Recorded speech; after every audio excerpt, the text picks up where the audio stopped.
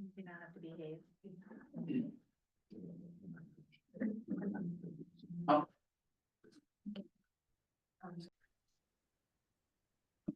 I think Jamie got it for me. Thank you, Jamie. Awesome. You're welcome. Good morning, everybody. Thank you all for joining us on a slightly snowy, very cold, my toes are still very cold day. We'll get started. It's gonna be a long day, but hopefully we'll have lots of really great conversations and I'm looking forward to moving forward. How are you? I'd like to start with introductions. Not everybody knows each other. Not everybody has been in the room together. So if it's okay, we have all day. I'll delay things just a little bit and do introductions. And I think you all know me. I'm Amy Dora. I'm the chair.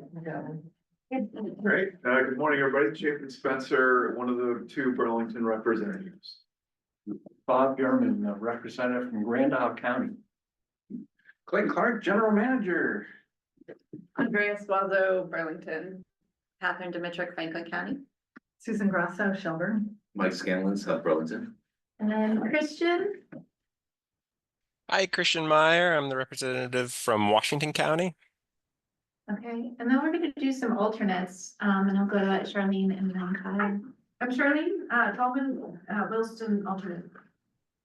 Morning, Kyle Grenier, alternate for Franklin and Grand Isle counties. Awesome. I don't know if we want to go through everybody online, but I want to make sure that, the four of you staff folks are known to everybody, so, And especially Ross. yes.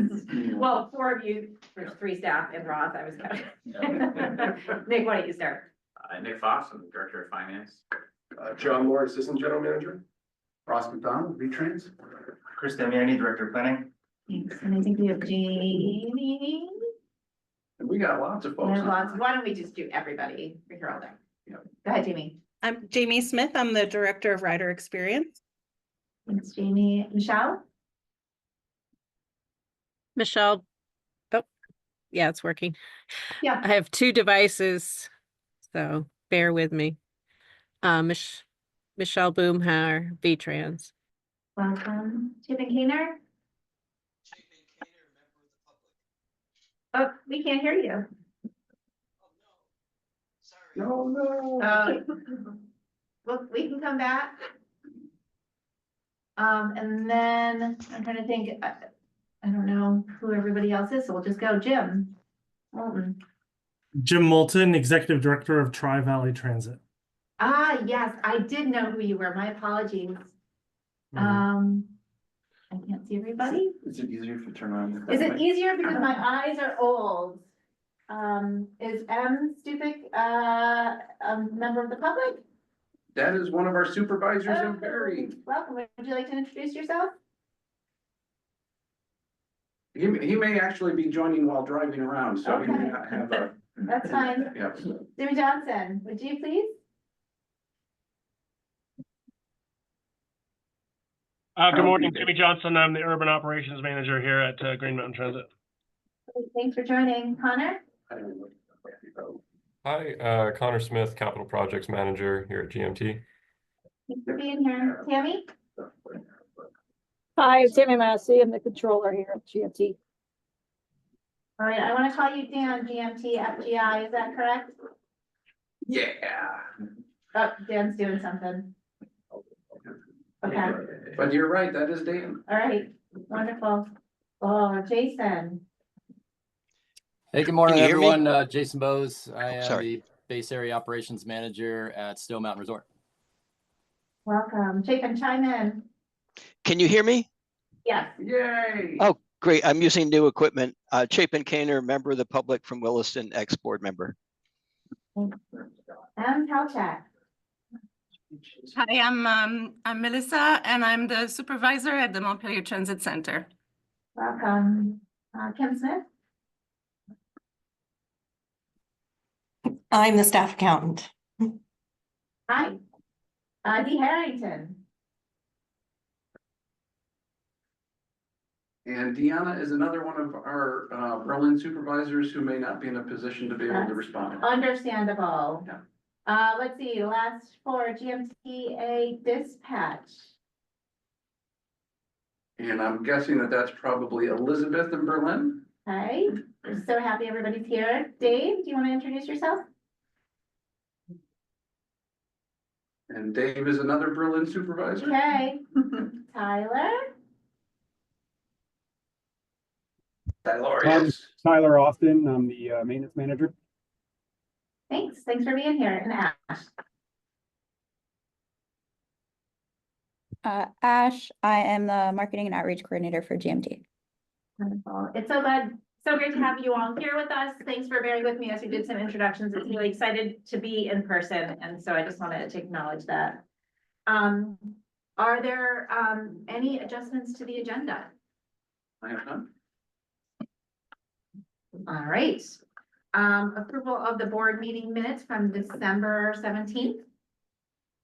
We'll move to approve the December 17th minutes. Thank you, Andrea.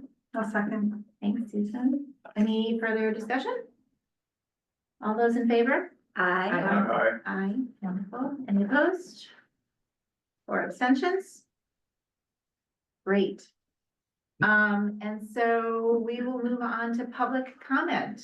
I don't know how many folks online or in the room want to make a public comment. If it's just a few, we'll go through that kind of without guardrails. If there's many, then we might have to limit timing.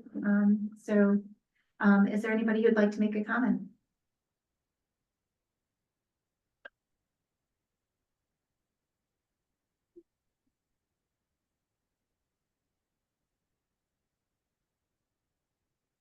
Okay. Hearing none, we'll move forward. Okay. And so we'll go right into our first presentation with Jim Moulton, who I now remember is the Executive Director of Tri-Valley Transit. And I'll turn it over to Clayton to set the stage if you want. So thank you so much, Amy. I'm very glad that we're going to be having Jim, Caleb, and Stephen join us from the different transit agencies, and our consultant. Very happy to have Michelle and Ross here so that we could hear from all of our constituencies as we go through the real question. And Jim, get us started and let us know about Tri-Valley Transit. Thanks, Clayton. Thanks, everybody. So again, I am the Executive Director of Tri-Valley Transit. And I guess specifically, I don't have a formal presentation, but I'm here obviously as the representative that, in terms of if there's going to be a transition of rural services from GMT to other providers, the area that is contiguous to our service area is Washington County. We serve Addison County and Orange County and Northern Windsor counties. We have, I guess I'd probably start with the fact that when I first came to Vermont, I was the executive director of just Addison County, actor at that time. And then a little over 10 years ago, there was a need for some stability of transit services in what was then the Stagecoach region, Orange and Northern Windsor counties. We worked with VTrans, we worked with the Stagecoach Board of Directors, and for a while did a management contract helping to create stability in services there. And then the two boards ultimately decided to merge the organizations into Tri-Valley Transit. So, I think one of the things that, for us is that we've had experience in working with another region, bringing that region under the larger umbrella, creating a brand new organization, and ensuring commitments to communities, to services, to riders, to staff, to volunteers. We've been in that role now for, I think we officially merged 7 years ago, maybe almost 8 years ago now. And, it's proven to be a really strong situation for us to be in. At the time it was kind of funny because the two boards were thinking that both organizations were relatively small, and one of the advantages of being larger would be that, you know, if there was some epic external force that ever happened, we would be stronger for that. And of course, then COVID happened. So, and it proved to work out that way. We have a regional model, I think somewhat similar to what you guys are used to, in the sense that we have a regional director for the Addison area. We have a regional director for the Orange and Northern Windsor area. We've, you know, worked really hard to create as much unity across the organization as possible. We are a union organization, and we had originally 2 separate union contracts, and we brought those together under one union contract. So I think, you know, in some ways I would probably pause there and ask if anybody has questions, summarizing it as we've had experience in taking on new routes, new services, new regions. We've had experience in bringing union contracts together. And we, you know, I think it's been a successful model. And we, in this process, you know, are very much the board of directors is looking at, is this the right move for Tri-Valley Transit as well?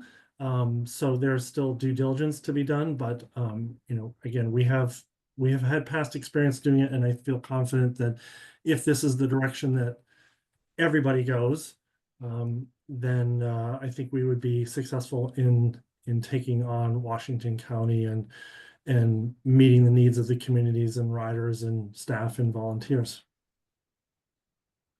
Thank you. So I'm happy to field any and all questions specifically about TVT or anything else. What do folks have?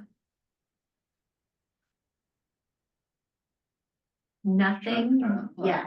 I Go guess- ahead, Bob. That was compelling, huh? Gosh. Yeah, I'll jump right in. So, Shock and awe, I guess. yeah, so Jim, I represent Grand Isle County, so I'm a little bit of a out and left wing from everybody else. We have one little route, but it's still an interest of transit in general. Mhm.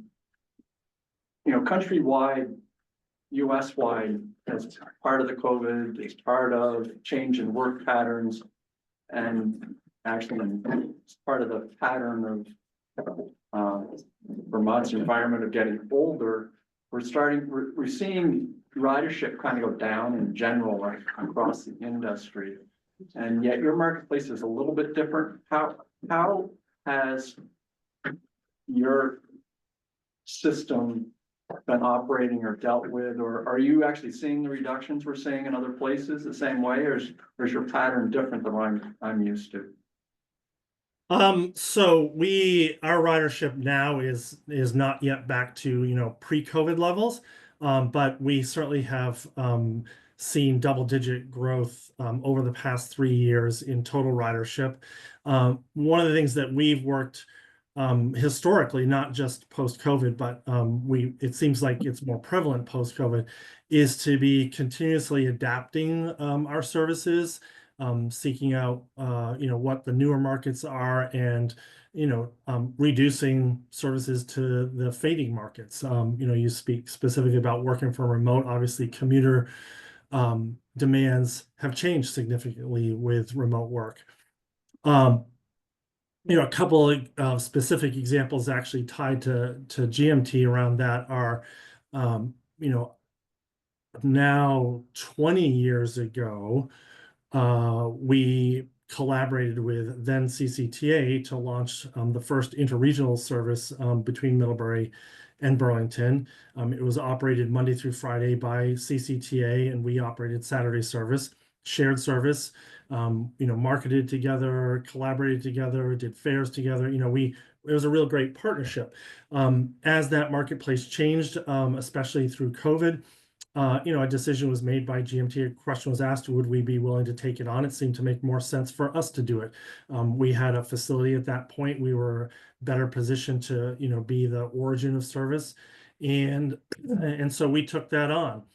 The commuter market obviously had dropped precipitously at that point, but we've managed to reach out to, as one example, a lot of the private schools along the Route 7 corridor, and more of that service is now designed to meet those needs. We've expanded the number of runs during the day, matching better with both commuter and school times, running smaller buses. So, that's an example of the adaptation. The most recent one just in October was taking the other partnership that we've had a long time with GMT and adopting all of the service that operates on 116 through Heinsberg. But those are just sort of examples of how, as the changes that you're noting happen, whether they're demographic or commuter or anything else. We are constantly looking to test the market, see what it is, make changes. We've had our own reductions in service, but those have been driven primarily by, if people aren't riding a bus or a bus route, we're saying we're not going to spend our time, money, and staffing on routes that have low ridership. We can either do that by a dial-a-ride demand response model, or perhaps not even serve it at all if it's really not necessary. So. Thank you. Thanks. Go ahead, Catherine. I have two questions. Nice to see you, Jim. The Thanks. first is facility related, and if you could speak to, the report does address facilities, but I would be interested in hearing your perspective about facility needs were that transfer of Washington County service to you take place. And my second question is related to staff morale.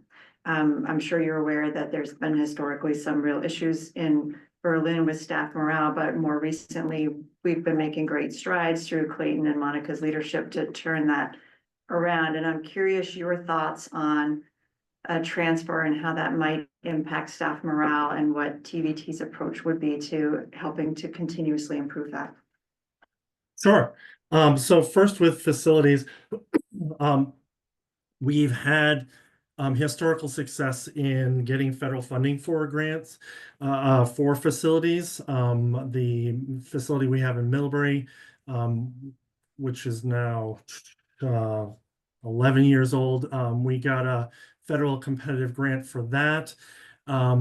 We did the same for our Bradford facility, which is now 3 years old, and we are aggressively pursuing funding for expansion of our Middlebury site. I will say that the odds are favorable for an addition there. We've been through a competitive grant process there, and the most recent submission we made, we were deemed, what did they call it, a project of merit, which gave us a higher level status and a smaller pool of competition, and it looks very promising. We are working on plans in the Randolph area in Orange County. The facilities there are over 40 years old and are in need of replacement, and so we've been working in terms of developing a facility plan there. I'm certainly aware of the historical challenges that the Berlin facility has had. And, I would look at it as we have experience in assessing what facility needs are. We've had experience in getting federal funding through competitive grants.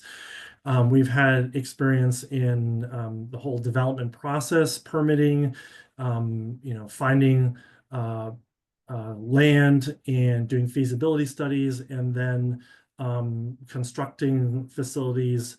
I'll use the vernacular of the on budget, on time. So I think the organization has a lot of history with successful facility development, and we go through that same process for the Washington County area. Clearly those facilities have again, they have been hammered through flooding and age and everything, and need something to happen to them. And so we would do a formal feasibility study, but I think the intention will be like, how do we upgrade? How do we meet the needs for the Washington County area? Morale, Christian, is that a hand up about facilities, or should I move into morale first? Okay. So staff morale, I think, I guess I would go back to, again, our experience with bringing Addison County and Orange County together, Stagecoach and Actor, recognizing right out of the gate that, they were two different organizations with two different cultures, and we needed to find common ground, and how to bring the organizations together, how to bring the staff together. It goes beyond even staff morale, because you have to communicate with your communities as well, which is a whole nother arena. But again, we did that successfully. I think, it's not necessarily formulaic, but I think it is a matter of having had the experience, we understand, the probable pathways towards success. With staff, we would be, again, communicating. We'd be talking about what it's like to work at TVT. We would certainly want to know what it's like to work for GMT in the Washington County area. I don't view it as this is how we do it and we're imposing this upon you.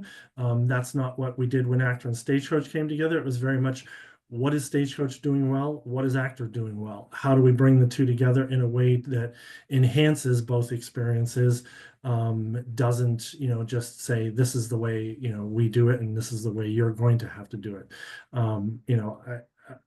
We've always collaborated, with our, whether it's GMT or any other transit organization, to always be looking, what do you guys do? How do you operate? How do you deal with these challenges? Looking to build the best work experience, the best transit experience, the best volunteer experience that we can. We're certainly not perfect. We always are looking to learn. And, if we were to take on the responsibility of operating the Washington County area, I would fully imagine there's a lot we could learn from the staff there, and, and GMT as a whole, as to what works, what doesn't, and try to make the things that don't work better, and preserve the things that do work, and maybe even take on the things that do work well and spread them throughout the rest of the organization. I think we have Christian, and then Mike has a question in the room. Go ahead, Christian. Thank you. You answered a lot of my question there on the last one, Mike, or Jim, sorry, related to how staff is handled through a transition. I guess the second part of that question is, how are riders handled? When you think about this transition, having gone through ones in the past, where are the areas where you want to be gearing up and kind of expecting, I don't want to say trouble, but friction? Where are the areas that you'd be concerned about going into the transition for the riders? Sure. So I'm a big believer in that old adage of change, even good change is people are resistant to it. People are uncomfortable with change. And I find that the best way to help people through change, to accommodate that, is a lot of communication, a lot of, discussion about, not just, again, it's not us coming in and saying, this is how we do things. Want to make sure you understand that this is what your expectations are. It's both, this is what we are used to doing, but what are you used to experiencing? What are your needs?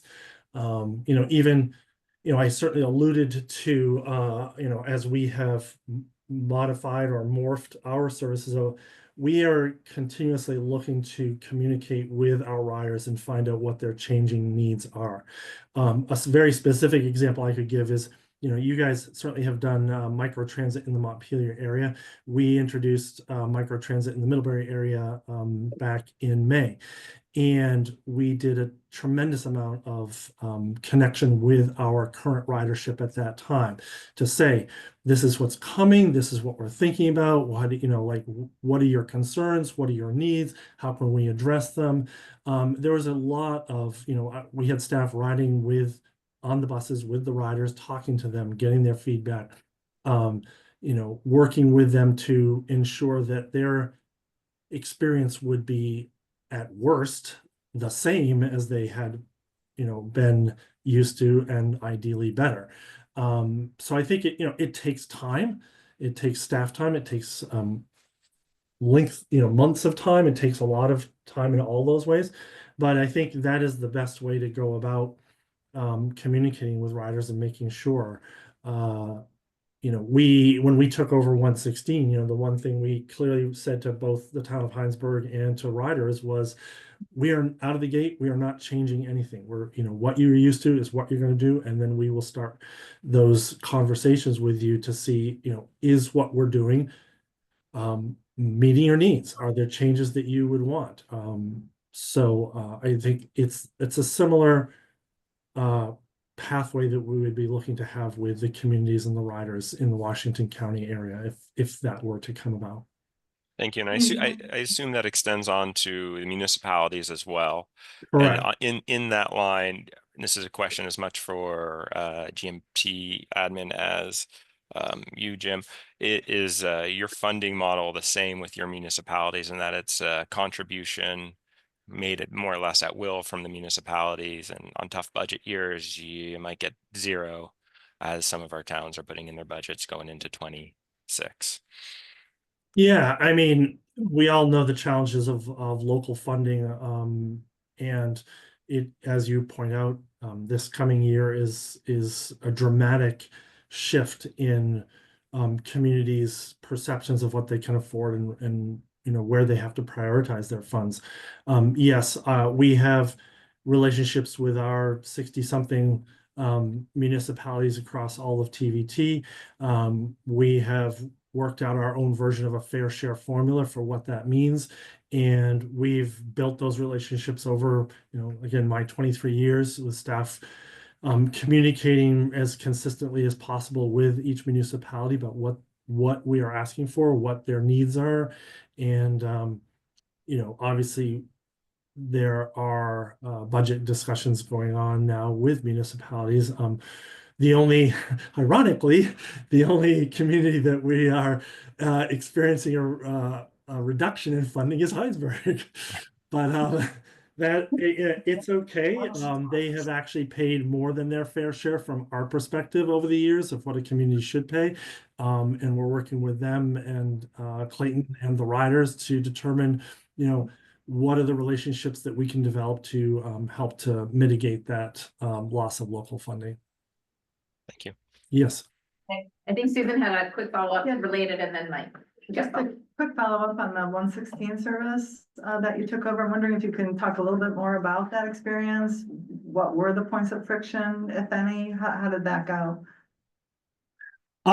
So in terms of service, I would say there really weren't any points of friction other than worries from the riders and the community members about were we going to reduce service? Were they going to lose service? And, right out of the gate, having done our own analysis, we're committed to the service that you are used to. We're committed to the schedule. We're committed to the hours. We will do our best to communicate more. And, we haven't, GMT has always been the lead organization in that service, with Heinsberg, officially being a Chittenden County municipality. But we are now in a situation where we're charged with being the primary communicator and leader in that. And so we are going to be doing those conversations. The funding, I would say that was obviously a friction point. The town is not only facing the broader economic challenges that all the towns are, but a couple of very specific Heinsberg-centric unique challenges going on. And so they did ask if we could accept a reduction. We sort of went back and forth a little bit and settled on a number. They proposed a number back to us, and we worked with the riders, and we've had follow-up conversations with some community employers, and the reduction was about $8,000, and it's not a huge amount of money. It's substantial, but not undoable. I can't say that I've got the money in my hands, but I do feel like, again, we've developed an outline for how we will tackle that piece of it. So, and then our hopes and dreams are that we will be able to strengthen those relationships over the years, and that you know, the funding will be diversified, and more community entities that are positively impacted will contribute. It's the history that we have generally had. You know, it's not 100% successful, but it's, you know, 80 to 90% successful. And that would be the same approach you plan to take with Washington County? Yeah, I mean, it's simpler, obviously, with 116. We're talking about primarily one community with Heinsberg, and, you know, perhaps South Burlington, a little bit of Burlington, and a handful of major employers. Washington County is an entire county, so it's a much larger scale. But so, you know, I think broadly speaking, our approach would be, if we're taking on management of Washington County, we take it on as it is right now, and we start to work with every subsector of the organization. You know, the riders, the communities, the municipalities, the employees, the volunteers, you know, anybody and everybody who is intersecting with the services there, and learn what they perceive as working and what they perceive as not working. And again, you know, we feel that there are a lot of good things about TVT that work well, but we're certainly not perfect. And again, I would be looking at how do we blend the best parts of Washington County with the best parts of Orange County and the best parts of Addison County to, you know, ideally make an even stronger organization that, you know, can withstand whatever comes our way. Great, thank you. Welcome. Hi, Jim. Thank you. Very great presentation, because I think you touched on, I think, the key challenge that, you know, we face, and I think probably every transportation company faces, which is how to adjust. As you pointed out, there are new markets that should be tapped to provide the ridership, but that also means there are some other routes that perhaps fade naturally, but they're also probably the reality you have to make a choice between new routes that have higher ridership and routes that perhaps don't have the competing ridership with it.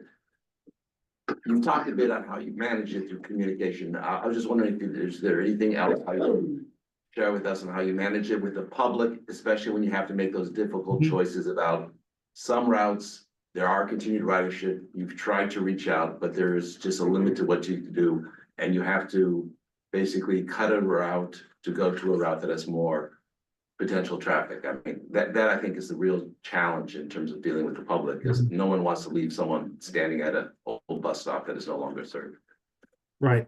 I think, you know, communication is absolutely a challenge, and you know, it is a broad area, and, you know, if we take on, you know, this 1.5 county, you know, it's going to be an even greater challenge to be able to communicate with folks. But that's our primary pathway to success. When we've made changes in Tri-Valley Transit to services, you know, as I said, we've had our staff ride on the buses, talk to the riders.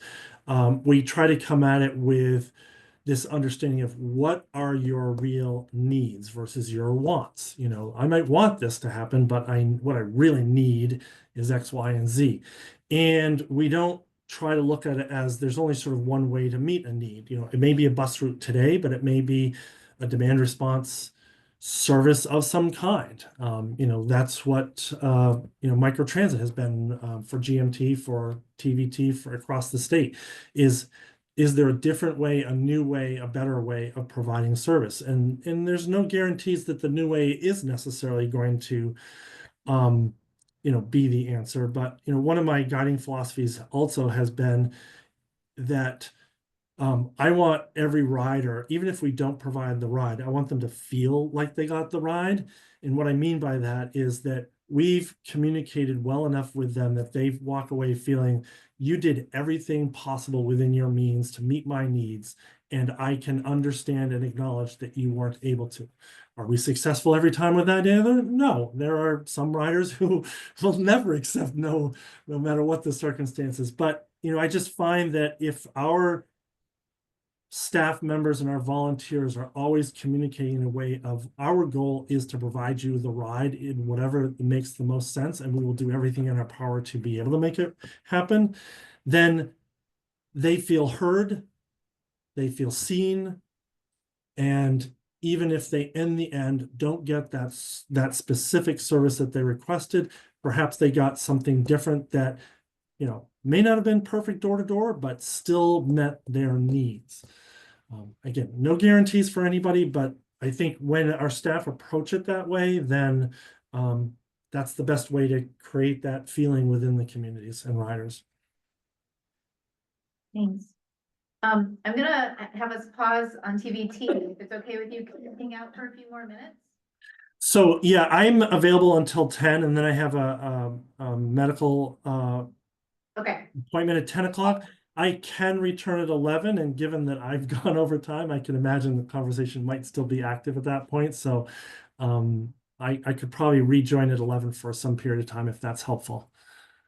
okay, well, hang out. We're gonna turn to Caleb, welcome, thanks for Yes. coming. We're gonna turn to him, and we're gonna talk a little bit about RCT. And I wonder, I'm afraid it's gonna spark more questions for both, so that's why I asked you to hang, but hang as long as you can. If we need you to come back later, someone will send you a message. Is that acceptable to you? Okay, thank you.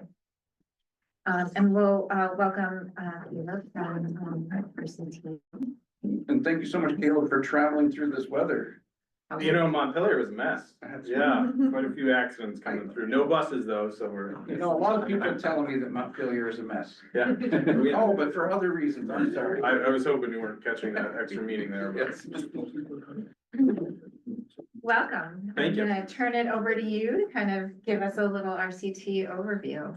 Yeah, so thank you very much. My name is Caleb Grant. I'm the Executive Director at Rural Community Transportation, transportation provider for the Northeast Kingdom, so Caledonia, Orleans, Essex, and Lamoille counties. So as an organization, we offer fixed route, on-demand, and microtransit, as well as a program we call CODS, which is Community Organizations, Departments, and Schools, which are individually organized or negotiated contracts to be a transportation provider for those 4 types of organizations. So happy to talk a little bit more about rural community transportation, though I'm sure you got a fill of that in the report. One of my New Year's resolutions is brevity. So in spirit of that, I've prepared a statement just to kind of keep my thoughts clear and concise. But I want to start today with a quote from the Campaign to End Childhood Hunger. And it says, if you've come to help me, you're wasting your time. If you've come because your liberation is bound up in mine, we can work together. And so I'm here to say I'm not here to help you. You already have competent leaders. In the past month, I've been to Stowe and I've been to St. Albans, and I can confidently say you have excellent people in place. You have good services. I'm here because we're part of a system, an ecosystem that is undeniably connected, and the decisions made by one organization impact the others in a way that make apathy and isolationism unacceptable. Systematic problems require systematic solutions, and we have a systematic problem. While we may be utilities or nonprofits, we are not charities. We are tangible, objective resources that I hope can be useful to members of our community. We are stewards of public funds entrusted for the use and benefit of the public and the public good. And I'll say I've always valued the tendency to doubt held closely with the capacity to believe. I don't have a magic formula. There can be doubt that transferring services will immediately result in massive cost savings or dramatic improvements, but we must always ask ourselves, is this the best way to do this? And we must work to inspire a shared determination to improve, pushing us towards a collective good. Each agency within our system is uniquely structured, and it is our job as stewards of the ecosystem to align function with form, identifying who is best positioned to navigate each specific nuance and complexity. If we believe that RCT's philosophy and structure is best positioned to move forward towards systematic efficiency and effectiveness, we remain a fervent and bound partner in a broader collaboration and transition. Audacious solutions may sometimes fail, But when we start with dedicated employees, keep them well informed and ensure that we truly understand what our consumers are saying, we create an environment where positive change can happen quickly and where there will be no fear too great that it can't be managed. What I offer you today is a simple reassurance. My intent is to remove obstacles, practice disciplined prioritization, and secure necessary resources to ensure that reliable, self-sufficient, and curious teams can thrive. So, and I hope we have a little fun along the way. But with that, I thank you for having me here, and I'm happy to answer any questions about myself, the organization, or in this specific case, Franklin County or Stowe C-Zone. Thank you. Yeah. Thank you. We can start with questions. I'm gonna allow the first one. Looking at you. Yes. Okay. I was waiting to see if someone else would ask questions. Hi, Kayla, I'm Catherine Dimitrick. I'm the Executive Director of Northwest Regional Planning Commission. Excellent. Nice to meet you. Meet you in person. Finally, I've heard a lot of great things about the organization that you run and the services that you provide. I have a few questions. I'll ask two. I have a lot, but I'll ask two. Yeah. One related to the report assumptions and then one related to employees. So in the report, it doesn't appear as though it includes the concept of a regional manager for Franklin and Grand Isle counties should RCT take over the service.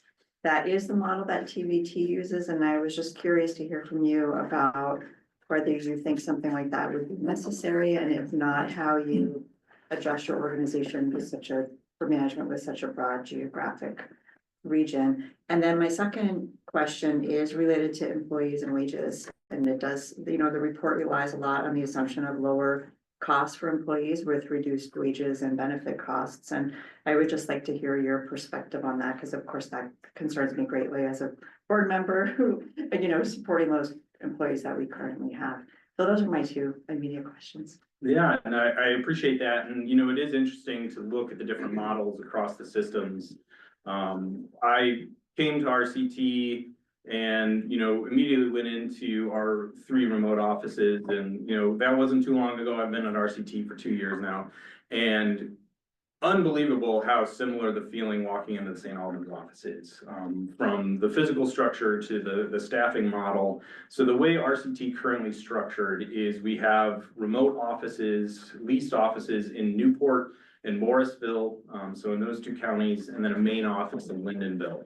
Within each of those remote offices is a dispatcher who has the local expertise as far as the territory, the riders, the drivers. And then we have an operations personnel, and then obviously the localized drivers. So Franklin County, looking at the model, the demographics, the staffing structure as it currently stands was so similar to the models that we currently have, that it seemed that it would be consistent with that type of model. Our dispatchers all work through a remote system where they're kind of on an open channel to constantly dialogue.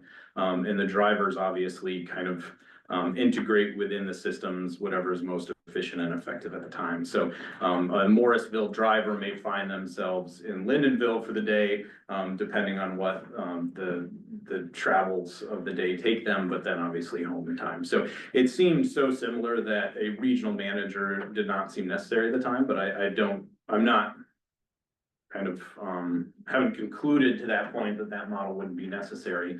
I mean, obviously with some traveling distance, but it seems to work quite effectively with our Newport and Morrisville offices with that same structure as Franklin County has. So we have a strong management team with a core of HR, finance, operations, and call center. So those 4 managing individuals try to spend 1 day in each office a week. And that gives a presence, it gives an exchange. But for the most part, we trust the localized expertise to kind of run and operate that location. And it seems to be working for RCT. Do you have any follow-up questions or areas you'd like a little bit more clarity on? No, I think that explains the approach. I think, follow up would just be, it seems like adding a 3rd location might, I'm just wondering what capacity you do have in that management team to add that third location, and if you envision a needing to increase the management team, but I suspect that's more of a further down the road conversation and analysis that you probably haven't had time to delve into. It is, and I will say that since starting at RCT, we've transitioned a number of management positions and have held those open in anticipation for whatever our future needs may be. So we have a financial capacity and an organizational capacity for more leadership roles. I think you'll see in the next few months, regardless of how any transitions move forward, a more transit manager position to kind of stand in the confluence of demand and supply, right? So you have the dispatching and you have the driver side of things, and that is the magic sauce. So I think the leadership role in there would make a lot of sense. So we have capacity, it's just a matter of where we want to assign that. So as far as the wages, I think when, and this is a good question for Stephen, but I think when you look at the analysis, the kind of individual to individual wage discrepancies is not where the majority of the savings would be. It's in volunteer structure, it's in operational efficiencies. We're not that far off from kind of average salaries or pay wages when you look at individual positions. And so I wouldn't say that there's a huge disparity between the two. I will say that it is not necessarily a conscious decision to pay what we do. We have a waiting list for drivers, and we find that we've kind of fluctuated pay scales depending on our needs and, again, the supply side of drivers. So right now we are in a position where people really want to drive for us. And so it gives us the ability to pay at a rate that kind of reflects that. And I will say that if that were to change, we would kind of reflect that as well. So over the past 2 years, you know, wages gone up or down depending on what the kind of labor market is calling for. But I won't say that the majority of savings would be on the wage side. I think it's a little bit in operations. It's a lot in the volunteer infrastructure that RCT brings. But we do run a very lean organizational machine. I mean, we lease offices that, I mean, my office, my desk in the office is an old kitchen table, right? Like we try to keep the money on the road as much as we possibly can. And that's in the wages of the drivers, it's in the vehicles, that sort of thing. So that brings quite a bit of cost savings just in that kind of operational intentionality. But I would ask Stephen that the same thing. When I read it, I didn't see a huge savings. There is savings, but I didn't think that was the major driver, was those wage differences, especially for the drivers. I think they identified for one category as like a $3 difference, which I think obviously to the individual is significant, but for an organization that is easily absorbed. Caleb, thanks for being here. Just to follow up on that question, could you talk a little bit about your organization's experience in working in a union environment, and given GMT's union structure, you know, if there were a transition, how would you imagine that unfolds? Yeah, and I guess an important element is that my personal kind of experience and what I bring to the table. I've both been a union member and spent the majority of my career after kind of transitioning from union membership into management confidential to kind of management and actually being the labor relations specialist for a pretty large organization. I come from higher ed, so a lot of experience in that area. So I am not, you know, unions are not the boogeyman to me. I do think that what I've experienced is that unions thrive when organizational structure necessitates it. And if there's not a necessity for that type of relationship or that representation, then it can be kind of an overly burdensome bureaucratic layer. And so at this point, RCT, I mean, they don't necessarily need a union representative to negotiate how many uniform shirts they get, because there's just a closet where they can go and get whatever they need as they need it. And as I said, I mean, we have a waiting list to drive for us. So, you know, the relations seem to be extremely positive, and I can't say there's an hour a day where I don't have drivers just in my office, either texting me or stopping by. And talking about their personal lives and their, professional lives and all that sort of thing. So at this point, it seems like an unnecessary bureaucratic layer, but that doesn't mean that I am kind of blanketly opposed to it. I've had phenomenal relationships with unions throughout my professional career and certainly see a place for it. I will say that oftentimes when there is a necessity for union, there is some sort of disparity where there is a kind of an auxiliary surplus that is grown on the backs of kind of disparaging or desperate working conditions. And so last year, RCT, our balance at the end of the year was negative $130. So, it's not an area where we have a large amount of surplus. When we have money, we give rides. And so that's all part of, what is necessary for an organization, and I think what is a good fit for our organization. So I realize that's kind of abstract, but the idea of it is also pretty abstract. So happy to get more specific or broad, but I would just say that I think if it's necessitated by the structure, then by all means, I think that would be a good thing. But if not, I think, especially in our experience, we found our drivers like to have that personal interaction as opposed to kind of a third-party representation. Yeah. I actually have a question, and I know we're running over time and I'm not managing that one. Tell me how you would successfully recruit volunteers. I know that you have this track record of doing that. And I know GMT has been trying to do it in Franklin County for some time. I'd love to know how that will be vastly improved. Yeah, and I that's one of those areas where I don't know if there's a secret sauce, but I know that there is a history of trust and relationship of how we develop volunteers. I think that it is not a traditional model of volunteerism. It's not, I came into this with, I've served on boards and I volunteer at my local organizations and I coach T-ball and that's volunteerism. What I found with the volunteer driving is that it's a much different formula where it's individuals who are looking for a way to both benefit their community as well as benefit themselves. Our largest population, and I think this is consistent nationally, if you look at the profile of volunteer driving, is that it's individuals who have some form of benefit, most often veterans or individuals on disability, where income would negatively impact those benefits. So driving is a fantastic opportunity for them to get involved, be active in their communities, but also have some sort of economic gain. So our biggest opportunities are often Legion halls, spending a lot of time talking with statewide Legion representatives, but also local posts to talk about, hey, this isn't going to affect your benefits. Here's an opportunity. How can we get you in a vehicle? And you start to create that network. Referrals is a huge part of what we do.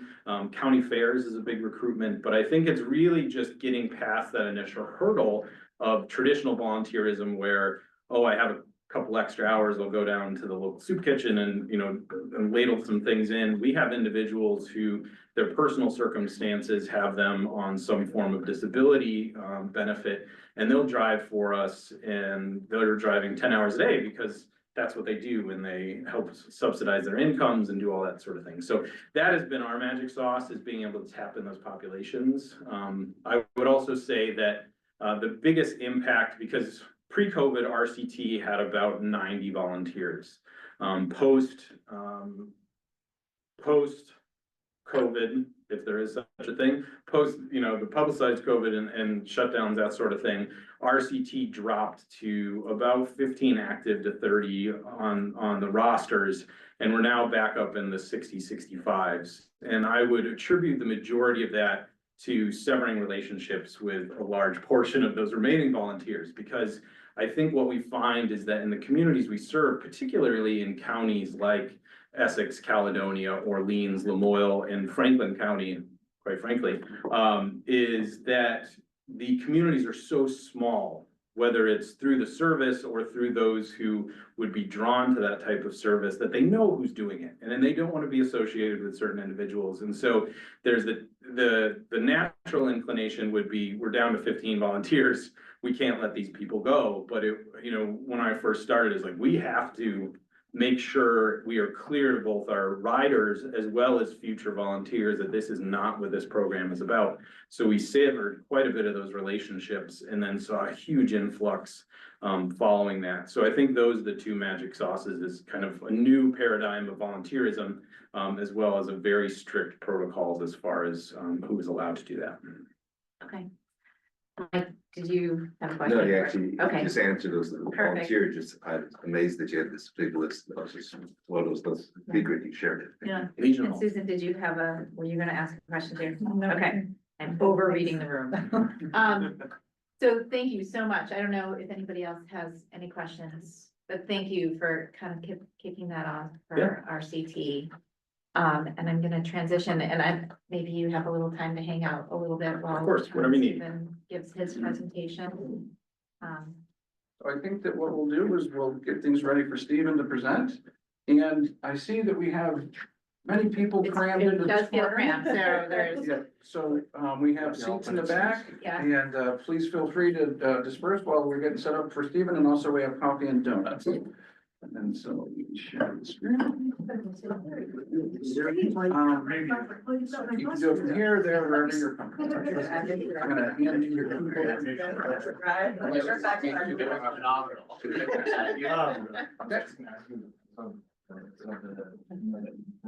All right.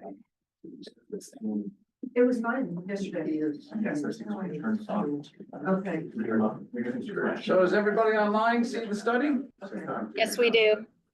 Excellent.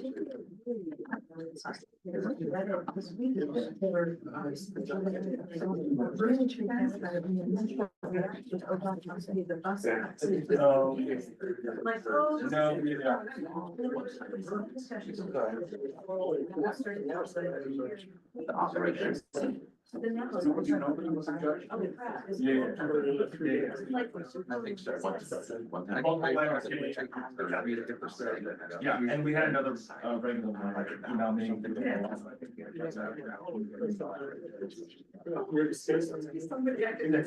now.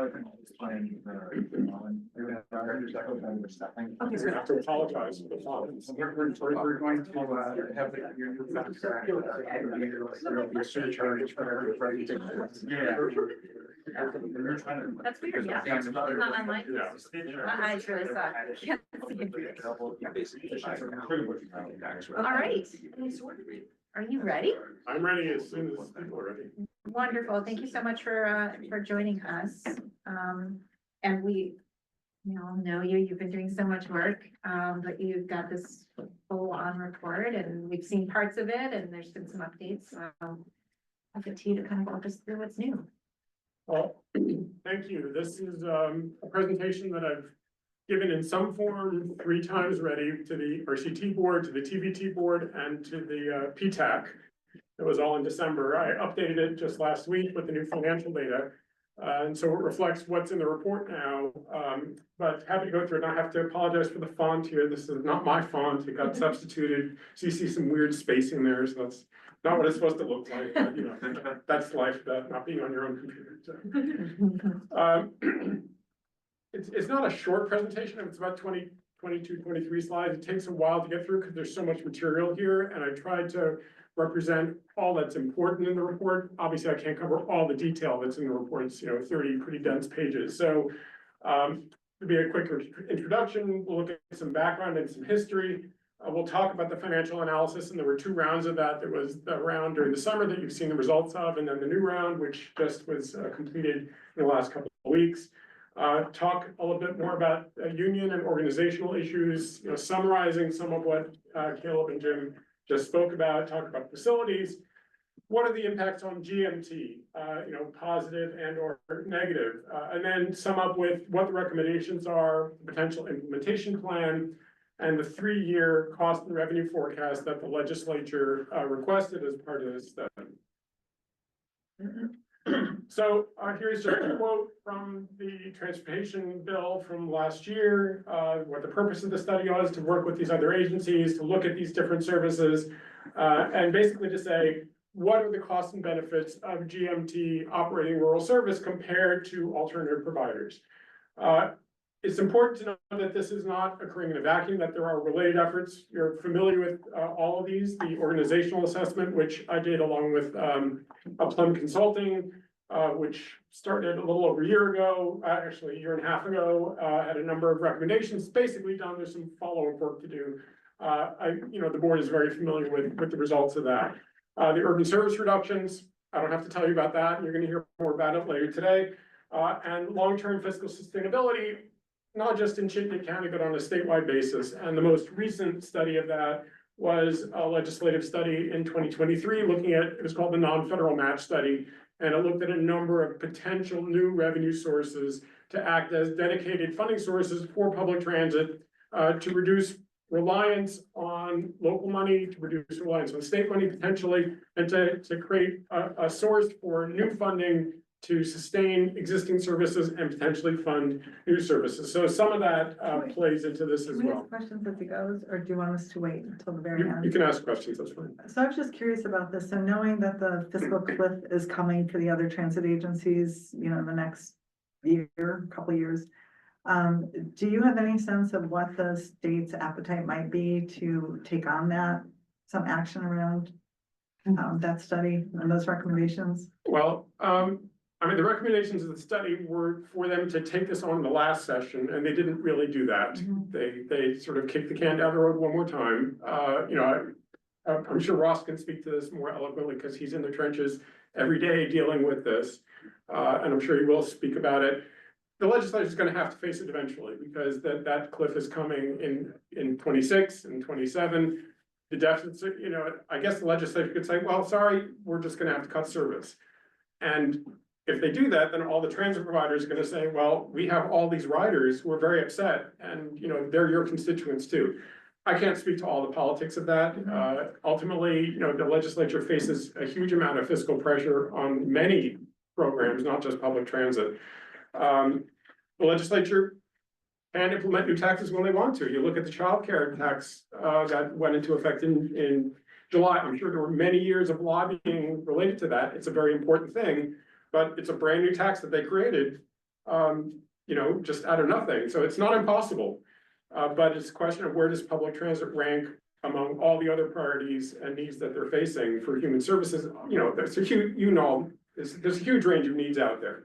And I guess that's all I'll say about it for now, and I'm sure Ross can speak to that later. I talk a little bit in here about the fiscal pressures that V-Trans is facing. Great, thanks. So just a bit of history, since I've been here longer than just about everybody, except for maybe Chapin, who's been here as long as I have. I started working for CCTA in 2001 as a consultant. The first project looking at travel time tracking for buses and some special software for doing that. So it's been a very long 20 something years in this relationship. And so I witnessed all this personally. So 2003 to 2011, I've called the era of expansion. And this is when CCTA started taking on rural services. So in 2003, Wheels, the nonprofit in Central Vermont, went bankrupt with very little notice. V-Trans turned to CCTA, said, can you do something to help us here? They stood up a new service in a matter of a couple of weeks, created a new nonprofit called GMTA, Green Mountain Transit Agency. Then quickly expanded out from that to do service in the Mad River Valley, the seasonal service plus the Stowe Trolley. The Link Express route started during this period, the Montpelier one first, and then St. Albans and Middlebury. The network was another nonprofit in the Northwest region, which was also, it was a weak organization facing bankruptcy. So V-Trans asked GMTA to expand into Franklin and Grand Isle counties to take over that service. And then that led to the formal merger of CCTA and GMTA in 2011. At that point, the Board of Commissioners was expanded to include the rural counties. And at that point, under Chris Cole's leadership, the staff, the administrative staff here in Burlington, and including some in rural areas, expanded to 24 members. So that was sort of the peak level of administrative staffing to manage all of that urban service and the rural service. Following that, Chris Cole left in 2011, and then following that began the era of contraction. So if you look at ridership trends, the urban ridership on the local routes peaked in 2012. There was the driver strike in 2014. Some services were peeled off, so Lamoille fixed routes went to RCT in 2020. Middlebury Link Express went to TBT in 2021. You know, the Heinsberg route just went a few months ago. And then over that time, the administrative staff was chipped away. And this was a result of lack of funding from a number of sources. We'll get into some of that. And the managers at that time, during the mid-teens, decided that the best way to save money was to cut administrative positions. They didn't want to cut service, understandably, but sort of the middle management was hollowed out. And so that led ultimately to an administrative staff of only 14 members in 2023, down from 24. And you can see why in the organizational assessment, we found a lot of stressed staff members. And we don't have the capacity to manage both the urban system and the rural system and do it well. And we're constantly putting out fires. These were the messages we heard from so many staff members during the organizational assessment. So the fiscal fifth, you've heard a lot about that. I know Nick has given presentations on this. I just want to summarize quickly why we are where we are. You look at that era of contraction, 2012 to 23. These are the numbers that Nick calculated, the annual growth in wages, in fringe benefits, in vehicle insurance costs. You can see those are significant annual increases. There was also in 2019, GMT implemented in the urban area, the recommendations from the Next Gen study that led to, I believe, a 20% increase in operational cost, which John can tell you they had to turn around a few months later and say, oops, that was wrong. The consultant told us this was going to be cost neutral. It turned out not to be cost neutral. We're going to have to do service cuts. The pandemic hit at the same time, so there were a bunch of service cuts in the spring of 2020 to bring the budget back in line and also to deal with the pandemic. Revenue during this time, and I have a couple of charts on that. You know, fare revenue declined with ridership. I told you that local ridership peaked in 2012. It was going down during that whole decade, and fare revenue went down with it. The board, in terms of fixed route assessments, basically said the most that our municipalities can handle is 3% or 4% a year. And so even though the bylaws say that the municipalities are on the hook for the whole deficit, that's not what the board chose to do. The board chose to say, we're gonna cap our growth at 3 to 4% a year, and that's what led to cutting those administrative positions because the money had to be saved somewhere. State funding was relatively static. During the pandemic, it dropped because there was the 100% federal funding for the COVID relief fund, so the state funds didn't need to be there. So the state funds were reserved for other purposes because federal funding filled all the gaps during the pandemic. This created an over-reliance on federal funding, as you'll see on some of the next slides. And the urban formula funding, section 5307, traditionally has been both for operating and capital. And over time, the mix has shifted more toward operating to fill that budget because those other sources were either flat or declining, which meant that capital was falling behind. And there's a backlog of capital investment, older buses on the street. That means more maintenance costs. You know, there certainly were bus procurements through other programs, but 5307, which was supposed to help maintain the agency, keep the fleet in a state of good repair, was less and less used for capital. And as you know, the pandemic resulted in a huge infusion of federal funds that really put off the day of reckoning for a couple of years. So this chart shows you for this period from 2012 to 24, the different mix of funding. You can see the fares were flat or slightly declining through this period, and then of course fell off a cliff and were eliminated in April of 2020 and only began to, you have a sliver of it representing the last month and a half of FY24. The state funding, you can see, was pretty static through this area, went down during the pandemic and has increased now again, and is a larger share now than it was back at the beginning here. Local, pretty steady through this period, a slightly declining share, but not increasing. But you can see the federal share is, widening way out. And these statistics over here, total operations has gone up 65% from FY12 to FY24. The federal share that federal funds almost tripled increase 185% from this period to this period. And you can see state and local funding are not maintaining pace with total operations. They're a smaller percentage of the share because that's below 65%. And fares, obviously this year it's not going to be minus 88%. It'll be, minus, I don't know, 30%. I guess we'll get a report on that later, how fare revenue is doing.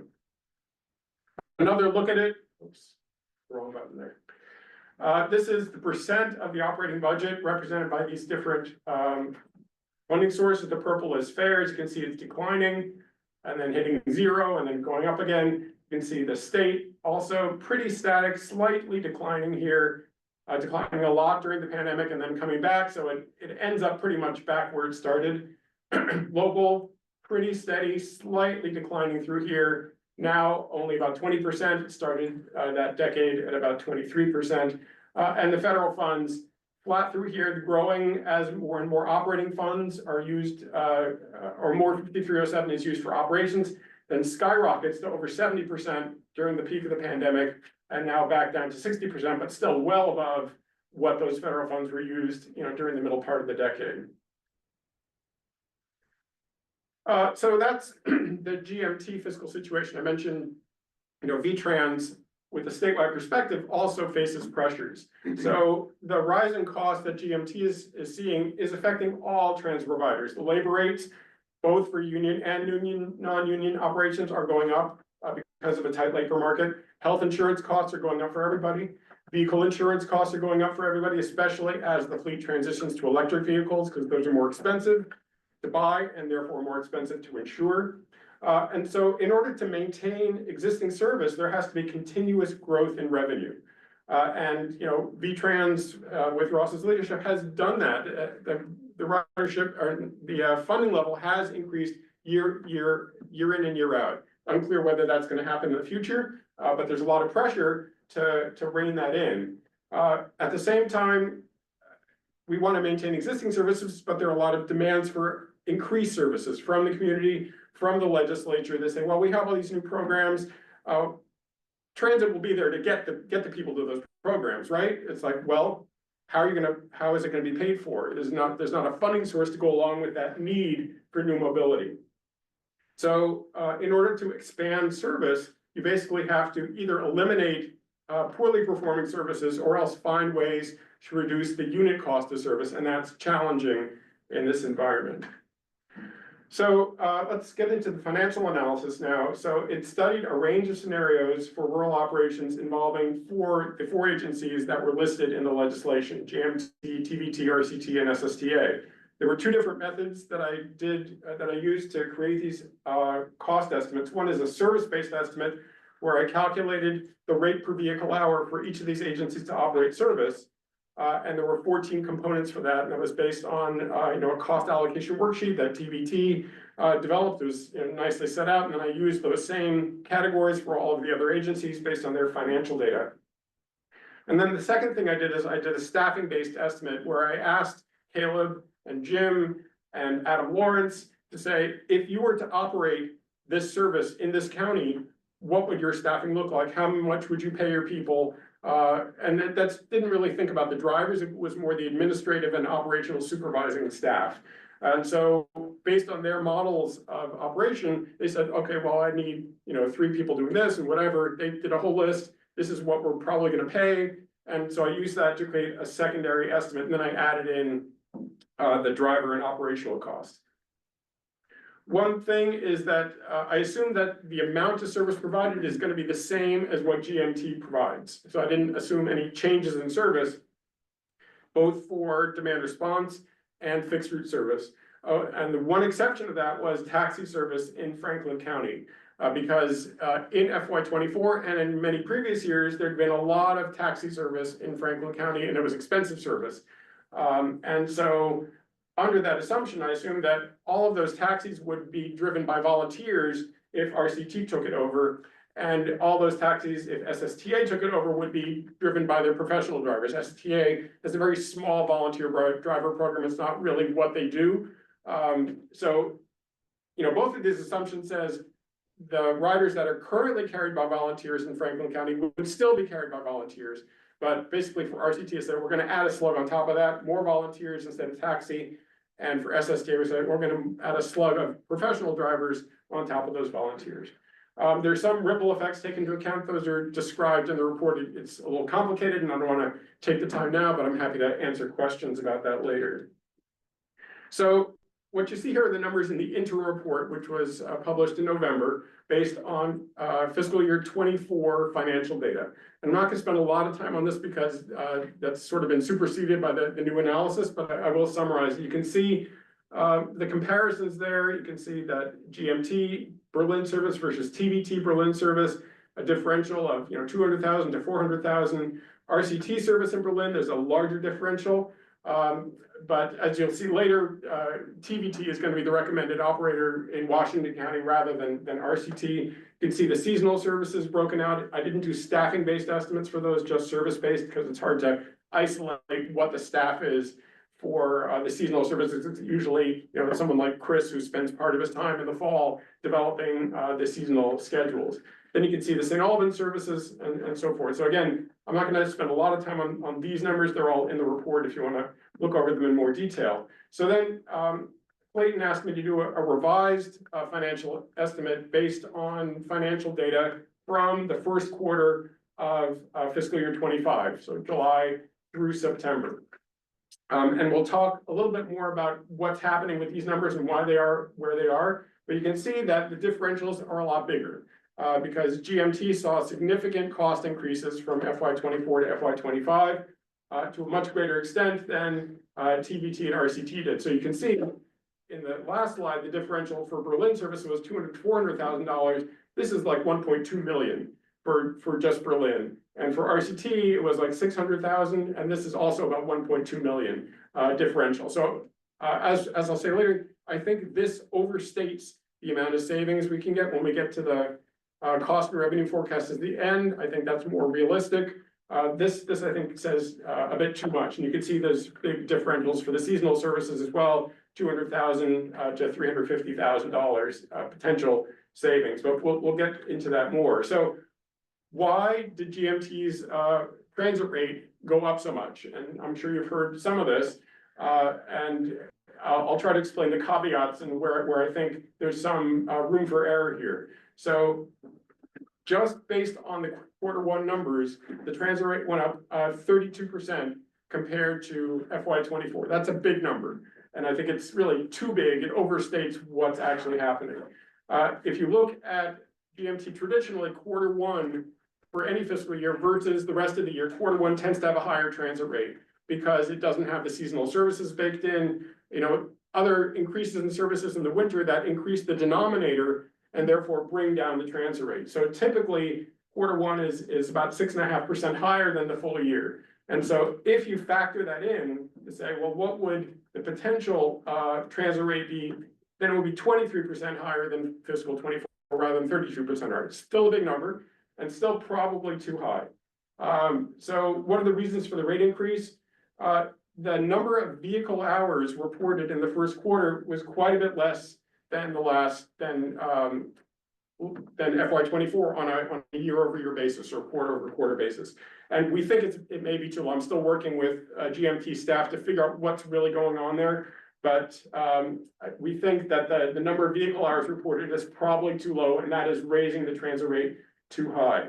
But there are other reasons, and there definitely were cost increases. There were new collective bargaining agreements, generous pay raises for drivers, dispatchers, and mechanics in the rural area. Supervisors, their pay increase to create a differential between the supervisors and the drivers. So there's a 15% premium over driver pay rates. That wasn't there before. So that increases rates for that. There was additional staff hired, a lot of it at the end of fiscal 24 and over the summer to help manage the rural service. This was definitely needed because, as you saw before, that staffing had gone from 24 to 14. Things weren't being managed well. They needed more staff. So some additional staff was hired, but that of course raises costs. There were some unusually high maintenance costs in the first quarter. There was the elimination of health cost sharing as part of the union contract and some higher health plan expenditures that raise the fringe benefit costs. And they're also, as part of the contract, $3,000 bonuses provided to rural drivers. But I only included 25% of those bonuses in my calculations to sort of amortize that over the whole year. But so as you can see, there are a lot of reasons why the costs went up. You know, what was the real percentage when we take into account? I can't tell you exactly. It's probably more in the range of 15 to 20% rather than 23% or 30%, but it's not insignificant.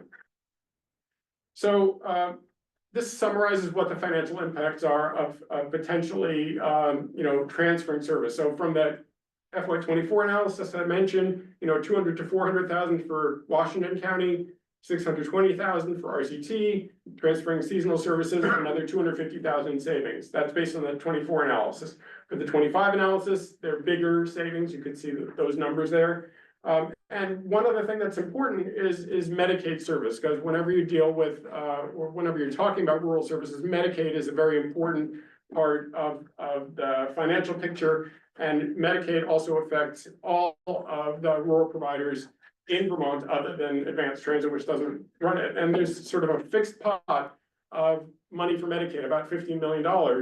And all the operators of Medicaid service share in that pot. And so if one agency like GMT has costs that are greatly increasing, that means less money for everybody else, because it's basically a fixed pot of money. If you look at 2023 numbers, when I did this analysis, the cost per trip for GMT rural was 50% higher than the next agency, which was TVT. It was like $77 cost per trip, which was just well above others. So some of that had to do with taxi service, some of that had to do with other factors, but on a Medicaid perspective, other VPTA members would benefit by reducing that cost per unit of service provided. So getting into organizational union issues, some of which came up before in the questions. TVT already works with the same Teamsters bargaining unit as GMT. The contract provisions are not exactly the same, so they would have to equalize over time. I've talked to Jim. Jim has already talked to the union representatives. It's not going to be like a snap of fingers, but it seems like a manageable situation in terms of equalizing and keeping the union on board and having a good relationship between management and the union. As Caleb talked before about, RCT, SSTA is also not unionized. We think it's likely that the Teamsters would work hard to continue a union presence in Franklin and Grand Isle. It's also the case that some RCT and SSTA drivers do not have CDL certification. Because if you're mainly doing demand response service and only carrying 2, 3, 4 people at a time, you don't need CDL. And if you compare drivers with equal experience, CDL and non-CDL can have a lower wage rate, and that's also true in the union contract. I believe the full-time rate in GMT's contract is $25 an hour for non-CDL versus $30 an hour for CDL drivers. Overall, RCT has a much more flexible wage structure because of the lack of a union contract. So there are a bunch of different wage rates as opposed to GMT, which has like 30 and 25. That's it. You make one or the other. And the average difference right now, as Caleb mentioned, is about $3.50 compared to RCT's wages and the non-CDL wage at GMT. In terms of what the union's going to do, will the union try to unionize? Probably, but they could do that right now. There's nothing preventing them from trying to unionize RCT and SSTA and anyone else in the state at any time. They're allowed to do that. Yes. Do you know what the history is there? Have they tried to? Has there been a presence there? I can't speak to that. I know they've tried everywhere. They recently unionized like 2 years ago at GMCN in Bennington.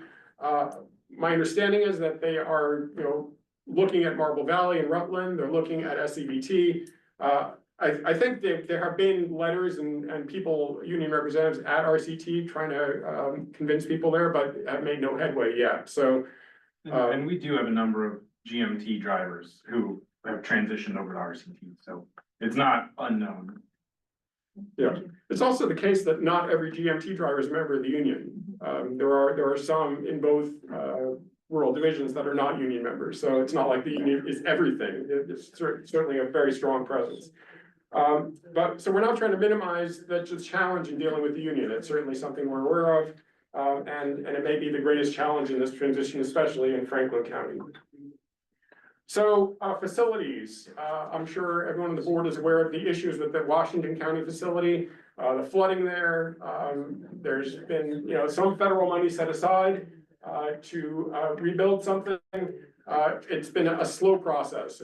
Initial planning work is done, but we're not very far down the road in terms of replacing that facility, which really needs to be replaced. The scope and the size of the facility is not yet defined. And there are different considerations about, well, what happens if GMT continues to do rural service? What would the facility look like? It probably would be like a $10 to $12 million facility, including some heavy maintenance. But theoretically, if TVT takes over Washington County service, and if TVT's main facility in Randolph, which needs replacing, gets funded and built, and that includes heavy maintenance, then it's possible that a TVT operated facility in the Berlin area would not need to include heavy maintenance because it's only 22 miles. It's sort of half the distance between Berlin and Burlington. So it's possible that a smaller facility could suffice, at least in the short term. Franklin County, we're assuming that the current facility would continue to be used, so there's really no impact there, no matter who operates the service. So this slide and the next couple are of significant concern to the board. What are the impacts on GMT of doing these transitions? So as I mentioned before, the organizational assessment found GMT staff to be stressed, feeling like they lack the resources to manage both the urban and rural services effectively. I think under Clayton's leadership, they're making progress. Hiring Monica was a major improvement for Berlin, hiring some additional staff, but I don't think they're there yet. I think, you could still find staff saying, I still wish I had two of me, one to do urban, one to do rural. It's, my attention's divided. Also, the fact of the matter is rural service is significantly more complicated than urban service. It's much tougher to manage. You have multiple demand response services. Medicaid on its own is incredibly complicated to manage, huge amount of paperwork, huge amount of bureaucracy to deal with. Then you have the O&D program, Recovery and Job Access, other programs. You have a volunteer driver program to manage, which requires staff resources and attention to recruit, to retain, to talk to those volunteers. Microtransit service, which is not, it's currently just a rural thing. It may be an urban thing in the future, but not yet. There's seasonal service, which creates a lot of stress on the planning staff in the fall. There's multiple subrecipients. It's a very complicated thing to manage rural service. And, one thing that is sort of behind the study is we have Caleb and Jim, two very competent managers who are already doing all this stuff for rural service. And it's just a matter of them expanding their territory, but not doing something new. Whereas GMT, which started as an urban agency, had to learn all this rural stuff. Obviously has been doing it for a long time, but it's still very complicated to manage an urban service, which is very different from the rural service. It is true that urban costs would rise because right now the overhead is split sort of 70-30 between urban and rural. And assuming that there's not going to be layoffs here in Burlington, all of that overhead would shift to the urban ledger. And so that's going to raise the indirect rate for GMT urban compared to what it is now. And also cash flow would be an issue because right now VTrans for the rural agencies provides upfront cash for operations. And GMT benefits from that because that helps cash flow. Because for urban services, GMT has to bill that to the Federal Transit Administration in arrears, and Federal Transit Administration sometimes takes a long time to pay. And so that creates a potential cash flow issue if that rural money is not there. Neither of those problems are impossible to solve, but they would need to be addressed if the transitions happen. Other impacts, the Board of Commissioners would change. Right now, obviously, there are urban members and there are rural members, and if the rural areas go away, those rural members wouldn't be on this board anymore. So it could revert to the board, when Chapin was there with just urban municipal members, 5 members, 6 members, whatever, changed over time. But it also offers an opportunity to reconsider the board structure, to say, do we want just municipalities to be on the board, or do we want regional organizations or major institutions or members at large representing riders or something? Not saying, you know, that's a study in itself to look at what that should be, but it is an opportunity to do that, when the legislation is being changed. To say, maybe the GMT board, should be a little different than it has been traditionally. And, you know, some of the interregional commuter services would also change with, transitions out. There's a recommendation in the study to combine the Alberg and Richford commuters with the St. Albans link, so that they would become urban routes and provide a one-seat ride from Franklin and Grand Isle County into Burlington, and back out again. The Montpelier link could be, as it was at the beginning, a joint rural urban operation. It would be, in this case, TVT operating Burlington bound in the morning, GMT operating Montpelier bound in the morning, and so forth. In general, there'd be less commuter service operated out of this location here. So finally, toward the end of that presentation, recommendations. You know, one question is, should we do both counties or just keep one and not the other? And the recommendation here is that an all or nothing approach to rural service makes more sense than a partial transfer. And a lot of that has to do with the fact that rural service is so complicated and has so much administrative overhead associated with it. So right now, urban service is about 67% of the total vehicle hours. Franklin County is about 13%, Washington County is about 20%. You say, well, we're gonna get rid of Washington County but keep Franklin. That's like, well, we're not gonna reduce 20% of our burden. We're probably gonna reduce 10% of the burden because we still have to do Medicaid, we still have to do O&D, we still have to do all that rural stuff, which creates the administrative burden on the staff. So for that reason, especially Medicaid, if you're gonna transfer rural service, to my mind, it makes sense to transfer all of it rather than just part of it. So, you know, the recommendations are also going to benefit GMT's urban service here. And given my long history of working with CCTA and GMT, this is something that's sort of important to me personally. And if you look at transit riders in the state, you know, of the millions of transit riders in the state, over 50% are right here in Chittenden County. And so there's 6 other rural providers, but half of all the state riders are here, and they deserve the best service possible and the attention of the staff to make sure their service is effective. And one of the greatest benefits in my mind of peeling off the rural service is not the saving money, but it's allowing GMT to manage its urban service better. So that's a very important thing and should not be understated. It will also reduce costs in rural areas. Like I said, that, you know, the $2+ million in savings I think is too big, but there will be some savings. And those savings will benefit all rural providers. So VTrans, and I said one way to increase service is to reduce the unit cost of service. And by substituting RCT service and TVT service, which has a lower unit cost, that means there's more money for all providers statewide out of the VTrans pot. And that's also true of the Medicaid pot, that money will go farther and provide more rides.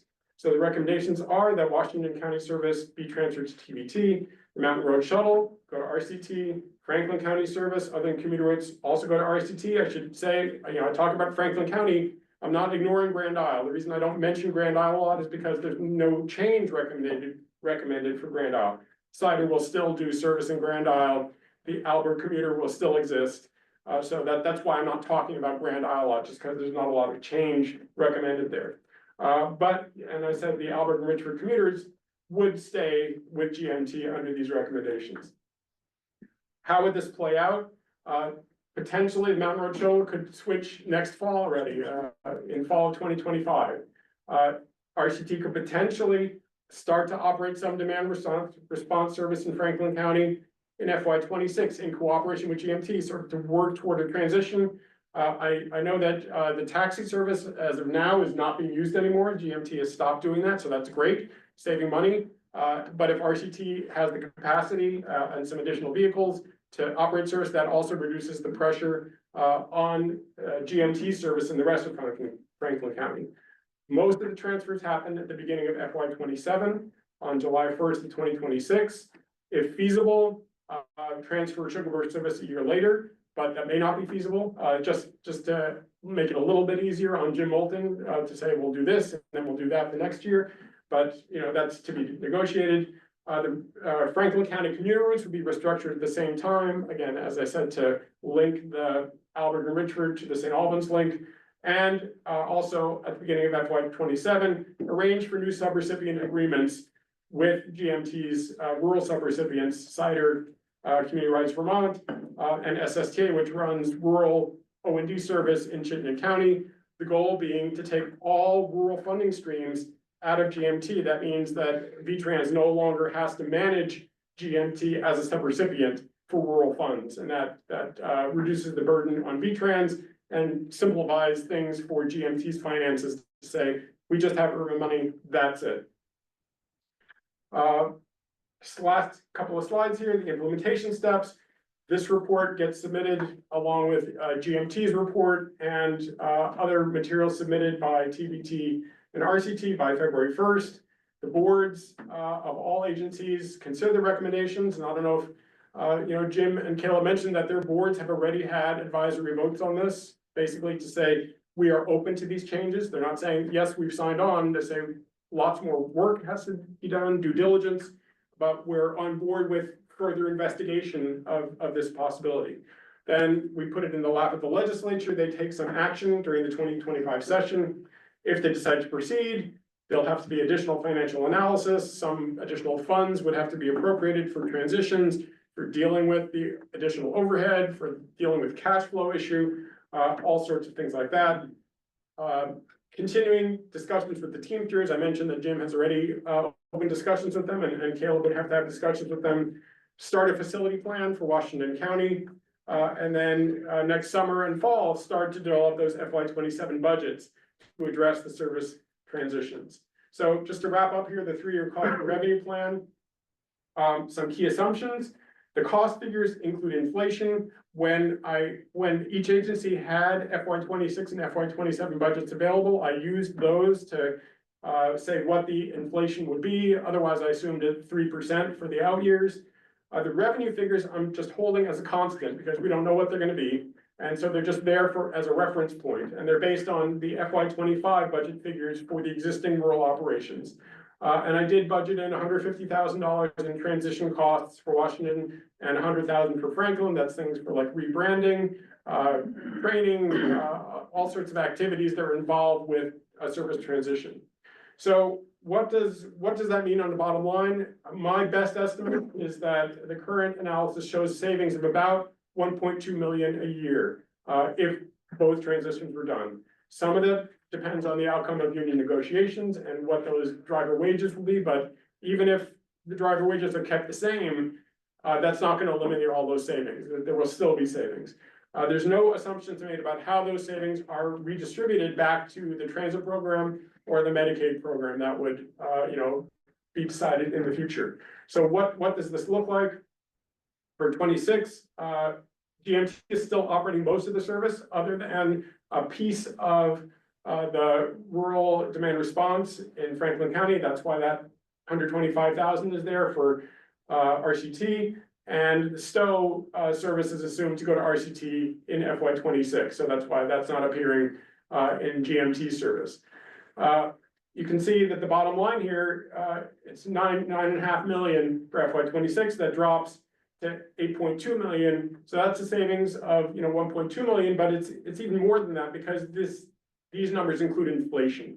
So if GMT service were to be in place in FY 27, it would be more than the 9.4 million, it'd be more like 9.7 or 9.8 million with that inflation built in. And you can see after the full transitions are in place by FY 28, that's where we are about 8.2 million compared to the revenue. The total revenue in the FY 25 budget is 9.1 million, and I said that's held flat throughout this period. So it looks like this coming year there'll be a deficit of about 318,000. That's not unexpected to say, well, we can't run FY 26 service on FY 25 budget. There would have to be some increase there. But you can see there would be a surplus after the transitions of nearly $800,000 or $900,000, and that's the money that would get redistributed through the programs, through the transit program and through the Medicaid program to other providers, and that's basically the 1.2 million. So, final slide just looks at the urban side.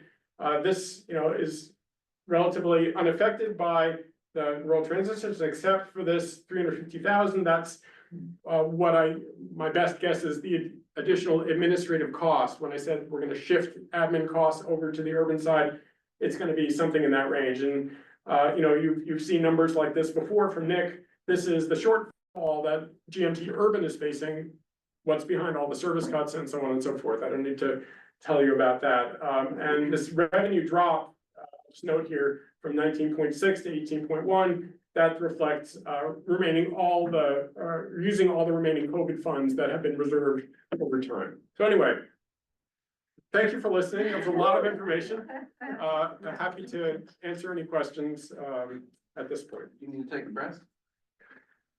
Okay. I just wanted to do a little addenda check, because I'm kind of looking at it. We really have this issue until about 11:30. So we're gonna hear from Steve. We can ask Steve questions, and then we're gonna hear from Ross. And then we have time to digest and to think about where we want to go as an organization. So I assume part of the questions that we're asking are in preparation for that decision. So I'm comfortable with a little bit of flexible time, and I hope you all are too. I know you were checking my agenda, making sure we're on time. So if people have questions for Stephen, we can do that now. I can stop sharing so we can see. Yeah, see the people. Okay. Steve, did you make a guess at what the cost of Jim to borrow money because we have cash flow problems? My assumption was that you would not have to borrow money, that you could work out a deal with V-Trans to have some fronted money. And that V-Trans would prefer that than incurring new costs to borrow money. That was the assumption, and Ross is nodding. You think the state, that would be a wise investment by the state rather than to incur new borrowing costs. So it'll become our new bank. Yeah, basically. When you're looking forward on, assuming that the split takes place, when you're looking at the urban function, are you just assuming continuation of the existing routes, or is there any factor of reimagining, and whether any reimagining would change the sort of fare structure, the fare revenues, reduce costs in terms of the rider to bus ridership? You know, we talked earlier, as you heard with Jim, they're always adjusting to the new realities, dropping some, adding new. Was that factored in, or? So the numbers you saw on that last slide did not assume any further service cuts beyond what the board has already approved. And that's why you still have those big numbers of a $3 million deficit. So that's the best forecast. I worked with Nick on that. That's the best forecast we have based on existing conditions. Obviously, that's not sustainable unless the legislature says, oh yeah, we'll put in a retail delivery fee and that'll generate 3 million and you're all set. We can't assume that that's going to happen. So I did not do any more detailed work within this project to say how urban service should change to deal with that, because that's really a separate project that Chris is leading, along with other staff here. And the assumption for the fare contribution? I did not assume any change in fares. Yeah, no fare, there are no fares for rural right now. And Christian has his hand up. Just one. Yes, Christian.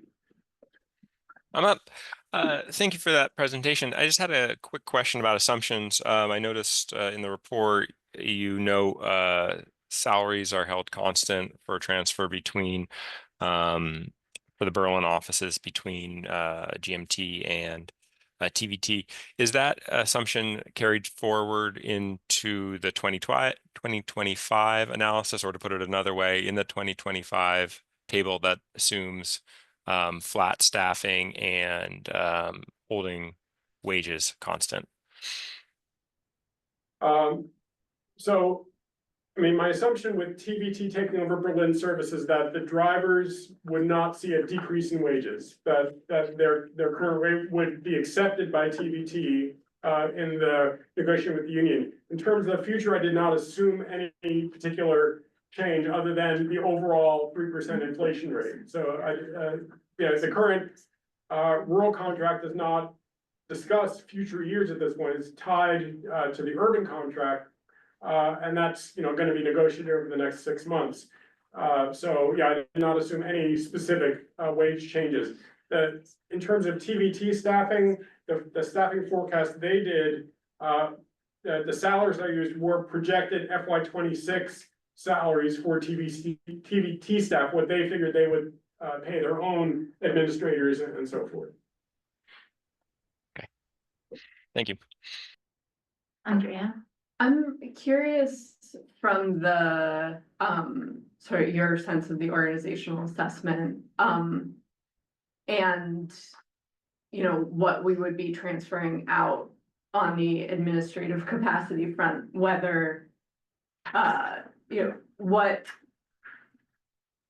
what our administrative capacity looks like if we don't have rural, like, do we have enough staff to manage that? Do we have, you know, what, you know, is staffing adequate if this transfer happens? I guess. That's a great question. I did not do a sort of position by position analysis to say, well, if rural went away, you know, would everybody in Burlington be doing exactly the same thing they're doing now? I did not assume that there would be layoffs. That's why I'm saying that 30% comes over and gets added to the urban side of the ledger. That assumes that nobody gets laid off from Burlington. The rationale is that you don't currently have enough staff capacity to manage the urban side, and so that those additional personnel who are currently spending part of their time on rural would be on the urban side and be able to get ahead of the, you know, issues here, because there's plenty to deal with on the urban side. When you look at the organizational assessment that Stephen and Afam had done, what you can see is that our current admin size is right in the sweet spot for a small urban agency.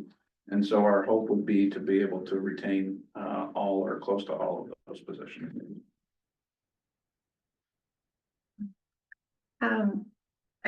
Most of my questions revolve around table 6 on page 29 of the report, which is the 3-year revenue forecast.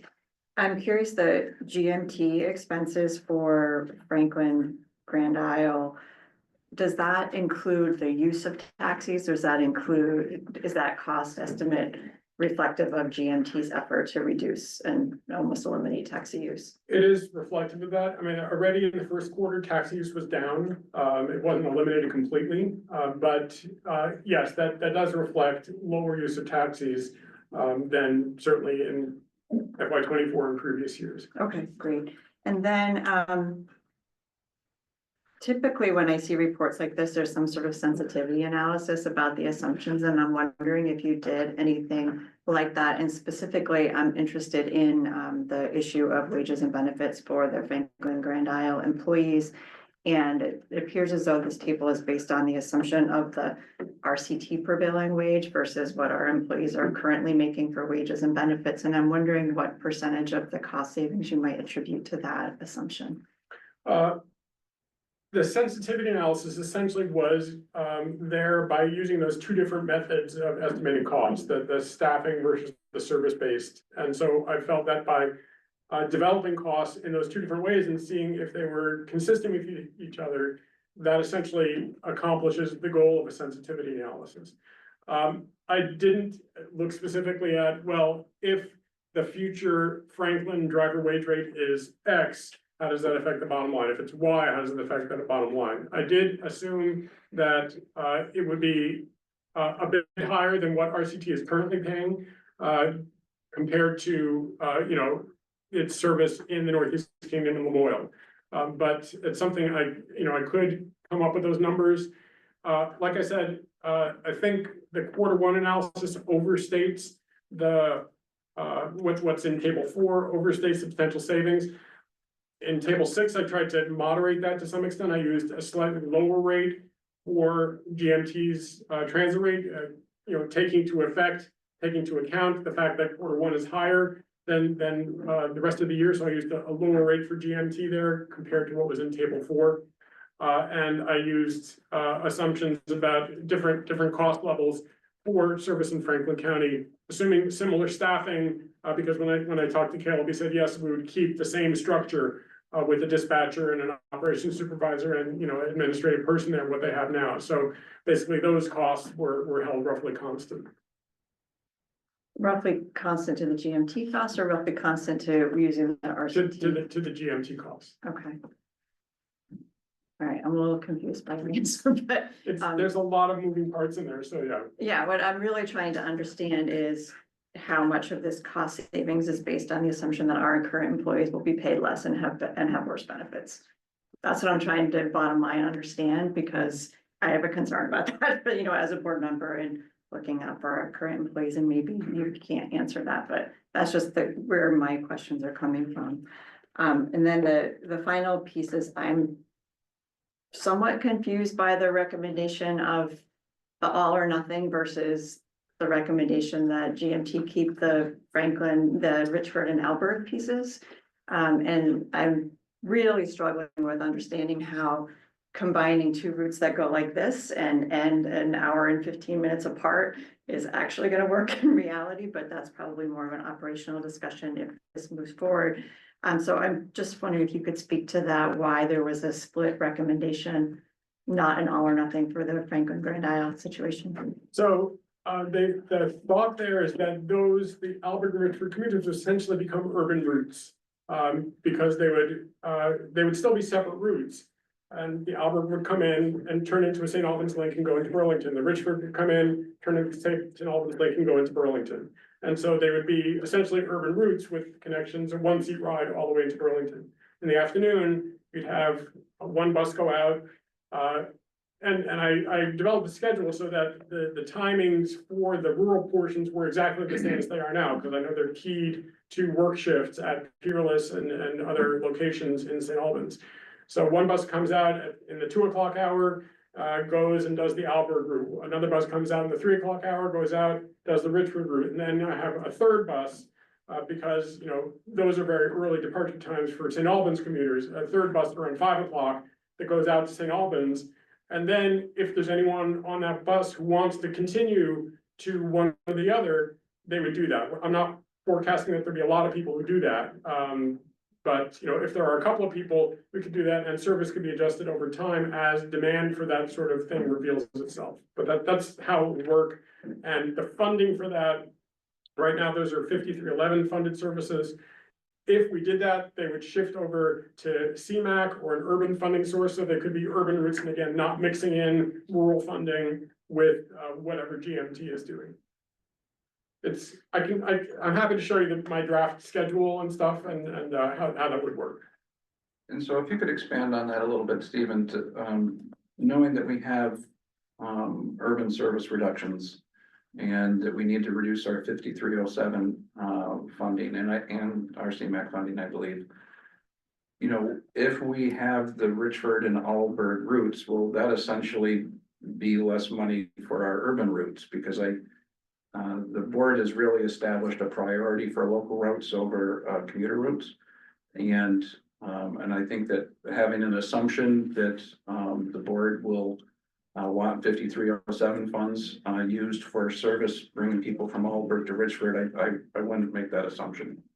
Yeah, I was assuming that was more likely that would be CMAQ money and potentially additional CMAQ money. I can't speak for Ross, but I often talk about Ross having his checkbook in his pocket. Yeah. But I think, V-Trans, if this made the situation easier for the transition, V-Trans would be favorably inclined to do that. That would essentially the cost for St. Albans and probably for Milton would be folded into that, because the recommendation actually to have it go to St. Albans and then go through Milton, which I know is another idea that planning has been thinking about, combining St. Albans and Milton. So basically all that commuter service would be preserved in as close to the existing condition as possible, but probably an overall cost savings compared to what it is now. Other questions, and I do want to transition to Ross. If I could. Of course you. First off, I think we're still missing the emphasis that Vermont's not unique in having this issue. That rural urban transit cost is a problem everywhere. So I don't want our legislators to continue to think we're special and can't keep up with our budgets, where it's a nationwide issue that we're having this financial issue, right? And ridership. A more detailed question is the difference between a municipality, quote unquote, municipality running a transit system or being a transit system as opposed to a nonprofit, which is really what we're talking about. The differences, right? GMT is still that one unique, quote unquote, municipality where everybody else is nonprofit. think it's the way you still call yourself. Is some of that savings or difference buried into that two definitions? Is that part of our?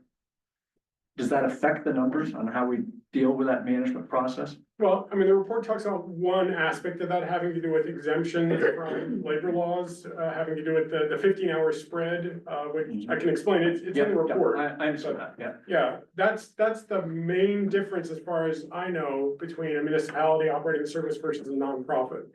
I'm not aware of other ways that a municipality, other than the municipality has taxing authority, but that really applies to the urban members, because that's, that would be, the legislation allowed for a number of rural cities and towns to join, and to be assessed, but none of them have chosen to do that. I don't know why they didn't offer to be assessed, but they, that hasn't happened in the rural areas, and that's why the rural members are RPC representatives. That's how it's played out. I do think that when you look at the administrative burden between operating a nonprofit and municipality, it's much higher as a municipality. Like, just for example, that this meeting is an open meeting. We have extra processes with disciplining staff through the Loudermill process that, a government employee gets as opposed to a nonprofit. So it actually does put a higher administrative burden on the administrative staff to work within a municipality. One thing I'll add, which I know Clayton has talked about before, is GMT is almost a unicorn in this country in terms of the variety of services it operates. It's a small urban, there are plenty of small urbans, but there are very few small urbans that also operate full rural services, which are separate. There's a few of them, That operate Medicaid, that operate seasonal service, that do all of those things. That's very unusual to have a small urban have all those responsibilities, and that's essentially the management problem, because to try to do all those things well is very hard in a fiscally constrained way where you don't really have enough staff to do that. All the children in Vermont will be very sad if the unicorn dies.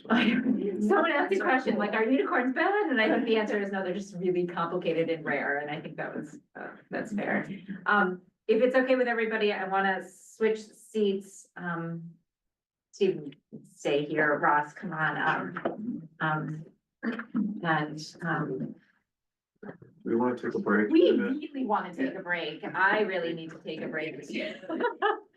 Right now, we can go ahead and take a break now, and one of the things I would say is that there would be no problem with pushing our statutory discussion till after lunch. And, or even, kicking that can down the road, so. Before we take a break, I wanna ask Ross, were you gonna give like a statement? 5-minute statement. Let's do the 5-minute statement, because we're on a roll and I don't wanna interrupt and have trouble coming back. I think it'll be better to have that after you go. Okay, yeah, I mean, with the benefit of Steve's report, the conversations we've had with RCT and the staff at GMT, your board, TBT, GMT's position, or V-Trans is just here to be part of the conversation and recognize the hard work and discussions that are taking place, not only here, but all these other organizations as well. They're hard decisions to make, and we're very appreciative of your efforts and willingness to consider these transitions. V-Trans is responsible for the rural service, but we're also responsible for 50% of the urban budget. And we take our responsibility serious, that we need to provide as much service as possible in the most cost-effective way possible as well. Which is really true today with the serious financial headwinds that we're facing. V-Trans, our organizations at the transit organizations, AHS, that's all we hear about, and those municipalities. This is really an opportunity to look throughout our operations, throughout our administration, to see if there are ways to bend that cost curve down. When I began as the program manager, the budget was 36 million. It is now over 50 million, and it's unsustainable to continue to go to the budget committee and pull more money from the FHWA dollars. We get about $13 million in 5311 rural money, and then we add $10 million in state funds. Then we add 20 million plus in FHWA funds, and then spread that around to the transit agencies, urban and rural alike. And so we certainly want to do our own due diligence, as every program has been charged with V-Trans, to see if there are ways to do different, better, and more with these current funding levels. But at this time, we certainly concur with the Stedman Hill report, and believe that RCT and TVT can provide the rural service. And that we also agree that there's an added benefit for GMT to better able handle the challenges here on the urban side as well. We understand that there's a cost shift of the $350,000 outlined to support this existing staff moving forward. And that's part of the priority and part of the discussions that we have through the annual funding application process. And so we'll be able to discuss those, the moving of funds, CMAQ. CMAQ funds are also bolstered in the next couple of years by carbon reduction program funds. And if we are able to flex some of those dollars into transit, we can use those like CMAQ dollars, which is 80-20 federal local for operations rather than the regular apportionment, which is 50-50 fed, non-fed. So there's we're really looking at every avenue we can to sustain services first. But these are ongoing discussions, and we understand that you know, we're not the controlling authority in the final decision. And if for some reason we aren't to move forward, we'll remain committed to GMT, urban, rural, TBT, RCT, and all the rest. We really do look at this as, you know, a statewide system, and we've worked with SCBT to reduce some commuter routes. We've worked with other providers to right size after COVID. Those all are ongoing, and we're part of these discussions throughout the state. And so that's the 5-minute statement, and I'm happy to answer questions and be part of the discussion moving forward. But yeah, really appreciate everybody's consideration here. A burning question before we take a break. I got a quick one. Thanks, Christian. Go ahead.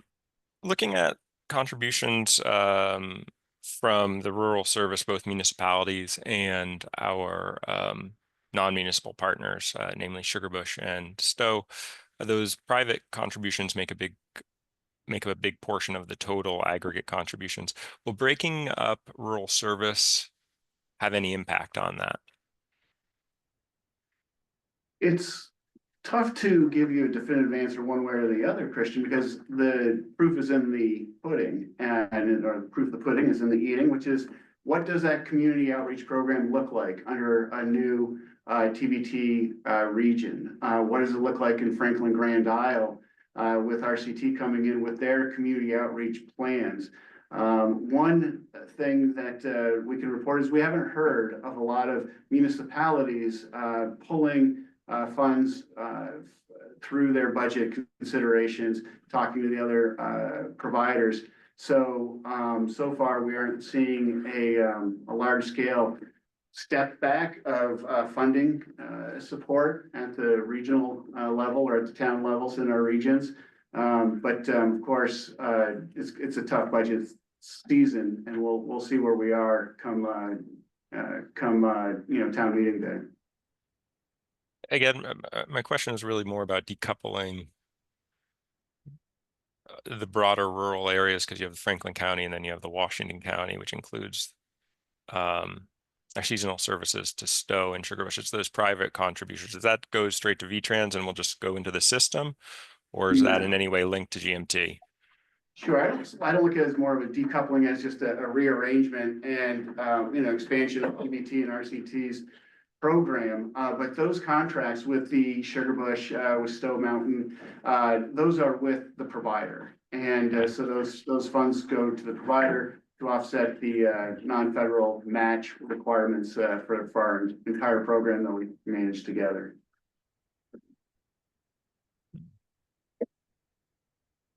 Ross, if I may quickly, two of the challenges, if there is this decoupling that we heard, were the 350, which you addressed just now, and the other one was the cash flow, which Nick said, are you the new bank to help us address this cash flow? I guess I would like some maybe greater clarity on that, because those are obviously to decouple, both those things need to have been thought out. Yeah. Before we move. Now, we anticipated some admin increases for urban regardless because of where you are and the challenges you've had through those assessments that have been completed. And when we look at the numbers, we know that it's just a snapshot in time. So the 2.2 million could be more closer to 1.2, and we'll see as we move through the process. It'll be up to all of us to work together through our funding processes, grant applications, negotiations, robbing Peter to pay Paul, looking at operations capital, all that mix will take place in the April-May timeframe. But when we look at overall hours of service staying the same with some pickup, we understand that there could be some opportunity to better support urban and to better sustain our services around the state. When we look at the bank, upfront is something that not too many programs do. And those are every quarter, we provide upfront payments based on your award. So your operations, your maintenance, and your admin, your O&D program, it's $1 million, $250 are provided upfront to get things started, and then on a quarterly basis. For our state funds, we do 2 upfront payments, one 50% in July, another one in January. Moving to GMT Urban, if we're looking at a $2 million state obligation and contract, we would move to make all of that available the first quarter to inject as many funds as we have control over. We don't control the 5307. Then it gets even more complicated because then it truly is on that flex. The FHWA funds, there's 2 types of monies, the CMAQ we talked about, but that's very limited, and that can be used for operations. Most of it is the Surface Transportation Block Grant or STBG money, and that is for us to negotiate internally with our budget committee and to adjust the transfer from VTrans, saying of our FHWA $20 million, we'd like $4 million to go to the 5307 program. This much in CMAQ, maybe this much in carbon reduction program funds, STBG, and then I'm working with the budget folks to see, do we have those funds in there? And that's what we are embarking on now with the GMT staff. So those are the machinations to consider when we're trying to sustain all services. We really do look at it from route centric first. What are the routes out there? What can we sustain? What needs to be changed? And Steve just sent us the route performance report draft this week, and we're reviewing it. And it really is our opportunity every year to take a look at, of all the commuter routes, of all the tourism routes, demand response, who's in a place of an acceptable range or a successful range, and who are so far expensive on a per cost basis, per person or per hour, do we need to make those adjustments? And we'll work with all of our providers to make adjustments based on the metrics rather than make adjustments based on budget cuts. And so that is what VTrans is trying to accomplish now, which is to ensure that we have the funds in place to sustain the rural services, continue our level of support for the urban, and then see what we can do to bridge the financial cliff that you're looking at. And try to come into the soft landing of additional funds, sustaining services while making those adjustments to the non-performing routes. That is really a 2 or 3 year effort that we're really going to have to execute if we're going to pull this off. And so we do, and what I'm hearing you say about this reimagining in the rural area, would you expect the same reimagining of routes between higher performing, lower performing? The same expectation would be of GMT if we were to stand alone as a.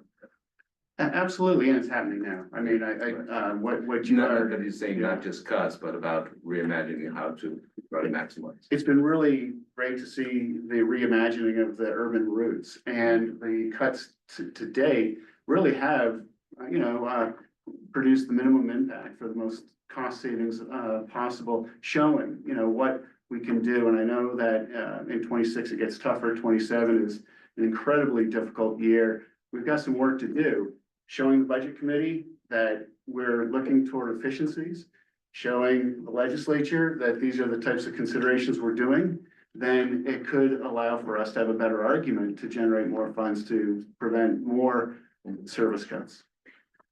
Okay, let's take a break. Please stand up. The restrooms, there's 2 across the way. There's still coffee and donuts at Clayton. And let's come back in 5 minutes if we can. I do, and so. Right.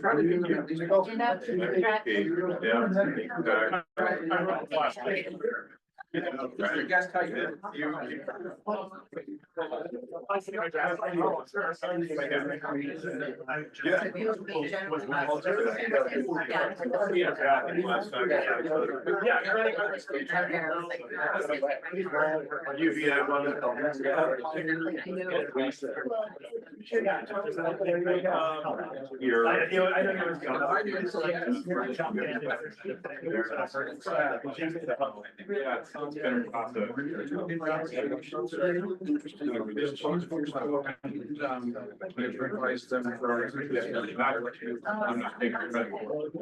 It's been a lot of fun.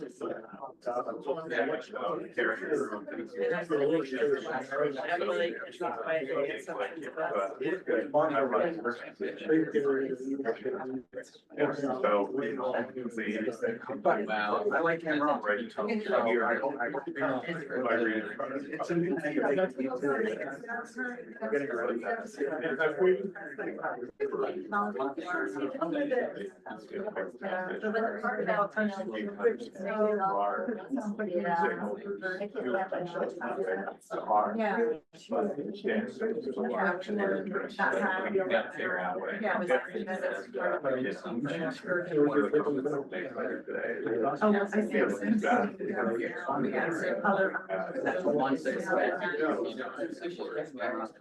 About years ago, I was and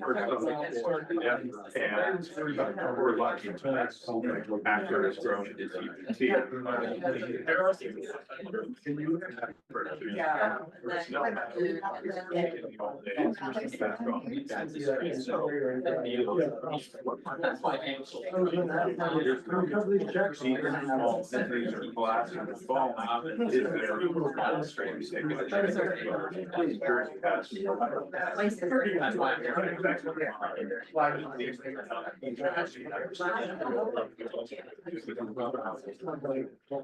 I see. I don't want to be.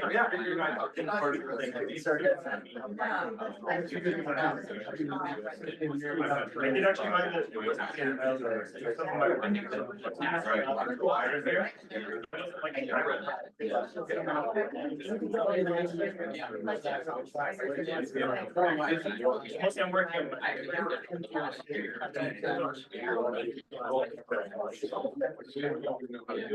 Yeah, so that'll be very helpful. And then.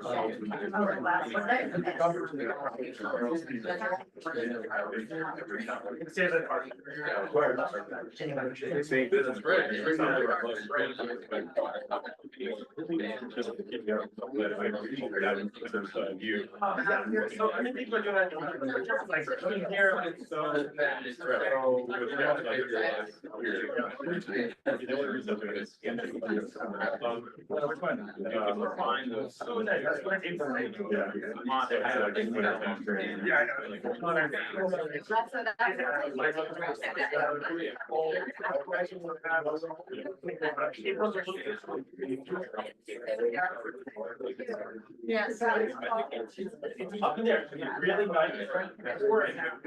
And I feel like, I was towards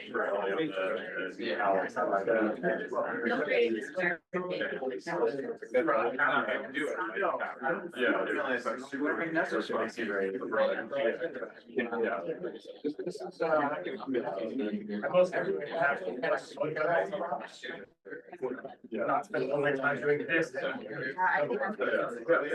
What we're gonna do. I realized that the value. Oh, yeah. I'll see if I can see.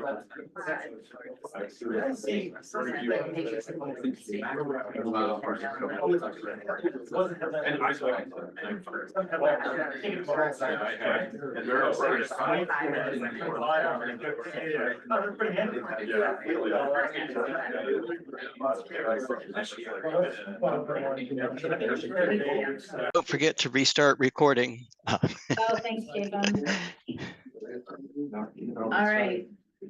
Nearly all of us are back, so we can go ahead and restart recording. Thank you, Chapin. I don't know who's. It is. It is recording. Thank you to people who can see stuff. Before break, we had an opportunity to hear from our rural transit providers, Stephen and Ross, kind of lay out everything they could possibly lay out. Best case assumptions. Here's where we are, here's where we think it will go. Here are some of the positive and negative impacts.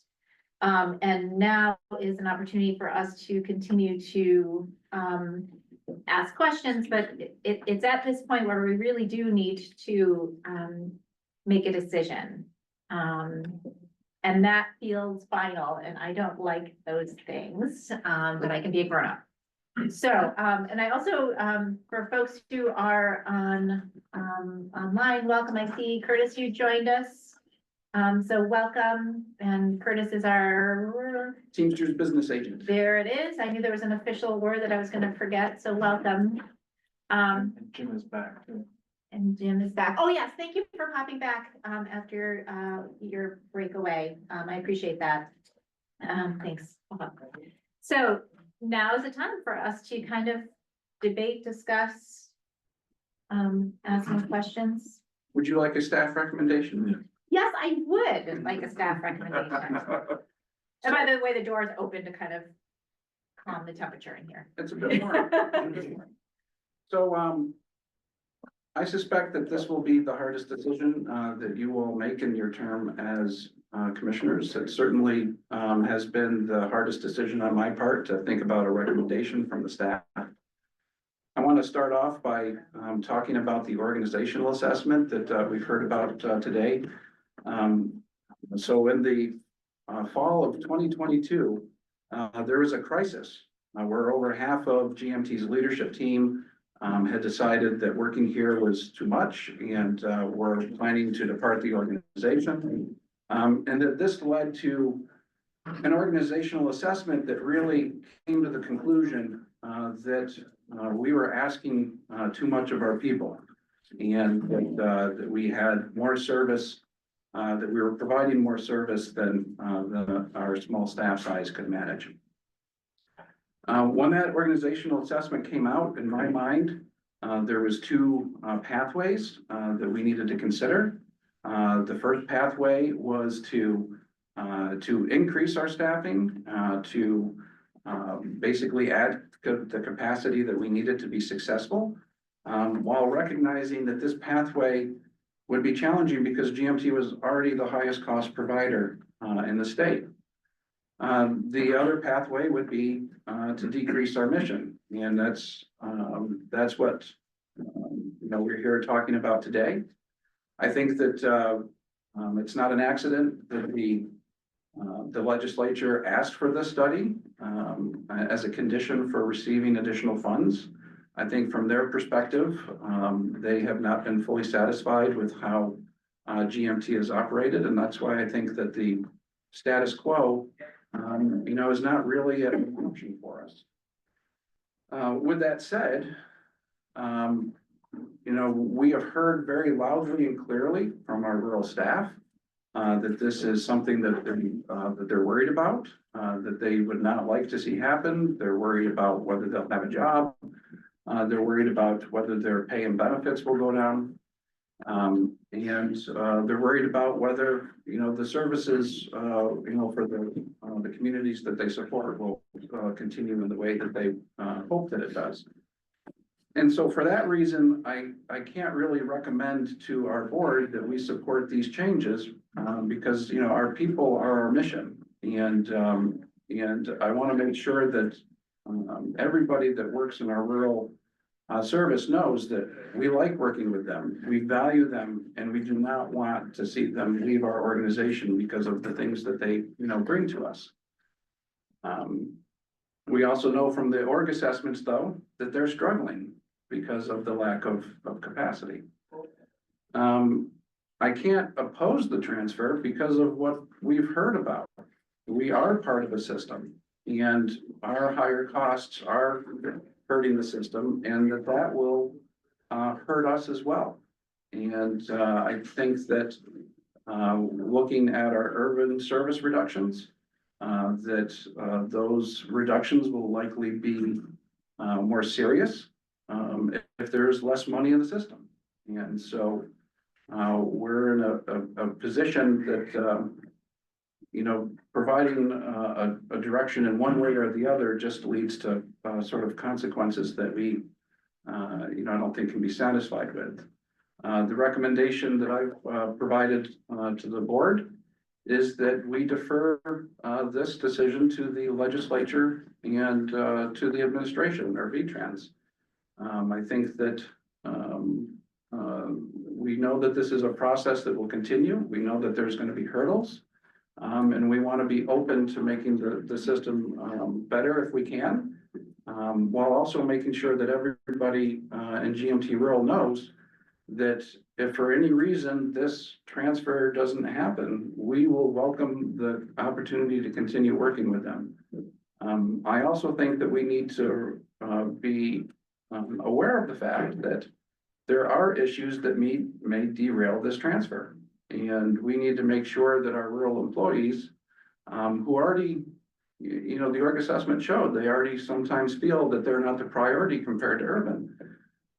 We need to make sure that there's a future where if we retain the rural service, that they do not feel that we, made an attempt to get rid of them, because I think that would then just amplify the challenges of managing our rural service.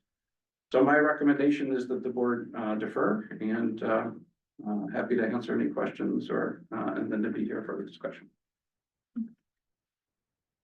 And we'll put it up.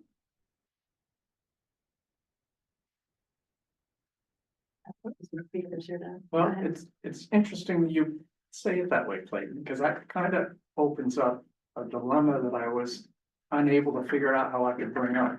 Because I think the legislature asked us the wrong question. What we've been asked to do is analyze a business based on financials of what goes in and what goes out of that specific business, right? I think we're missing the bigger macroeconomic picture of what is the impact of what our business supplies to the residents of our state. In terms of transit isn't just a model of driving people from one place to another. Transit is a supplier for economic development, people being able to have jobs in the first place. Allows people to get to places with our environmental concerns. Allows us to recruit people who want to come work in a place where they can have a job and they can see an investment in the people that gets us into an economic model that drives our state. So transit, and there's much more behind that, but I think we're being asked to look at it as specific as a business as to what is our cost and how do we meet our costs. And I think our benefits are much larger than anything that's being considered or analyzed or understood as to what we're trying to do. I think we're missing the bigger picture.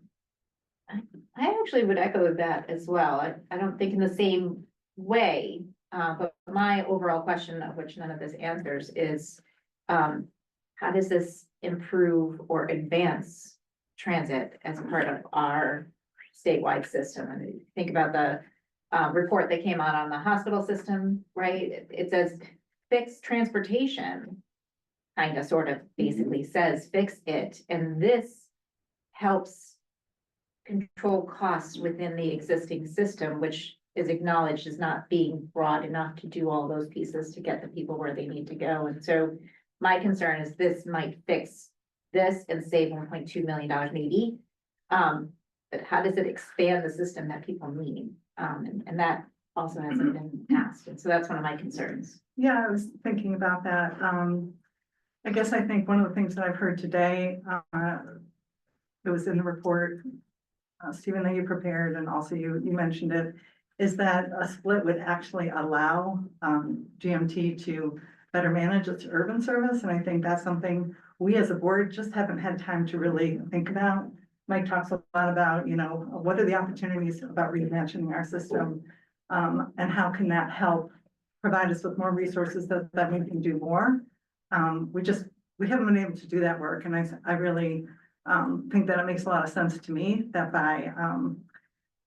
and I know this is a really difficult decision, so I've heard a lot from Catherine about her concerns, but I do think that idea that if the divide does happen, that it allows our management to focus more on its urban mission. I think there's just a lot of opportunity there that can benefit many more people. And some of the things that you were just talking about. Others? Are you going I guess the fundamental questions I think is to achieve, I think we're all talking about the same thing, to achieve the maximum good for the state, for the getting to jobs, for the employees of the company that we're stewards of. What is the configuration that best addresses that? Is it staying together? Is it splitting up? Because hoping for money to come from somewhere to just fill to continue saying, I don't think, I've heard nothing. I went to the state legislature breakfast. I heard nothing to suggest from new or old legislatures that that's highly likely. So, do we hold out and try to just hope for the best and then actually more people suffer? And it's worse for the users, worse for our employees, or do we figure out, and this is what this process is about, is what's the one that maximizes possibilities within the constraints that it exists. And so I think that question about what I guess Susan was alluding to is, if we were to split, what are the maximum, which involves some reimagination, which both RCT and TVT are going to have to do with the new assets, their new employees, their new resources that they're given. What would we do in terms of reimagine change? And would the outcome of that collectively be better off than if we tried to stay together and go forward? It's such a complicated question, and there are no absolute wins. But I think that's what we're, at least from my saying, is that we're all struggling with to get to that end point.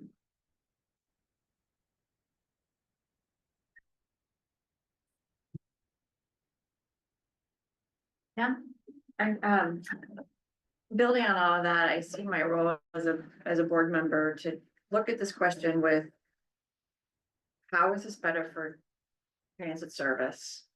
How is this better for GMT as an organization?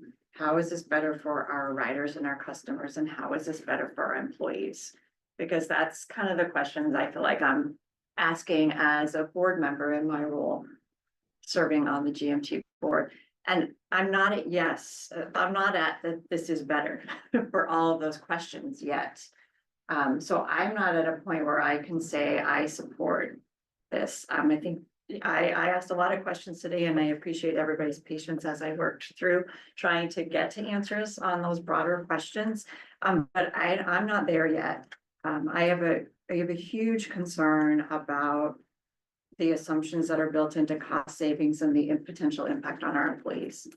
And that to me is both an ethical, it's really an ethical concern about whether we should be making a public policy decision that relies upon paying people less. And so that's where I really defer to some of the other questions, even if you assume that cost savings is gone, is this better for transit service? Is this better for our riders? And is this better for GMT? And I don't think we have assurances yet that we can say yes to those questions. I think there's suggestions that we could potentially move the Richford and Albert commuters to CMAQ, or the other program Ross mentioned, there's potential that we could address GMT's cash flow. There's potential that we could address GMT's overhead loss. But we don't know definitively that all of those things can happen yet. And because of that, I can't get to yes. I could support this neutral approach that Clayton is suggesting, but I would like it to be even a little stronger in terms of noting that due diligence is necessary to ensure that this is better for transit service for our customers and for our employees. And I think both Jim and Caleb noted that there is still a lot of due diligence that would need to happen before any transfer occurred. And so I think taking an approach of neutral and being willing to support and continue this conversation and additional due diligence to get to, yes, this is better, would be something I could support. Which is basically what the two other boards have understood correctly, that your board and TVT board have taken a position where we're open to this idea, but we would like to see more of the due diligence. Is that a correct characterization or? That is, I mean, obviously, our position is maybe a little bit more weighted into negotiations, into actual assets, human capital, those types of elements, and obviously V-Trans role in funding transitions. I think yours may be more fundamentally dependent on your model and mission, as Clayton pointed out. So I think whereas in ours is a continuation of the mission contingent on agreeable terms. I not to project, but I think yours may be kind of a more fundamental shift in that mission. But I think the language works either way. You want to hear from Jim? Oh, sorry. Yep. Go ahead, Jim.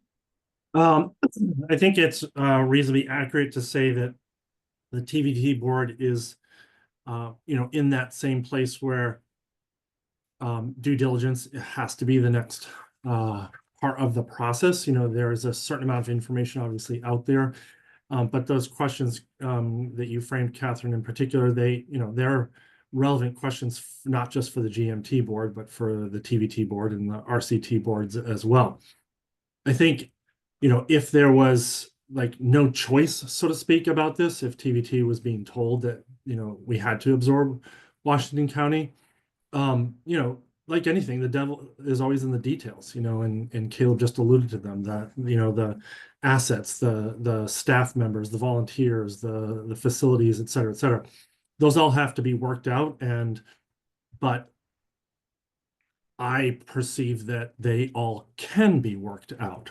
I don't think that there's anything that I have seen that would, that puts itself on the table that is like, no, that's a deal breaker. Like that, this just isn't going to work. But those details do need to be worked out and do need to be acceptable for everybody. For GMT and for TVT and for RCT, we all have to come to the table with a feeling like, the details work. We can make this work, and that doesn't mean that there's not hard work after it. But none of us can be set up in a way that doesn't work for us, and yet we're feeling forced that it has to happen. So I think the other thing I might comment on is that concept that Caleb first raised at the beginning and is echoed again by one of the board members about, it is a statewide system, and as much as each individual board has to be responsible to its own region and own provider and own communities, being cognizant of the statewide impact. Caleb really framed it well of, we are a statewide system, and what one of us does or doesn't do does have impact on the others. So I'm glad to hear board members here keeping that in mind as well. It's, you're not just GMT centric, but you are thinking about both that balance of the GMT employees and the GMT riders, but the statewide impacts and what is in the best interest for all of those. And it shouldn't be it's better for one, but not the other. There should be a way to get to whatever the result is. It's better for everyone. That's it. Thank And you. if I could, and I want to give, while Jim's on the mic here, him an opportunity as president of the Vermont Public Transportation Association. I think it felt like a minor point in Stephen's presentation, but I think the implications on Medicaid are a significant portion of this. As a provider whose 60% of our budget is dependent on Medicaid, each decision you make has enormous implications on my budget. And so I'm here today because I couldn't just sit back and see a Medicaid program through VPTA continue to bleed without some form of intervention or at least kind of evaluative thought. So and VPTA as an organization has not discussed having a stance on this program, but as the Medicaid contract holder, I think it is important to draw attention. I think a 50% cost over the second highest provider is noteworthy when talking about the kind of potential improvements to service. And in programs like O&D, where cost is directly associated with volume of rides. When I look at employee salary, I both look at the quality of life for the employee, but also the raw number of rides. It means bare shelves to an older adult in my community if I don't have the money to get that ride. So those are just comments I thought would be kind of relevant to this discussion and wanted to draw to the top of the discussion, VPTA's Medicaid contract and that kind of sub-note and what is of huge relevance to one of your colleagues over in Rural Community.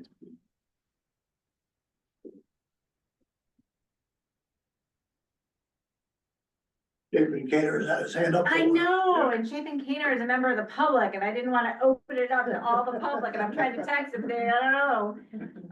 So that's kind of where we are with that. So I still don't know what would normally happen in a municipal meeting. But I think you're right that if we do, if we open it to the public, then anyone else who's here online would need to have an opportunity to weigh in, which, So that is why I'm avoiding you, Chapin. I apologize. I'm sitting here having a debate about it. President, I thought he might have a little bit of extra sway, but maybe I'll weigh in instead. Please do. This has been a fascinating process and it's certainly complex beyond anybody's wildest imagination, for sure. And the thing that strikes me is, I think it's been alluded to already, is that this might work out just fine. Our employees may end up working for good organizations and the transition may be smooth and they may be just as happy working for the organizations as they are working for us. And I would hope that would be the case if it happens. And it certainly has potential to do that. The savings may be there, maybe not, but certainly looks like there'll be some savings. And certainly the Medicaid program looks like it'll be a significant impact on that. So that's a positive. I think the thing that's still missing in this as we go forward is the legislature is not willing to really fix the bottom line problem here. And we can go through all this and come out the other end and think we've done something really good. We're going to continue to cut service, continue to lay off people. And the legislature is going to think they've done a good job by approving this kind of an outcome. I'm not sure that's the case. Unless we get some funding that will stay with us for as long as we have transportation, then this is, I hate to say like rearranging the chairs on the Titanic, but it's very similar to that kind of exercise. Band-Aid. So at this point, I guess I'm not willing to say, yes, we should do this. I'm not willing to discard it out of hand. But I think I think probably Clayton has probably put it in the best context. If we have to make a motion at all, it would be that we're waiting, we're gonna wait and see. We don't necessarily say no, we don't necessarily say yes, but come April or May, when the legislature gets done. And Ross has had a chance to look and see what his budget looks like. Maybe that's a time when we make a final decision. Maybe let's get a point of contention, and I'm sorry, but not gonna, just point of clarification. If we vote one way, RCT votes one way, maybe TBT votes, is the legislature have the final say anyway, regardless of what we all vote? Well, right now, our service areas are set in statute, and so, I think that in order for the service to be transferred, they and the governor would have to work together. But we are a municipality on our own right. So unless they'd like to change our charter, which they could do, and change the law, then we'll continue as we are continuing now. So they can't necessarily force us without the force of law. I'm sorry. We've got a good team here, and I think stepping back a little bit, one of the differing moments here. One of the differing perspectives here than 20 years ago is that we have 3 very robust Northern Vermont transit authorities. We didn't have that 20 years ago. And GMT, CCTA really stepped in to solve a problem. And back then there were a transit entity basically for every county in the state. I think we collectively have moved in the right direction towards a regional model, as most of us travel beyond our county boundaries these days, as does the general public. So we've made progress. I think it is fair to ask questions about how best do we deliver that service. We absolutely, that is our responsibility as board members. And I think, Steve, your report, huge amount of work and a very valuable piece of work. I do think there is a lot more diligence needed to ultimately make a decision. I also agree with Paul that this does not solve the financial challenges of the Vermont public transportation system. I am fully supportive of Clayton's position here today. I am supportive of Catherine, your addition about due diligence. I would also append onto it, if it's friendly, a call for VPTA and the administration of VTrans to help work on implementing the findings from the transit financing study. Because absent of that, we are on a hamster wheel, all of us, just trying to maintain what we've got. The amount of time this board has spent on improving transit dramatically and putting forward a vision for actually being relevant into the future in coming decades is pretty slim. And that says to me that we are all in crisis management. And if we want to be healthy and vibrant as a team, we need to work multiple transit agencies with our state partner. And I really appreciated what you said today, Ross. You said, we're with you however this comes out.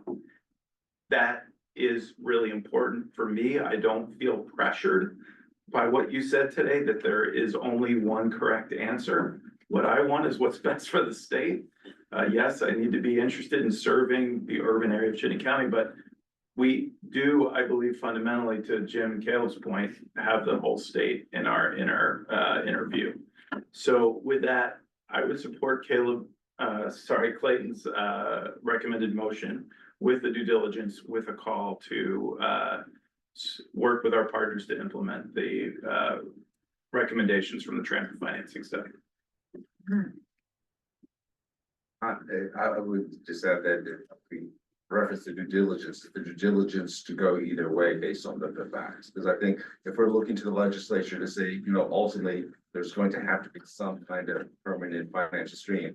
I think it's very important that we show that, we are willing to go and make the decisions based on what is good for the state, and not sort of dictate, unless you give us money, so I think the tone is very, very important that we do it that way. And which I think is everyone's intent, but I just. think almost everybody has spoken. Oh. I'm not sure I have anything to say that hasn't already been said, but I do think,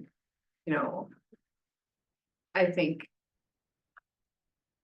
if a transfer is what's best for transit in Vermont, then it seems worthwhile to support it, but there's still many sort of hypotheticals that I think the unknowns make it hard to wholeheartedly support that when it involves a lot of jobs and a lot of riders. So yeah, I would support the additional holding off on a sort of recommendation for additional due diligence. I see Christian's got his hands up. Go ahead, Christian. Thank you. I think if I understand where we are in this motion right now, which is essentially just to stay at the I don't think table we're in an actual motion. I don't think one has in been our made. deliberations leading up to the motion is more or less just stay at the table. If I understand that correctly, I think I'm in support of it. As Clayton called out in his read ahead, there hasn't been the public discussion yet. That's part of this that I'm looking forward to, and I think with a neutral motion, it puts me as a board member in a good place to go engage with my municipalities who I'm representing here and get their feedback. So I think I could support that neutral stance as well. So I do think we've hinted at a motion, most nearly articulated by Catherine Chapin. And that's me calling out either one of you to see if you wanted to put it into a formal motion, but you're not. Yeah, invited. I'm looking at the language Okay. that Clayton's provided and Me trying too. to edit. There's some editing going on, Yeah. so we'll do a little bit of more stalling. When are we planning to break? Lunch break is at Yeah, why don't noon. we look at the motion after lunch break, giving more time to policy, because I think it's very important to have that nuance that I this think isn't an so, that's what I was ultimatum, wondering. that Yeah. this is openness. At what Okay. stage of public comment, do you want to do that after Yes. the motion or before? I don't know what, this is not where I'm very skilled at knowing the rules. Tell me. You what are can the do it rules? wherever you want. Yeah. I'm asking the board in general, are you open to hearing other opinions before you actually make your motion? Okay, Let's do yes, that we Yeah. are. and break for Yes. lunch. Okay, so we're Yeah, gonna I like take that. some comments from the public, thank you. Yep.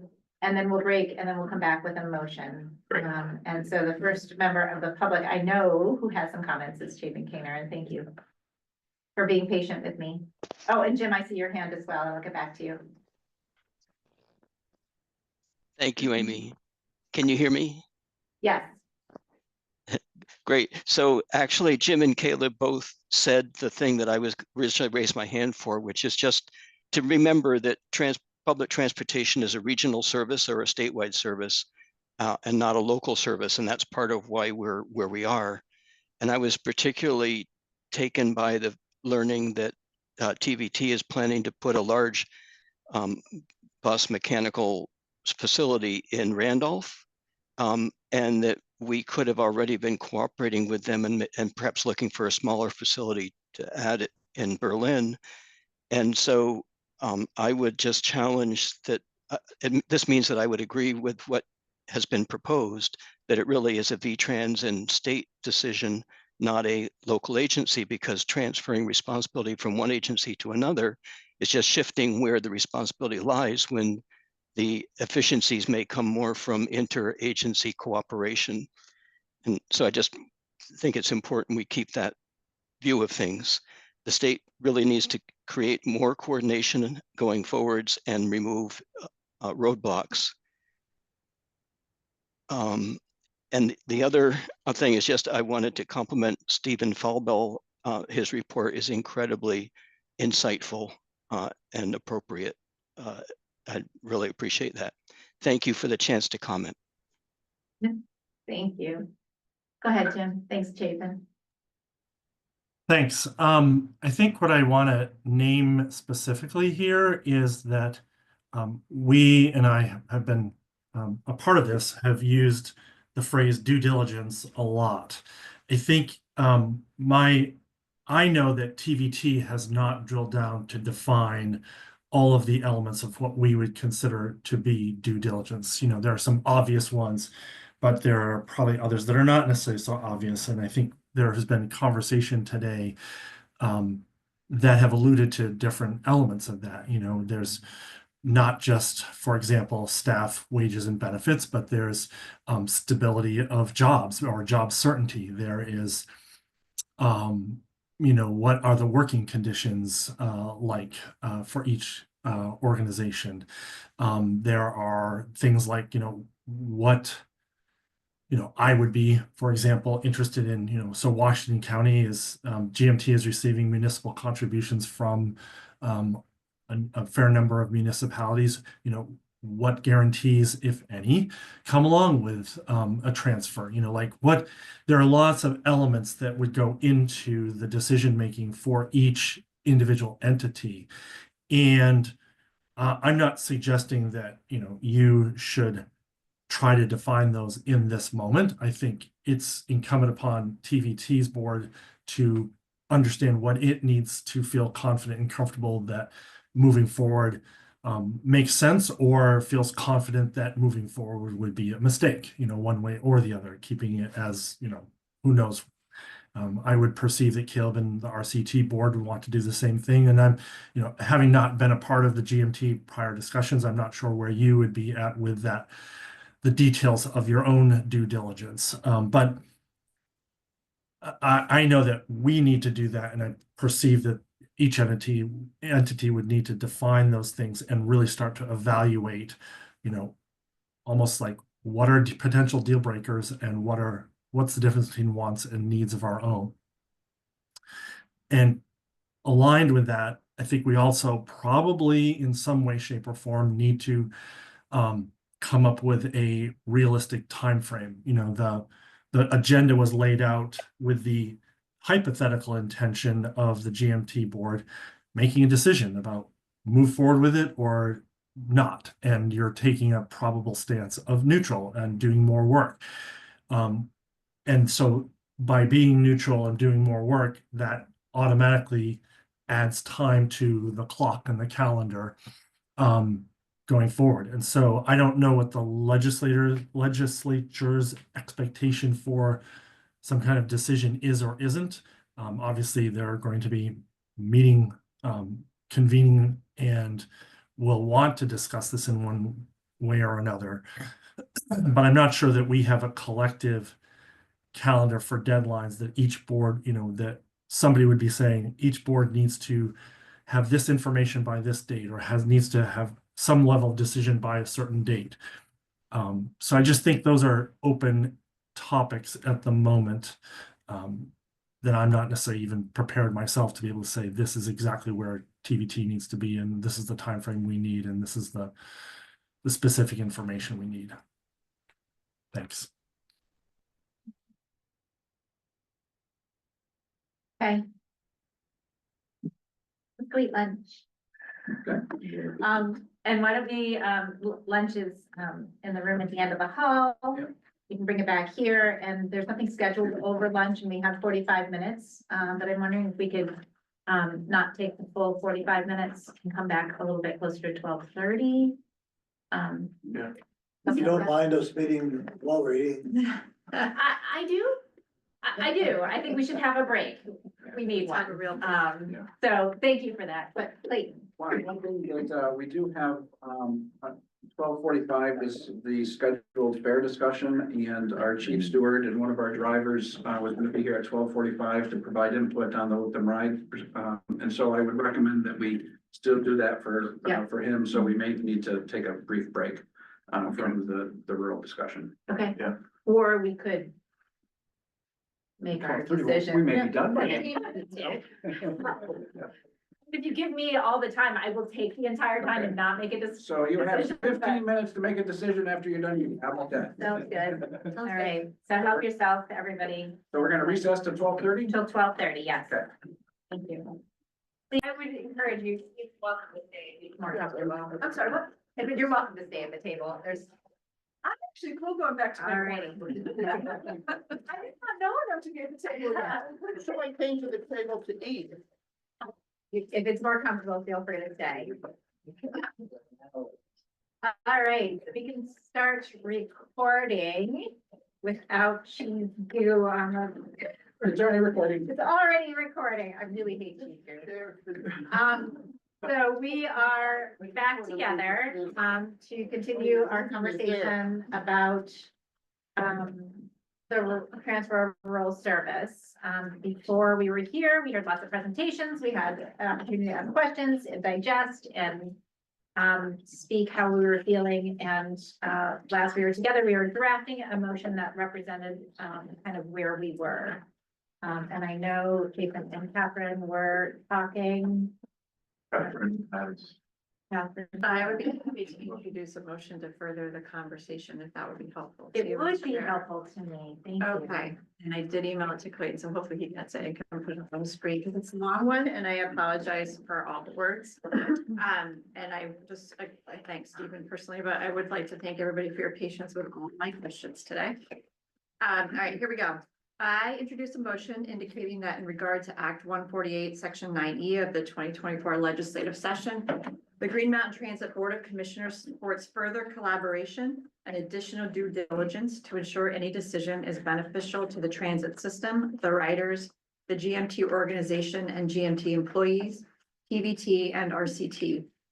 GMT will continue to provide service and implement efficiencies in our current service area until 24 VSA Chapter 801, Section 2 is amended and V-Trans has assigned service to other providers through the state grant application process.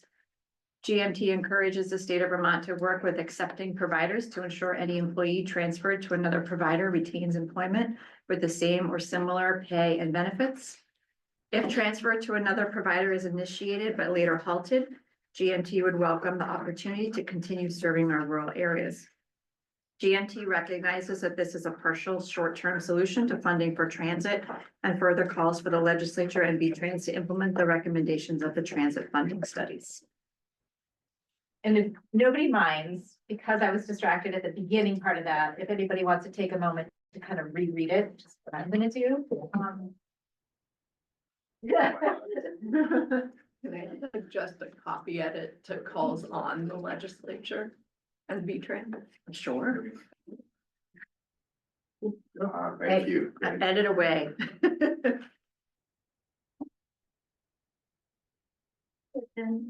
Now, let's see, so GMT calls upon the legislature, where is that at? Oh, last line, Last line. last sentence.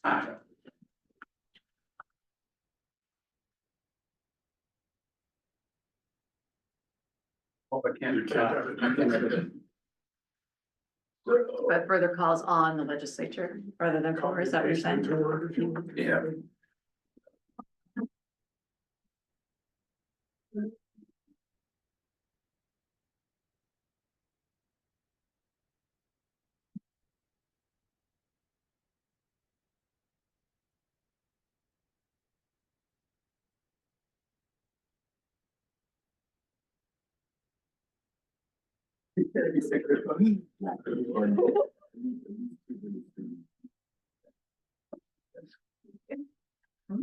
This worries me a minute.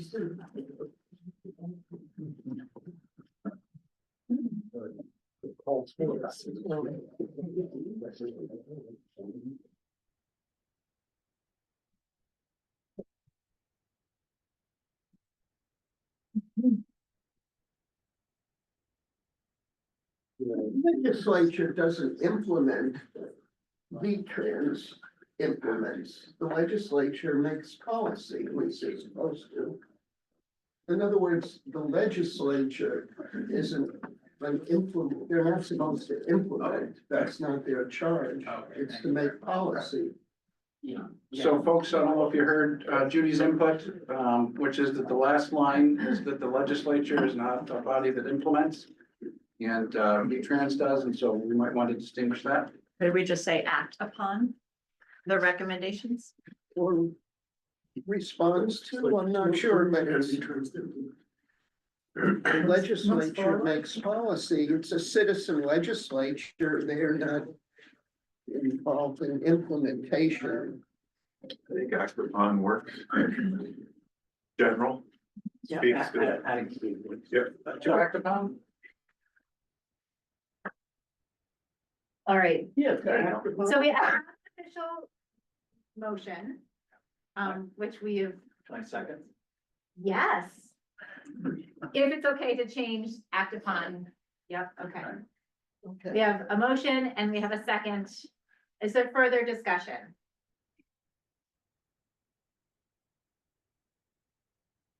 Is Ross in the room? Yes. I'm curious about your reaction to this motion. Sure, I understand the perspective, speaking during lunch, I would say that you can work with this, we'll work with the legislature. We'll move through these. The next steps, when we talk about, due diligence, that could look a lot like the next steps with the other transitions we've had, which is go to our to-do lists and the MOUs and the actual schedule to transition. I don't know if we've ever had this level of specificity or due diligence before the other transitions because of financial issues or an emergency. Right. This one really has allowed us to take a step back and reveal what, maybe we thought might be the case, but we didn't know for sure. We still don't know for sure, but it's trending in the right direction to support Steve's document. So for us, all I'll say is I understand where you guys are coming from, and just like you, regardless of the outcome, we'll be partnering regardless. I am definitely hoping that saving money is the best way to distribute more money to, those activities that remain. So I don't want to, waste a year and take those potential savings off the table as we're looking at our own financial cliffs in the coming years. But given this, I think we can work with it, talk to the legislature if they want to proceed. Then we'll let the grant process play out. And at any time between now and June, or in 2 years' time, if it's not working, we've been pretty flexible and responsive. This is just our next opportunity, and that's all I can really say. I don't want to wordsmith this. We can work with this, and I'm hoping if it continues to look as beneficial to GMT, RCT, they mentioned 65% Medicaid, bringing that balance into place makes sense. TVT's done this before, and it's gold plate service standard, community outreach, they're known for that. And so if we can continue down this road with minimum roadblocks, it seems like a win-win as close as we can get in these instances. Would you object to a grammatical thing if you look at state of Vermont? Encourages the state of Vermont, see, to work with accepting providers.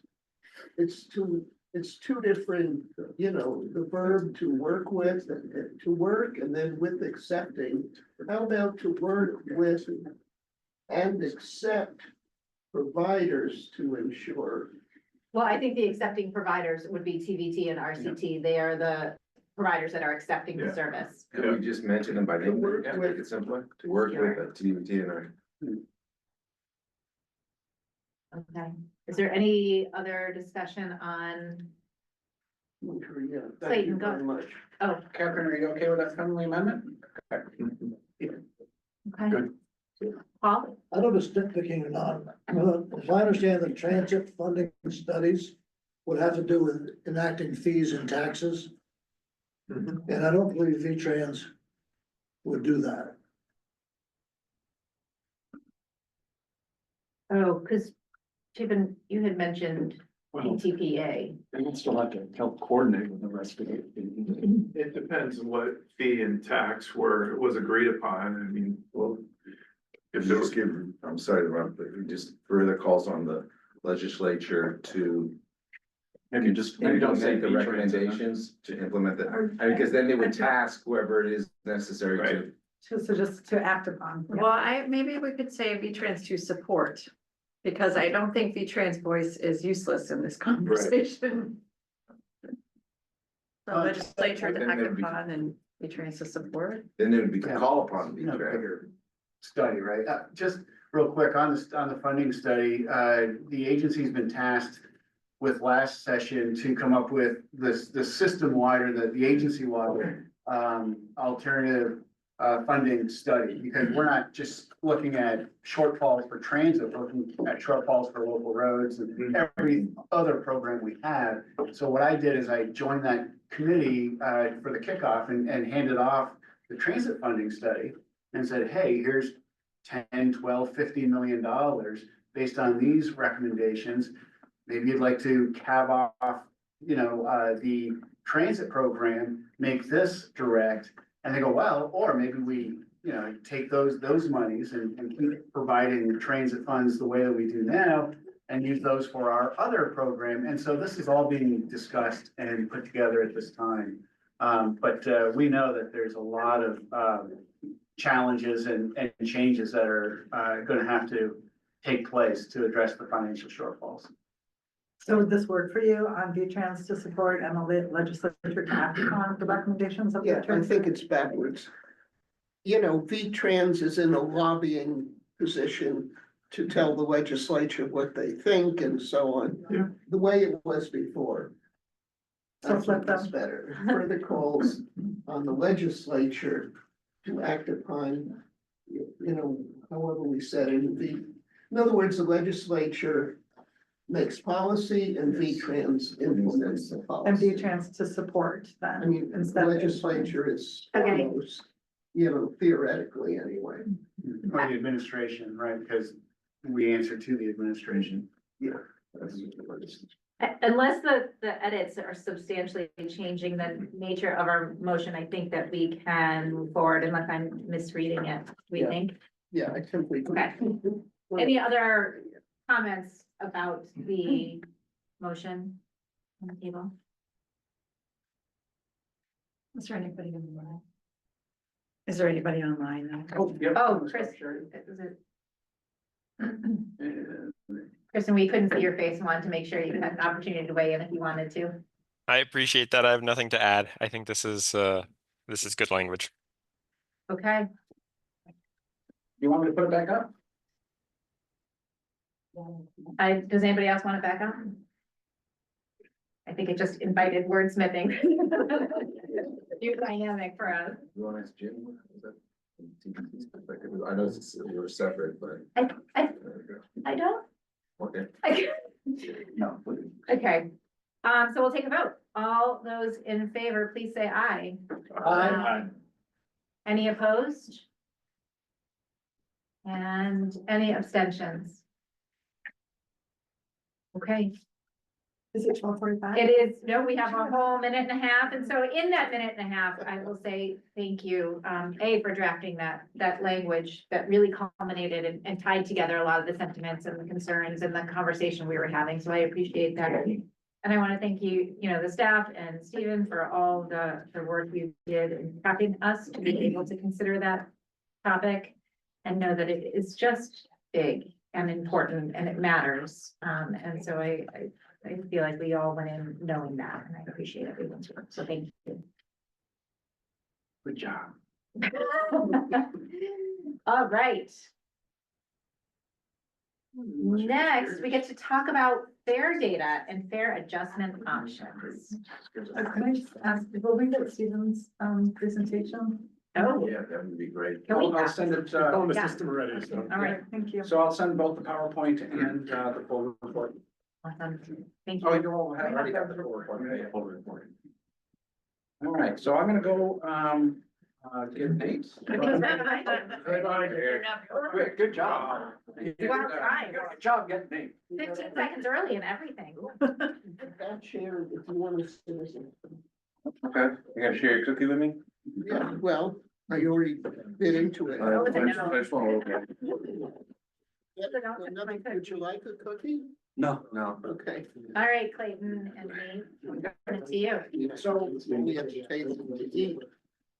our next presentation is going to be on our fares and getting some of the first data that we'll be sharing with the board on our new fare system. And one of the things that I wanted to do is that I wanted to hear from Nate, who is the chief steward for Teamsters Urban Operators, and of course is a driver.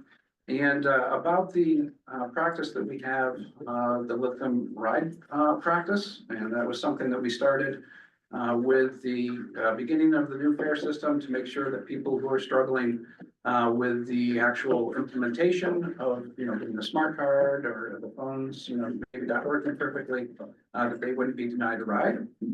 And to hear the perspective of Nate and the union on whether that practice should continue, and then we're gonna have that discussion later. I do want to say one thing, Nate, that I want to correct my past false assumption. I had thought that the safety committee had already voted to recommend eliminating it, and I just recently learned that the safety committee discussed it, but didn't take a position. Right. So I think that it may end up being that this goes back to the safety committee for a final decision. So I wanted to acknowledge that I was mistaken there. But Nate, from your perspective, how does the Let Them Ride practice work or not work? So I've been talking to all of my coworkers, and the Let 'em Ride policy doesn't really work for us anymore. Though we did appreciate having the fare free there for a while, because it made my job, our job, a lot easier.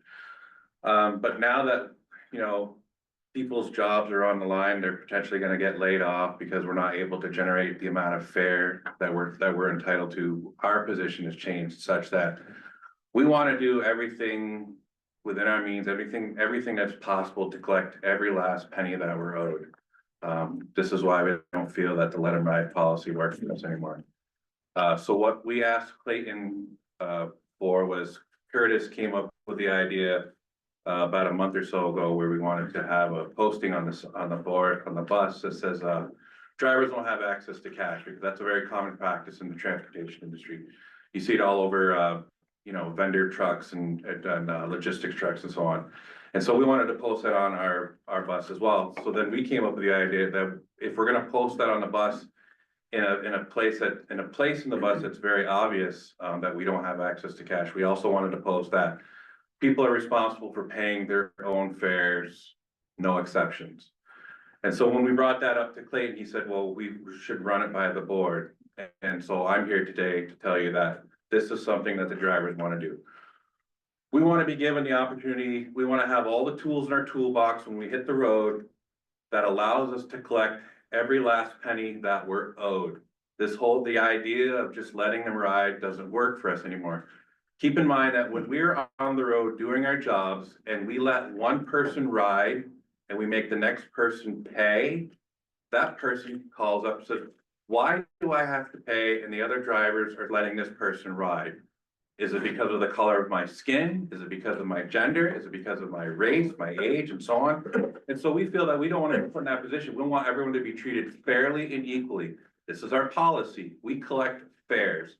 And so again, what I'm asking for is another tool in my toolbox when I hit the road, that when I collect fares and a person objects, I can point to the sign, and a sign that's in a conspicuous area that says, no exceptions. This is the policy. You have to pay the fare. That's it. The idea that just let them ride has become antiquated. And wouldn't you want us to collect everything that we're owed? I mean, I wouldn't want to be a state legislator and know that a company is not doing everything within its power to collect every dime that it's owed. So this is what we want. This is what we're asking for. Can I ask a question? Sure. So I tell everybody I'm a nervous bus driver. bus rider, right? I get nervous about the thing. I don't do it enough. I do it sometimes and I get nervous. That's okay, because I get nervous driving. So I recently, after fares came in, my partner and my 12-year-old daughter, we were gonna take a trip from Williston to Burlington and hang out. And I had my app ready, I had money on my app. I could pay for me, but I could not figure out how to pay for my kiddo with the same phone and the same app. The driver didn't know how to tell me either. And I didn't have cash, right? So I was in a pickle because I didn't know how to do it. It was new, I had never done it before. Now I just bring cash for her, but since the driver didn't know how to instruct me, I didn't know what to do. What do you do when you go to the store? I can pay for her as well as me with one credit card. What if the card is declined? What do you do then? So that, What do you do then? okay, so what I'm saying is, what I'm inviting is, I'm open to this. But if there was a challenge, I would want to make sure the bus driver could instruct it in the moment. The apps work, the cards work, cash works. It's up to you as the rider to be the responsible person, pay your fare. It's my responsibility to take you from point A to point B to do it as safely and as efficiently as possible. If you can't pay my fare, you cannot ride. And this company now more than ever offers more ways to pay the fare. It used to be back in the day when I first started here, cash or a card, that was it. Now there's these phone apps, there's these tap cards, we still accept cash. Right. Then there's also those one-way fare, free tickets. I mean, there's multiple ways to pay the fare, so pay the fare. I did. I wasn't trying to attack, and I certainly don't want to feel attacked, but I do wonder whether there's a give and take. If there was a situation where there's money available, I just couldn't get up, I couldn't do it. Our position is that we can't be held responsible for a person's inability to pay the fare because other people on the bus are watching our every move. Now, you probably have a very legitimate reason why you can't pay, but I can't know that, and those people can't know that.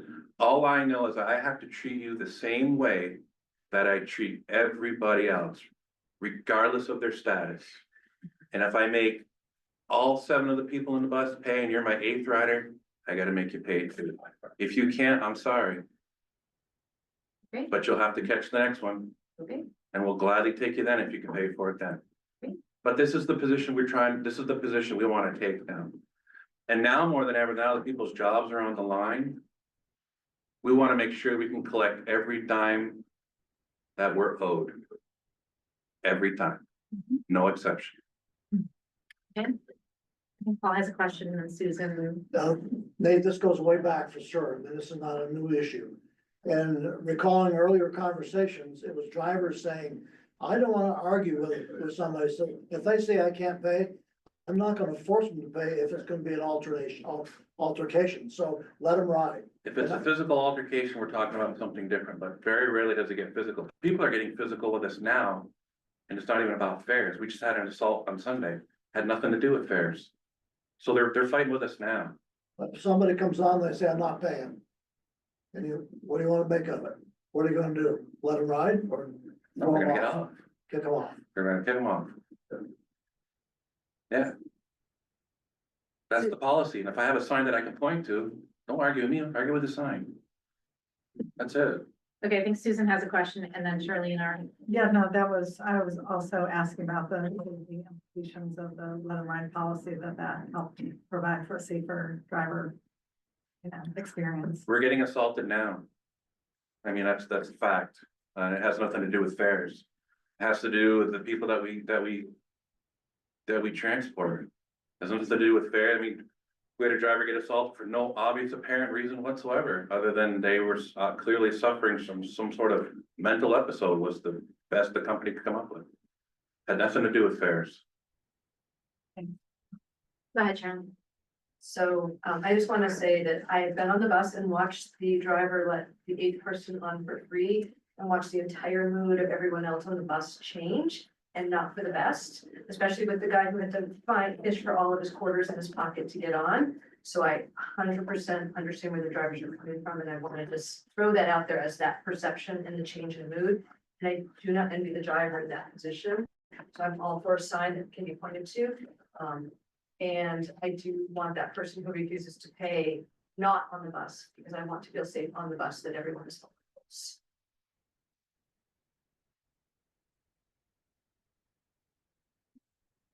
Do you envision any reason to, if there was a sign up like that, to also in the background give drivers some discretion for health and safety reasons to ever let a person on who can't Drivers pay? use their discretion now.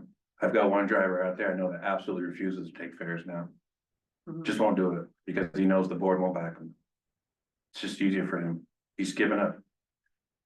I He don't. knows he's supposed to collect them. Yeah, and but that's in the context of this let them ride policy. If you're saying the let them ride policy goes away, my question is, do you envision a flexibility for a driver to make those decisions if need be for a health and safety? Yeah, reason? because it happens now. Drivers are doing it now. Yeah, but it happens now with the let them ride policy in place. So what would be the mechanism for drivers to have that flexibility if the let them ride policy goes away completely? I'm not sure I understand the question. I think ultimately what the drivers are looking for is board support. Because it's our understanding that the board as a whole says there's this let them ride policy that we really shouldn't question people about fares. And John keeps telling us that the FTA has given, what'd you call it? There's a list of suggestions to Yeah. avoid conflict, non-enforcing fare policies at the top of that list. Yeah, but we disagree with that because the FTA is not helping us out with our financial situation. The FTA is not gonna feel the effects of those drivers who are potentially most likely gonna lose their jobs as a result of, the position that we're in right now.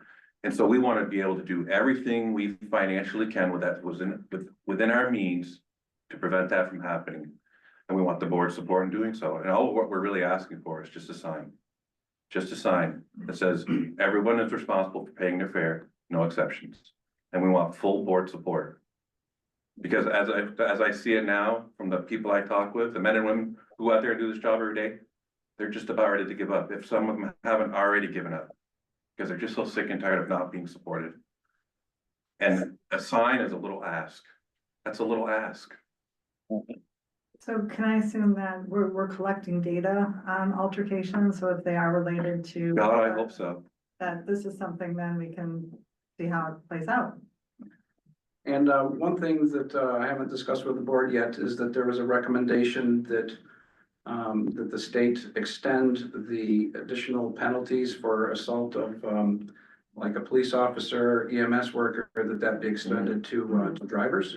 And we've been working with an increasing group on potentially planting that seed with the legislature, and John is helping us with getting our own internal data and matching it up with FTA data on that.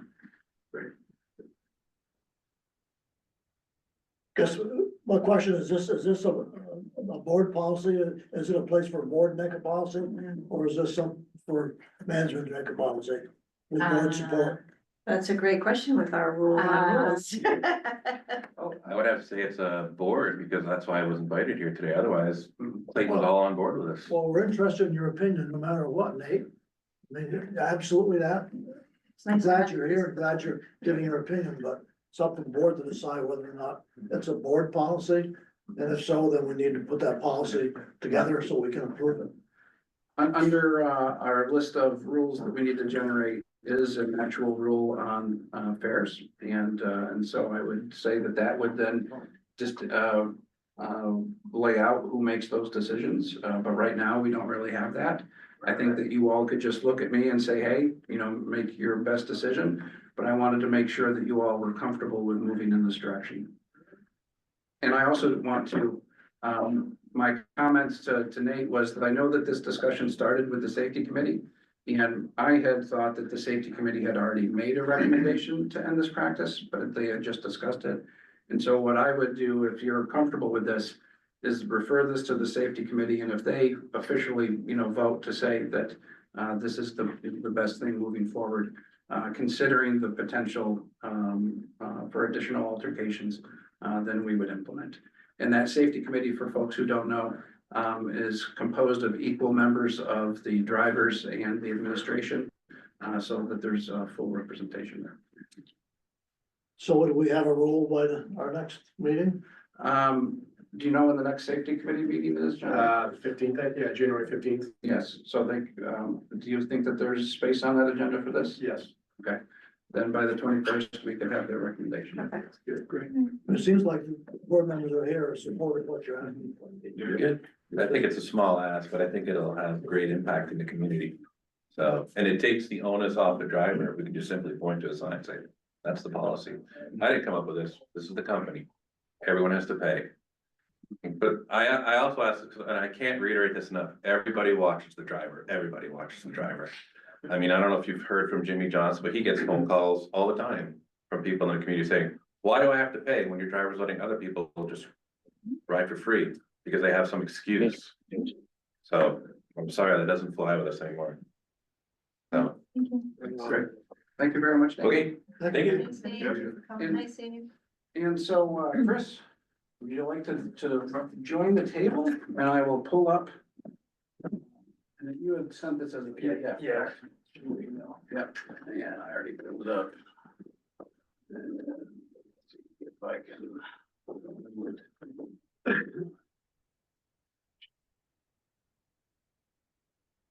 Let's watch the old guy, see if he can use a computer.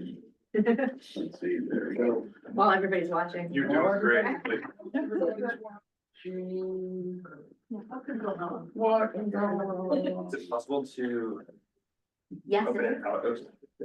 Where I just think it's gonna. Okay. Then let's, download. You don't know if you don't know. It's on the website. I'm so If you scroll down, I have all things you can do. Thank you for helping. I did say I have a fair amount of anxiety about this stuff. Yeah, if you, scroll down, it says like, oh. John, I didn't have that. What's that? We get here. You take a nap during this Afternoon nap portion? time. Yeah, I should have had that. You gotta keep having more cookies. Yes, cookies and donuts and caffeine. Yeah. Well, moving.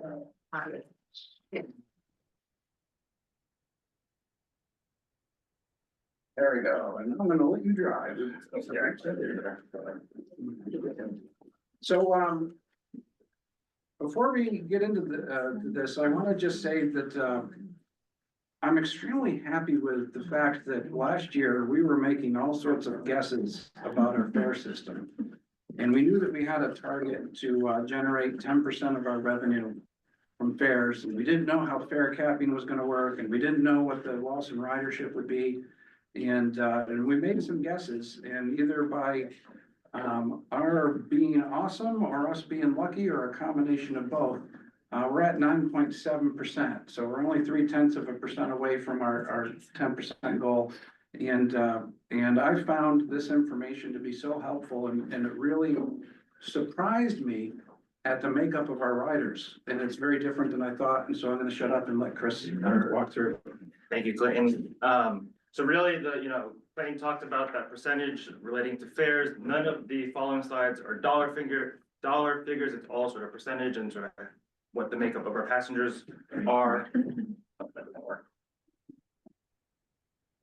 Yeah, okay.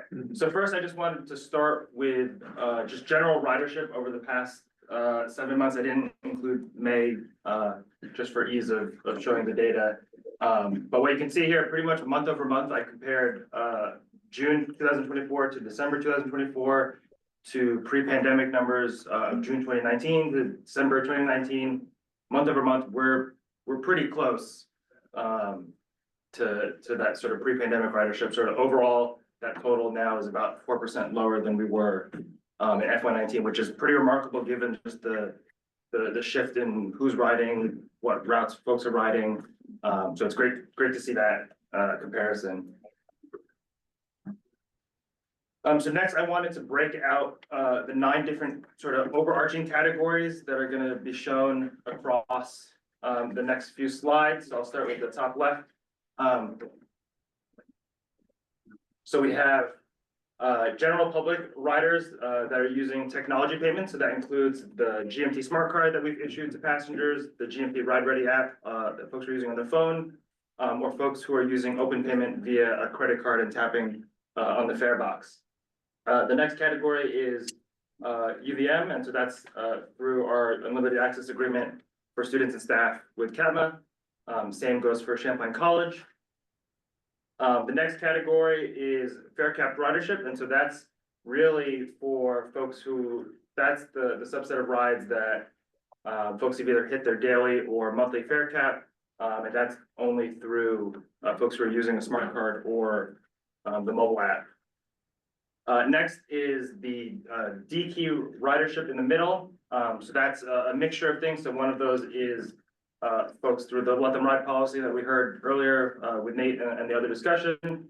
It also could include issues where somebody, like you were talking about Amy with the app or a smart card issue. I didn't scroll down and do. Through that Let Them Ride policy, you know, that's another reason a driver would hit the D key. And then finally is the single fare ride program. So that's a program with different social service agencies where there's a rate that we charge them per pass essentially, and they give a driver, looks like a little business card, and the driver hits a D key, and that's captured in that current subset as well. Next is the sort of GMT business program. So this includes a wide range of folks. So this is City of Burlington employees, CATMA employees, DX associates, GMT employees who are riding the bus, the Medicaid bus program, UVM Medical Center folks, and Westport Health Hospitality. So that's Hotel Vermont and the other hotel next door. The other category is other agreements. So these are just much smaller numbers. So we sort of lump them into one. So this is agreements that we have with South Burlington School District, Essex Westford School District, and St. Mike's. We bill them for each ride at a discounted rate. Next is another unlimited access agreement that we have with the Burlington School District for students. So basically there's one flat fee that we charge the school district essentially for all the rides that those folks take. And then finally, good old cash ridership. So I apologize, it's a little small. I'll make sure to send this afterwards, but this is generally the breakdown of all 9 of those categories that I was talking about earlier. I wanted to highlight sort of 2 major points on the left. So 40% of our ridership is through some form of agreement, whether that's through CATMA, through the business program that I alluded to. I will note that it doesn't include that single fare program. So basically all those other organizations that, so here, Champlain, UVM, other agreements, and Burlington School District. The next other point I wanted to highlight was 48% of rides are from the general public. So that's essentially folks who are using the app who aren't part of one of those agreements, fare cap rides or cash riders. How does that split compared to 2019? I'm just thinking. I didn't have a chance to look at 2019 data from that. And certainly the data isn't going to be as granular. Just with the new technology, we get a lot more information than we did before. It's really surprising that the fare cap isn't bigger. I thought it would be bigger. Was that one of the things that surprised you too? Yeah. And there's another I think on the future side that also is sort of in that same vein as well. So on this one, this is just looking at folks who paid with technology. So whether it was a credit card, app, or smart card. So of all those rides, 46% were regular fare riders and 54% were discount riders. Of those discount riders, a overwhelmingly majority are using the smart card versus the mobile app. And do you need the app to get the fare capping? Or It's either the app or the smart card. the smart card does? Yeah, exactly. And this is the part that sort of ties to the sort of smaller number on the fare cap. Of the folks who are regular fare passengers, you know, there's 24% are smart card, 35% are using the app, but 41% are using credit card. And what that tells me is that, you know, one, the ease of using a credit card is easy, and these are folks who are not riding very often. It's a lot easier for them to just tap their credit card, get on board. They're never gonna hit their daily fare cap. They're probably taking a ride 1 or 2 times a week, if that maybe. I don't know what the sort of unique users is, but that's what that's telling me, that the largest piece of that pie is credit card users. So next is the DQ ridership. Again, it's those same 3 categories that I mentioned earlier, and a subset of that is those single fare ride cards, so that 11% represents, I think, it was 140 something thousand. I'll check my number, so I'm not saying the wrong. It was 142,000 rides were through the D-Key since fares launched. 13,000 of those are the single fare ride cards that we've sold to date. That doesn't mean they've all been used. We've sold that, and organizations have purchased, multiple orders to get those cards. Just like it's, would that mean linking it back to Nick's presentation, there were about 130,000 riders who didn't pay? And what percentage of that of the total? So that's about 10%. Right, yeah, exactly.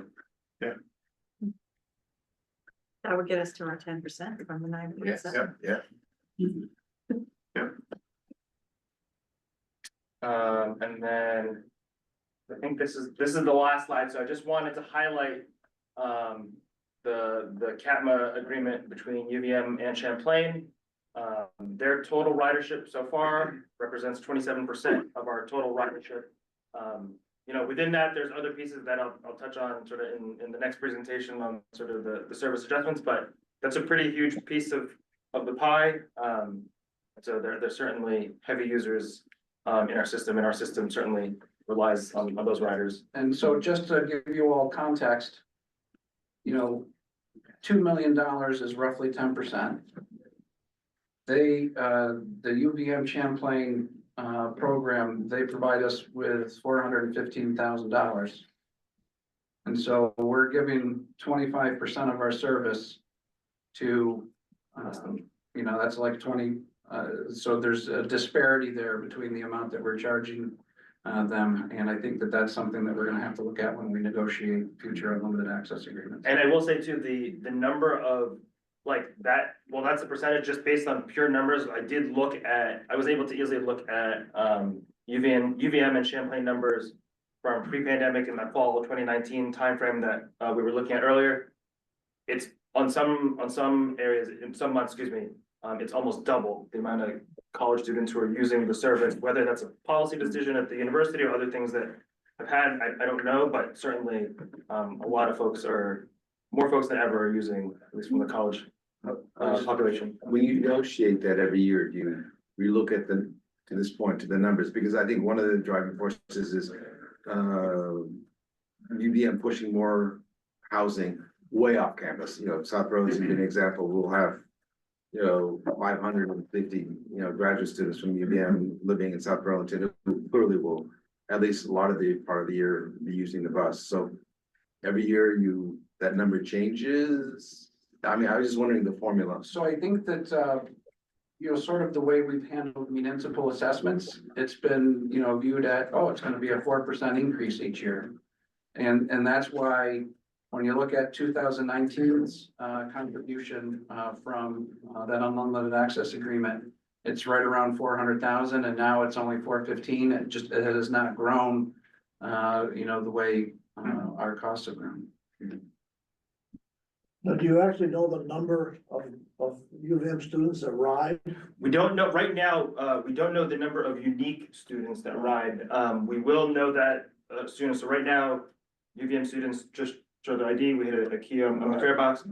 Starting in a couple weeks, once the semester starts, UVM students and staff will be either using an app, smart card, or their own ID. So we'll be able to get a better sense of that, and that will help. So the ID will be linked, They'll swipe, so if they're using it, a small minority of folks are set up to use their ID, which is what it was in the past. We're trying to move a lot of them to smartphone possible. They use smartphones to get in and out of their buildings and all that other stuff. But once we have sort of more data on that, that will help us determine, what kind of numbers we want to sort of negotiate with them on that rate. I think Chapin has a question. I know Judy does as well. This is great data. It's exciting to be able to use our technology to drill down like this, which is great. And the unlimited access program, we wouldn't see the number of institutional riders, but for the low friction of unlimited access where they just have to walk on the friggin' bus. So there's some mutual benefit here. What they need to pay, we can certainly discuss. Clayton, I don't know if you want to just give a little teaser that we're actually moving potentially the third institution on the Hill into this program. Absolutely, and thanks to the city of Burlington's efforts to work with UVM on who's requested additional parking. One of the things that the city has looked at with Chapin's leadership is having the University of Vermont Medical Center move to an unlimited access program as one of the conditions of them having expanded parking. Right now, UVM pays 50% of the cost of their employees' fares, and so this would be move them to 100%. And I'll also just add, just since we're talking about the medical center, we just received today, while we were in this meeting, more data on where UVM Medical Center employees are living and sort of where they're working, so we're able to sort of, as we think about service, you know, and enter this potential agreement, really try and match the service to where folks are. Thank you. Yeah, GMT. And along those same lines with Clayton's assistant, we negotiated with South Burlington, that is, and Jesse negotiated with both UVM, but also in this particular medical center, that we would only have one bus coming into South Burlington, where they have about 200 UVM medical employees to ride the GMT bus. So hopefully collectively, this will just necessarily maximize those numbers. This is great. Yeah. Go ahead, Judy, what's your question? Sure. I know there's vast differences between UVM and Champlain, basically. St. Michael's College, but St. Michael's College is in a different category than the other institutions of higher education, so. Do you want to comment on that, or? In terms of? Well, St. Michael's College is in a different Yeah. category And than the other institutions. Yeah, so the only reason right now it was in a separate category was just ease of pulling the data, just because it's a different, it's in a different sort of report. So that's the only reason. I didn't want all the colleges together, just for pulling together. Because like Champlain and St. Michael's have the same tax system, everything. Yeah, so St. Mike's, though, they don't work with CADMA, so they just work directly with GMT versus Champlain and UVM.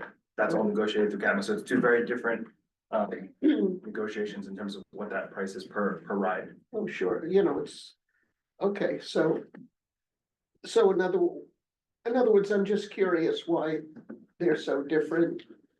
So a student at St. Michael's College, I mean, I don't represent. Yeah, so St. Mike's, I mean, the student gets on, they use their ID, and then that we get a report that says how many St. Mike students, and we bill them for those rides. So it's effectively the same program, it's just the discount is, or the amount is different on the per ride rate that the institutions are paying. Because there's so many fewer students. Is that the reason? I mean, I'm just asking, I don't object to anything you're Yeah. doing. No, I think that's really on the college for, you know, if they want to work directly with GMT, or if they want to go with a third-party organization to. One of the challenges of paying per ride is that then it's a very volatile, because the usage will be very different from month to month, where the unlimited access provides a budgetary predictability. Right, that's not based on the per ride, that's just a flat fee per student, Yeah. whether that student rides or not. Thank you. And, you know, the things that really jumped out to me, which is what, you know, Catherine commented on, I was really surprised that the number of folks who are getting free rides through the fare capping was much lower than I expected. That means to me, like, when I think about, hey, if we wanted to increase the percentage of our revenue coming from fares, you know, increasing that fare cap may not necessarily generate a lot of additional revenue, because very few people are getting to it.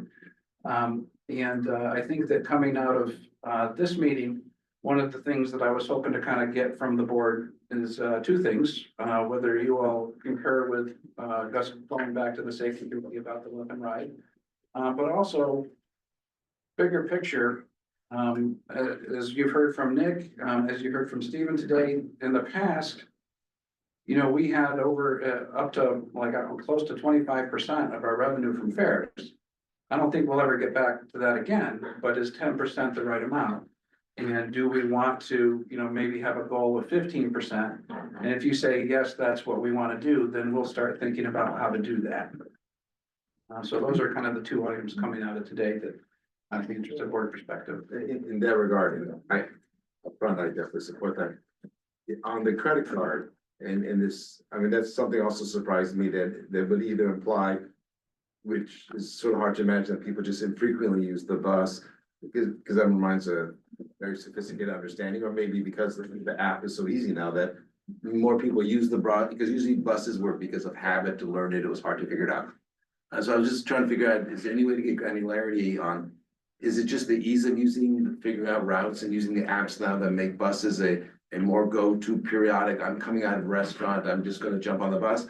Or is it tourism? Or I was just trying to figure out who that pool is. Yeah, so it's not tourism. I mean, I think, I think it's, sure, I think certainly the technology helps break down the barrier of using the bus despite, I think, the challenges of that. I think it's also a testament to the service itself, despite us sort of going through this process. I think the service clearly is meeting the needs of folks that are riding it. And so I think, at the end of the day, service is gonna be what sort of dictates whether somebody wants to ride the buses or not.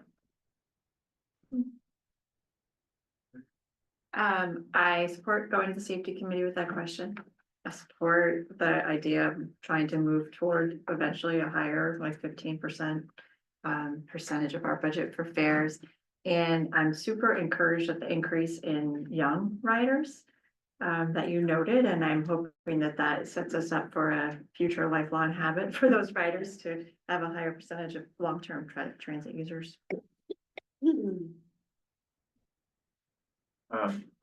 This is great. Thank you. I support it. I think for our work with the state and the legislature, we should have at our next board meeting a clear policy directive to get closer back to where we were with fares. I think that would be helpful for our partners and easy for the board to give staff their direction. And this fare data, I think, just quickly has energized us to really look at how we can refine our tools and refine our marketing to grow our ridership. So I'm really excited to see, we had this whole debate of whether we were going to be fare free or not, right? We spent a lot of effort in that. And I think the cards have bared out that was an unrealistic kind of, while desirable approach of given the financial terrain that we operate in, we can't make that work. And so I think this is the next best thing, seeing that there's so many multiple ways to pay. I am also comfortable with reinstating fares for everyone, given that there are so many different ways to pay. My last point is whether we want to consider a surcharge for processing costs for the various ways to pay so that the agency doesn't lose our shirt in processing costs. $2 credit card transactions are incredibly expensive. And with Park Mobile and other payment projects across, payment systems in the city, we are charging the customers for the cost of that transaction. So if we aren't doing that, that would also really help our bottom line. That if you want to pay cash, it's $2. But if you want to pay convenience, which folks really do these days, I'm open to that. And I think that would be an interesting policy discussion for us to have. Okay. I think what's interesting is the fare free conversation. And the data that you just showed basically shows us that 40% of our riders act as fare free riders because they're institution based of fare. And so a surprising number of folks still are able to put on this fare free. Yeah. All that from the corner. Sorry, we were just talking about surcharges. We do something called batch payments. We let people ride up until $10 worth of charges on a credit card, and then we charge that $10 at one time. Mm-hmm. So it's not we're not getting dinged every single time paid for. Yeah, and that's helpful. And I think the question still stands about whether the processing cost, whatever it may be, by method of payment should be reflected in how they cover. Yeah, 50, 60 grand a year. probably what our internal estimate is for what we're paying Genfair for the transaction costs. And does that include credit card as That's the well as the app? It's just app. That's just the credit card. Oh, just credit card. Yeah. So then the app, Because if you're loading your app, you're loading it most likely with a credit card that's Yeah. being captured there. okay, so the user is paying it then. Yeah, by it's app. yeah. It's really the But credit we're also card. paying a SaaS charge of 65 grand roughly a year to Genfair for the technology as well. So you add those two together, you're over 6 figures. Food for thought. One question on that institutional payments. Am I remembering correctly that the UVM money does not get counted as fares, but goes into local match instead? So that's not counting towards our 10% or, yeah, or, It does count towards the 10%, but Oh, it it is treated differently than the money that we receive directly from the dealers. we just gotta use it in a different box. Exactly. Okay, thanks. And I mean, just looking at this and thinking about the folks who have, the institutions that have written letters in support of us. I think, having this data and their stated support, it seems like a good time to talk to these institutions Yeah. about what they're paying Yeah. to support this survey. And I think our long-term funding solution is to stop being over-reliant on our municipal assessments and do what the other providers do and separate of an unlimited access agreement, you know, have contributions from the large employers. Yeah, I think it'd be very smart to see what we could do to get to 15%. For fares, but if that means a 25% increase in fares, then I would be very concerned about that. Because that would be the percentage you would need to get to that 15. Yeah. I think we need to be very concerned about the people that have to ride our buses and what's that doing to their pocketbook and their budgets. You know, one of the other things that I neglected to mention, one of the things I wanted your input on. We didn't discuss this with Chris's presentation, but over 50% of our riders are paying the discounted rate. And so, you know, we have taken the approach of, you know, you tell us you're disabled, we accept that, no verification necessary. I think one of the other things that we may want to look at is actually having, I think most transit agencies have some type of, if you want that discount ride, you're gonna have to go through a process to be able to get it. And, but that means more staff work, that means, you know, potential litigation when you deny somebody that, you know, is upset. You know, so there is complications there, but we may want to consider that. And just to be clear, the 54% discount, that was just technology. I could not pull cash rides, but I think just observationally, I've noticed most folks are putting in $1 versus $2 when paying with cash. Yeah. Now, is it possible that they're already qualified under some other programs, so we could get that information? Usually what other transit agencies do is that they provide a long list of, like, if you're receiving SSDI, if you're receiving like VA disability, like here's you just have to show us something that you're receiving these and you get it. And Christian has a question. Bye, Christian. Thank you. Quick question. I mean, there must be an elasticity associated with the usage. So my question is, if we change any of these rates, especially when you're talking about the negotiations with the institutions, do we risk dampening down our ridership numbers? Because I imagine those also have a value in our reporting. Absolutely. One of our concerns when we reintroduced fares was that we would end up losing stick factors and that would mean that we'd actually lose money by returning to fares. It doesn't appear that our return to fares has cost us ridership at this point, but to Paul's point, if we were to increase by another, 25% or say go from $2 to $3, I would expect that would change ridership habits. And I think that goes for the conversation around the let them ride policy as well. That's 100 and something thousand rides that does affect those stick factors in terms of ridership at least.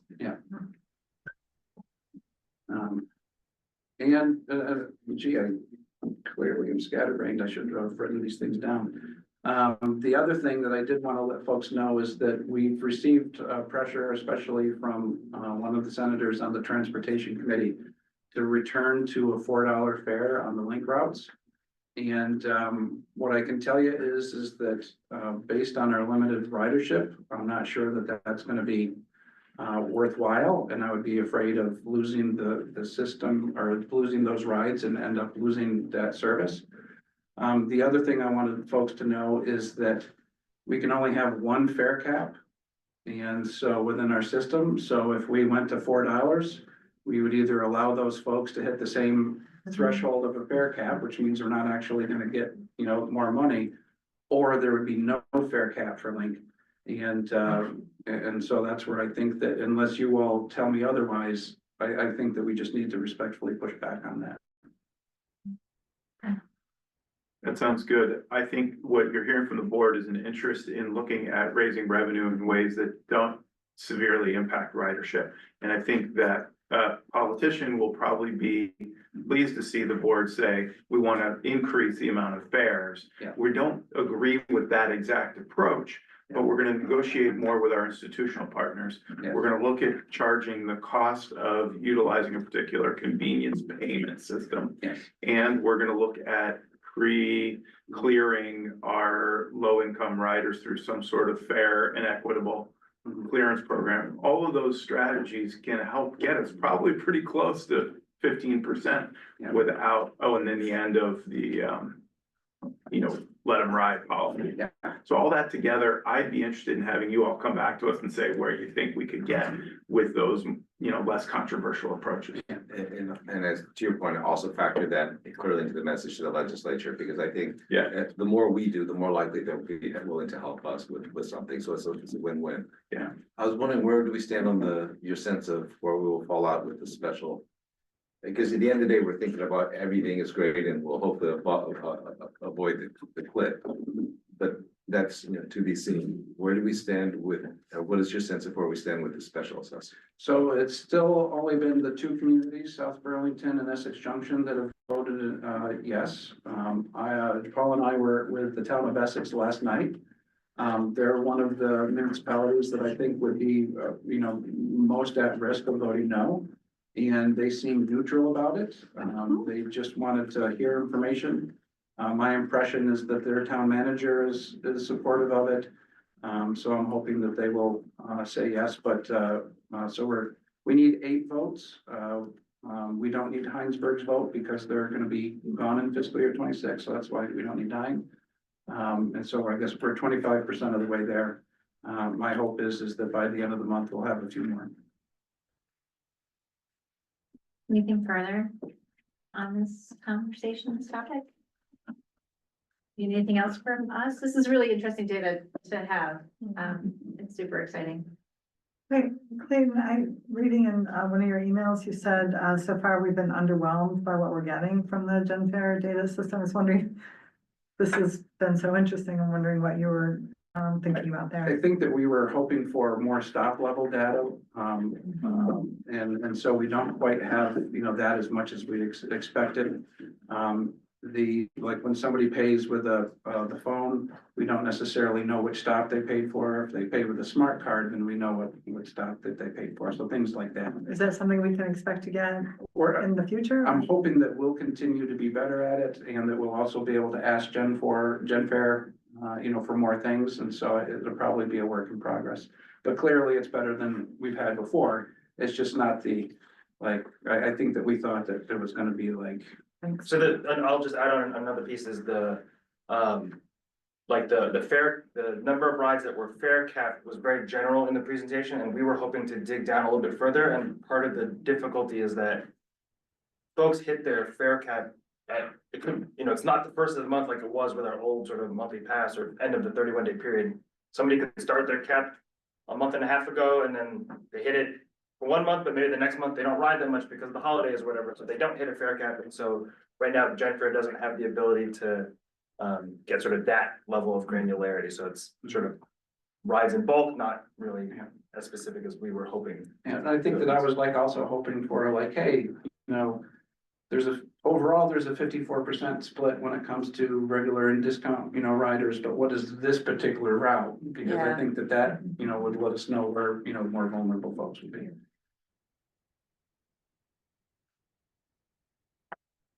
Yeah. I think we're ready to move on. I'm ready to move on. I also want to invite people to stand up and stretch if you need to. And I do want to just circle back that it sounds like we're just gonna skip the statutory discussion since we're right on track for everything else. I just wanted to confirm maybe that that's, I forgot, see, I moved on. yeah. Yeah, I think we're gonna have to. Sorry. No problem. Perhaps your governance committee could bring some recommendations. Because we could talk about it. Absolutely. Okay. But I'm out here. Oh, we started by Paul. So when do you want to end the meeting? I know we set it. So the agenda, so we have another presentation looking at the preview of likely route reductions modifications. Then we have an executive session to discuss labor relations. And then after that point, we'll have some comments and wrap up. So the schedule is set to adjourn at 2:30 and we're hoping to keep it very, very short. So. Route reduction. Route reductions, and so you've been getting information about the next round of route reductions and dribs and drabs, which I think is the official way to describe that. So here's a little bit more drib and drab before we actually have that list that we'll share at the 21st meeting. So let's see if I can. Sorry, using the wrong keyboard. Interview this morning or last night? This morning, should be in the same email as that other presentation. Oh, really look at my email? Oh, there we go. Oh, that's not it. Oh, that's not okay. Keep on going up. There. No. It's hard not to look at your email when you're Spending a lot of notes. You know better. Just, Oh, right there, oop, down. just an average day. Service. This one? Yeah. Okay. And I kind of wasn't kidding. Feel free to get up and stand. But we want this. I will. Yeah. Oh, geez. I think we're having a meeting that starts at 3. So.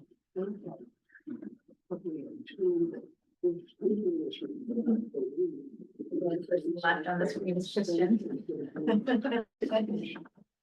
Randomly, Christian, you're the only one we can see. I think it's because it's one of the few people that With the camera on there.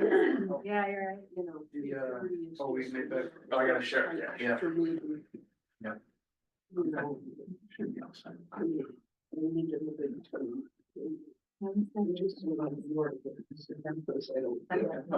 No, just. I don't have to look much, I don't. So. Very much a background. Bottom right. Yeah, that's the. Oh, yeah. So There. The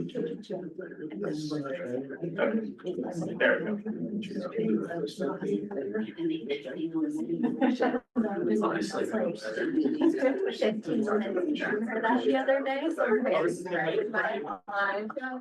What happens?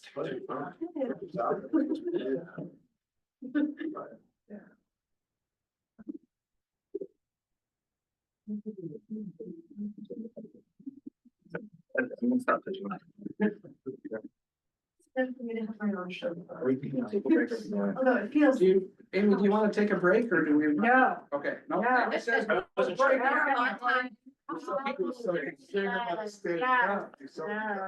Standing up is one thing, but let us get to the end. Long day. I'll try and keep it brief. So as Clayton said, this is sort of a preview on stuff that staff is working on for the third round of service reductions. Just to recap really briefly, so far, what has been approved by the board. So there was modifications to the different special routes here in Burlington that started back in September. We transferred the 116 commuter back in October to Tri-Valley Transit. And then just about a month ago, there was elimination of mostly Saturday service as well as the Jeffersonville commuter route. So most of the presentation is really on maps, images, to talk about those concepts, but you know, one of the things when we looked at Saturday service was, you know, trying to find where sort of the low-hanging fruit were at the sort of onset of this process.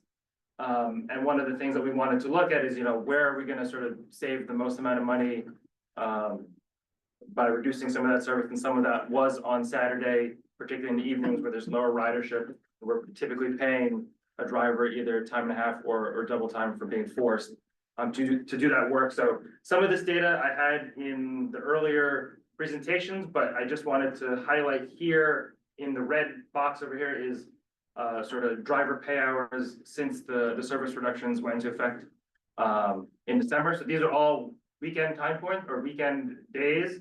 And so the you know, we want to see less green and this dark brown. That's the overtime and double time. So you can see there's a lot more yellow in sort of since the service reductions happened in December.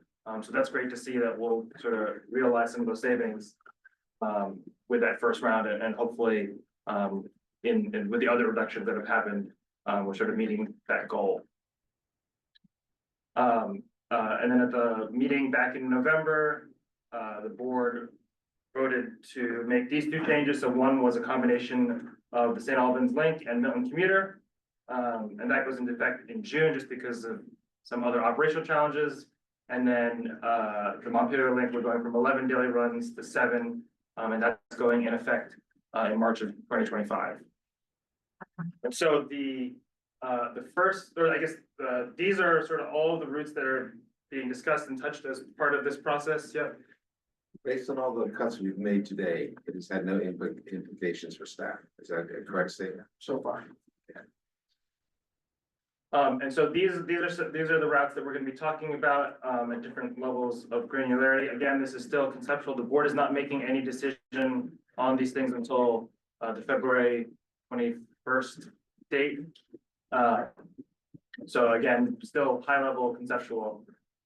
So the first one actually is not really related to the service reductions, but it does trigger our public process. So while we're going through this, the first one is an adjustment to the Pine Street route here in the south end. And this is due to the Champlain Parkway construction, where the end of Pine Street, where it meets Queen City Park Road over here, will become a dead end. Construction is going to be starting at that portion beginning of March. And so we worked with Chapin and his team to try and push this off as late as possible so we can at least get public feedback on this. But this is an opportune time to work through that routing and work with the public. So nothing in terms of the service on weekdays and Saturdays is changing from what you see here. This right now shows the solid line is the current routing, and the dotted line is essentially the proposed routing that staff, I recognize it's small, is looking at. And so I have some zoomed in pictures. So the two major spots where it's changing, one is obviously this end over here, where it's going to be a cul-de-sac. And so what staff is looking at is coming down Pine Street, with some additional stops here to meet sort of the needs of folks down over by this office and over by the Baird Park area. And we'll use the Champlain Parkway, which would provide a stop closer to Sea Market, which is a great opportunity to provide that connection, and then head back north downtown. The other piece that we're looking at is right now, the bus makes a pretty difficult turn for our operations onto Howard Street down in the south end. What we are looking to propose is to have the bus continue up Pine to Kilburn, maintaining a sort of a longer same direction or opposite, what's the word I want to use? Have the route go basically on the same route in both directions for as much of it as possible. You know, there's a lot of businesses over there, so that's also another great opportunity to make that change with that. So I think that's it on the Pine Street. Any questions? I'll just ask for questions at each sort of route level. And I will also note that at some point next year, these two stops, they shouldn't be X'd out. Those will still be in service, and those are two stops that the city is installing shelters at that location. So there's no real ridership, but rhino roads and. Correct. There isn't really a great way there is some ridership, particularly like on that 6:10 a.m. bus. So it's still within a quarter mile, which is sort of the, based off of those surveys that we did at the beginning of this process, you know, we wanted to. The board, the public that answered the surveys and others really said, you know, they're fine if, try and have folks walk a little bit further to the bus if that means we can still sort of keep that service. Or the wellness factor. Yeah. It shouldn't be underestimated, it's important, just saying. So that's it on the Pine Street. This next one is another one that, you know, as part of the organizational assessment, this is not necessarily part of the service reductions, but again, we're trying to tie in some of these other opportunities. Where one of the things that came out of the organizational assessment is sort of being more efficient with our routes and having our routes, you know, actually in service to serve our customers more of the time. And so one of the things that we're looking to do on the Winooski route is provide access to the Shaw's grocery store in Colchester, which has been a long time ask of residents of Winooski, given the lack of a grocery store in that community. And so there's sort of two big pieces. So one is that the bus will go to the Shaw's over in Colchester, and we're trying to move away from having the bus go into sort of private parking lots. We won't pull right into the parking lot, and we'll use so where the Albany College of Medicine was, and we'll sort of go counterclockwise in that area to serve that neighborhood. And then again, with that same vein of trying to keep the routing the same, we'll try to keep the bus sort of as it goes out to the Shaw's, keep it on Main Street as it currently does, and then on the inbound, instead of going onto that next street over, again, keep it onto Main Street. You know, the city of Winooski is doing a lot of construction right now on that particular corridor. So we want to be able to serve that where they're putting in a lot of housing, a lot of development. And then the last piece is just to sort of keep the bus on schedule for its next route. We will be looking at sort of cutting off this small portion over here off of Mounts Bay Ave. Again, pretty much all that is still within a quarter-mile walk of either new or existing bus stops, and that will allow us to keep the bus on time. And Chris, even though this looks like an addition there to the Shaw's, this is presently serviced by the Milton commuter, correct? Yes, and so that's actually, so there's two things. So one is the Milton commuter does currently go over here. So as part of the new combined St. Albans Link Milton commuter, that will now not have to go into this particular development, which will help speed up that particular travel on that route, which did get extended by the combination of those two routes. And so that will also help speed up those rides as well. Catherine, you had a question? Yeah, I was just trying to orient myself a bit when you speak, because there's the veterans, Yeah, it's, so we're not cutting service that used to exist there by the veterans place. I think it's Which is, down more. The regular Veterans Association? Is that what you're- Oh, no, the housing. housing. Yeah, that's Yeah. great. Oh. That's, on West okay, Canal, so we yeah. weren't So I'm one of serving those two, anyway. right? Okay. Yeah. So we weren't going right by it anyway. We're not cutting it. Okay. Where's the community center? It's the first, so this is like right here, so it's not, the community center isn't being affected, so like where the new development's going up on Mounts Bay Ave, the new library and all that other stuff. Great, okay. Yeah, that was one question. Complaining against. So this was just supposed to show that basic, you know, the gray blob around the route is a quarter mile around, so on the left is, or on the right is before, on the left would be after. As you can see, it's pretty minimal except for sort of this small neighborhood, where it's just outside of a quarter mile walk to the nearest bus stop. Is that East Spring here? So this is West Spring, right? Yeah, it's spring, the crossroads. Yeah. So it's not going down Weaver? Going down- Correct, it would be going down Main Street. Except for when they start construction again. Yes, Spring. yeah, so there's still one or two more years, but we wanted to sort of put this in the books, and again, like right now in the winter, Main You're Street is open in up two there. directions, so we would be able to provide that service. Right. Christian, you had a question? Thanks. So the gray area represents the area served by the complimentary ADA services. Nope, so this is only a quarter mile, so this is just showing for folks walking to the bus stop, just trying to demonstrate that most folks are still within a quarter mile of the route. Okay, so this is just walkability. Yeah, the ADA service would be 3/4 mile from the route.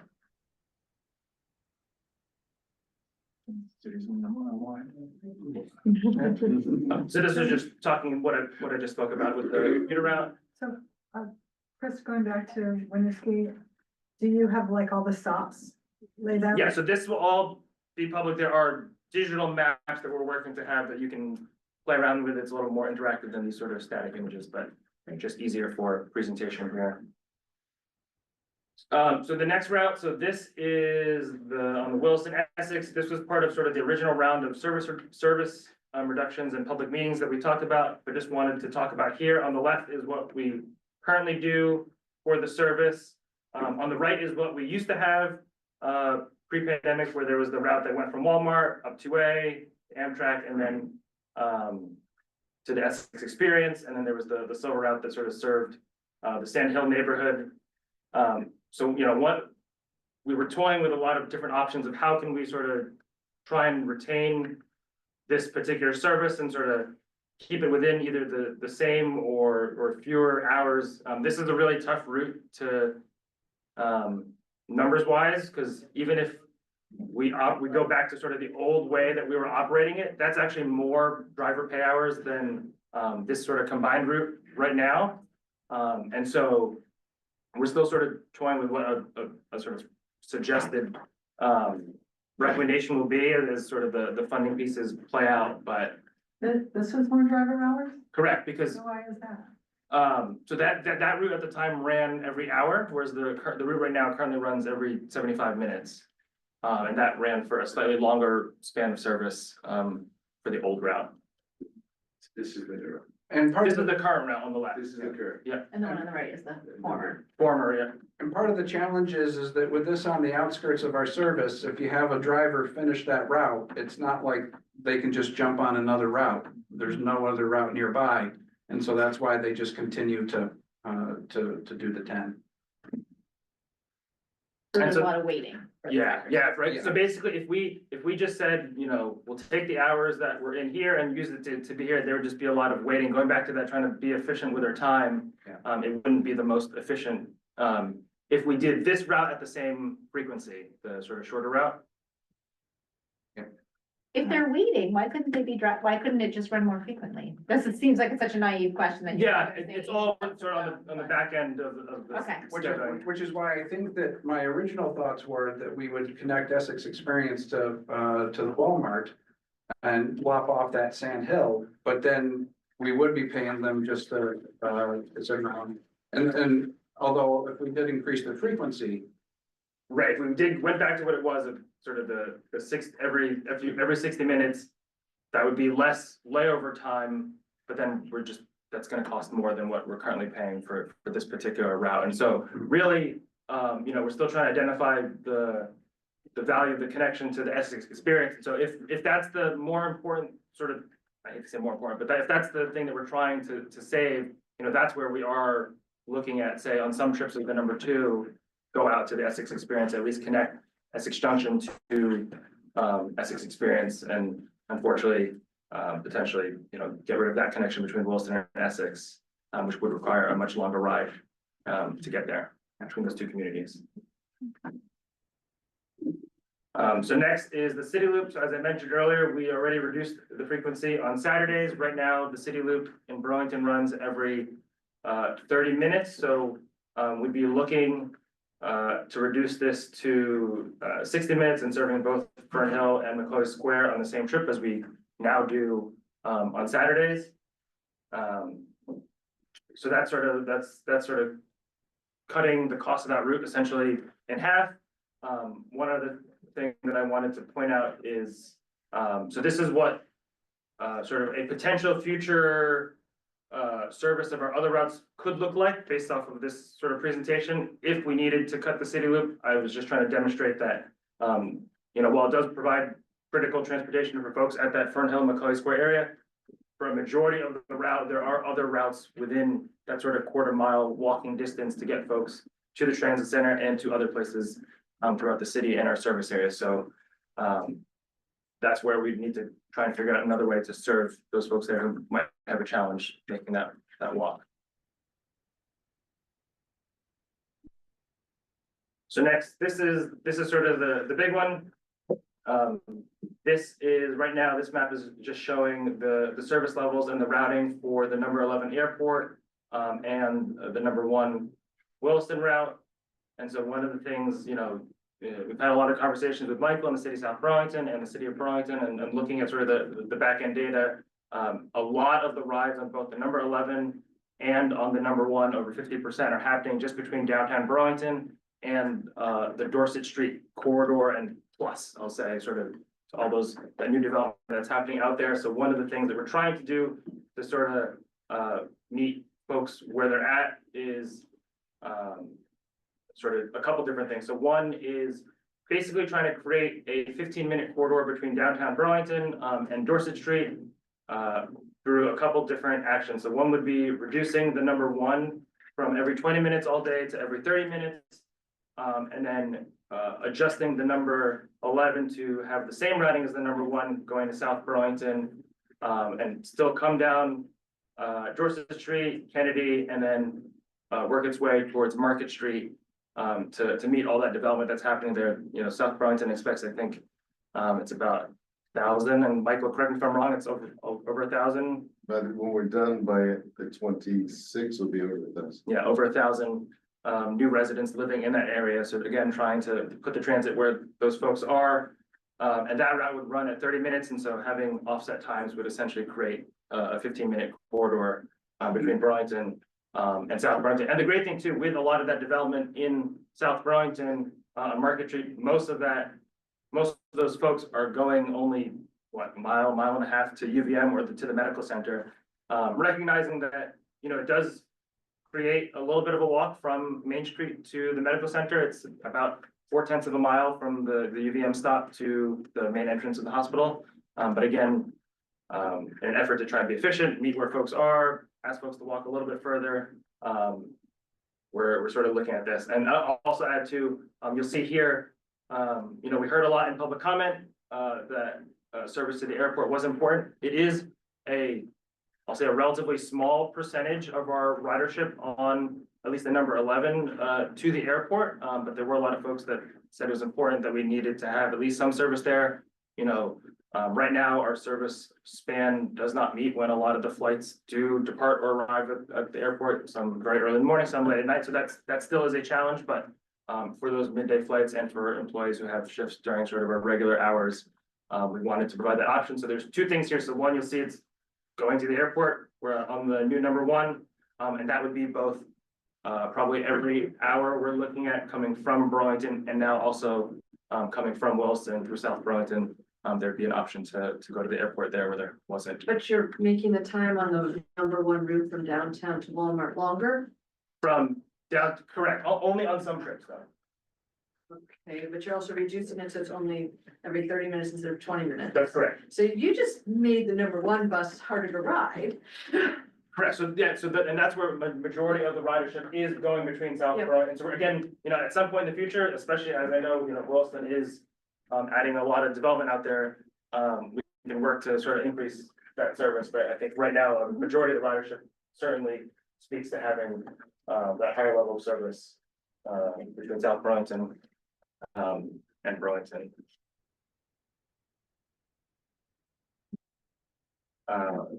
This was, so this was also just showing, so, some of that, this is what the current routes sort of in downtown Burlington with the 1, the 11 and the 2. With the rerouting of the new number 11, there would be no service on College Street, recognizing that the distance between Pearl Street and Main Street in Burlington is about 0.3 of a mile, 0.4 of a mile. So again, it's walking distance. So folks need to get to the hospital directly. They can walk to Pearl Street to get up to the hospital, or folks are needing to sort of go to campus, just continue to walk towards the number 1 bus on that particular route. Is there any value? I'm sorry. Is there any value in having one of them travel the College Street corridor? One of the Either the number 1 or the number 11? potentially, I think, one of the big things is as sort of a lot of the stuff at City Place and the development down in downtown Burlington changes, we would look to route some of that area over here. I don't know right now you know, if we'd have any service on College Street in the new sort of system. It's my nostalgia for the College Yeah. Street still that made me ask that question. Lovely. So this. Oh, this was just showing sort of the area, the neighborhoods that potentially would be impacted. By the services you can see here, so some of the condos on Kennedy Drive and some neighborhoods in the sort of the northern portion of South Burlington. Would lose a little bit of service there and folks would have to either walk further. What would be the walking distance from O'Brien's, which is, you know, now gonna. I mean, it depends, that's a pretty big development, so, and. Just to get down from up there to the street is 5-10 minutes. Correct. I'm gonna say it again, because it's true, part of what makes people healthier when they are bus riders is the moving from their Right. space to the bus, so I don't necessarily not- think a reasonable but- distance is a negative thing. But when you cut down there at Heinsberg, this is before, so they have to walk down Kennedy Street. Right, depending on where they're going, they'd either have to walk to Wilson Road or down, down Kennedy. Yeah, like I'm just saying that ultimately there will be about 1,200 people. Yeah. When they add up, so I'm just You're thinking. gonna be healthy, man. On the other side, it's gonna be up the hill with that. Yeah. But I'm just thinking longer term in terms of where our pocket customers are. Tilden Drive, which will go right through. Someone who lives in the. Well, Tony, yeah, down over here.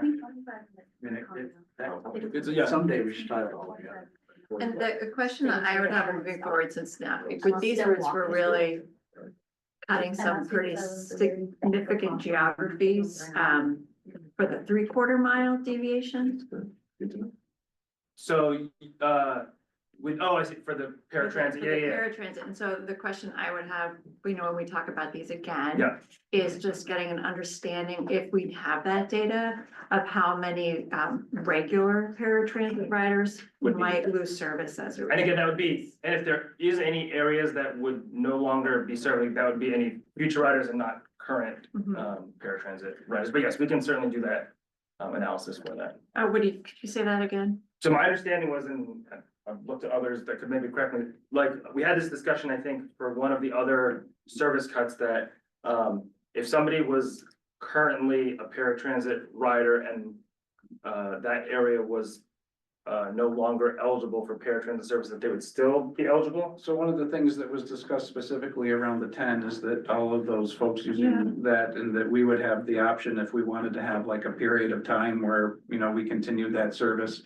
I don't know if we'd want to do it in perpetuity, but that certainly was an option that we would have. Okay, thanks.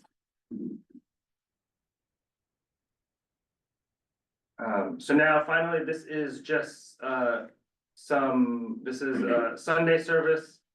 So right now, we're looking at keeping the 1 and 2 pretty much as they are on Sundays. Right now, we do have the 11 programmed to be completely reduced. The ridership is the lowest on that particular route on Sundays. And then also combine sort of a north end circulator route and a south end circulator route.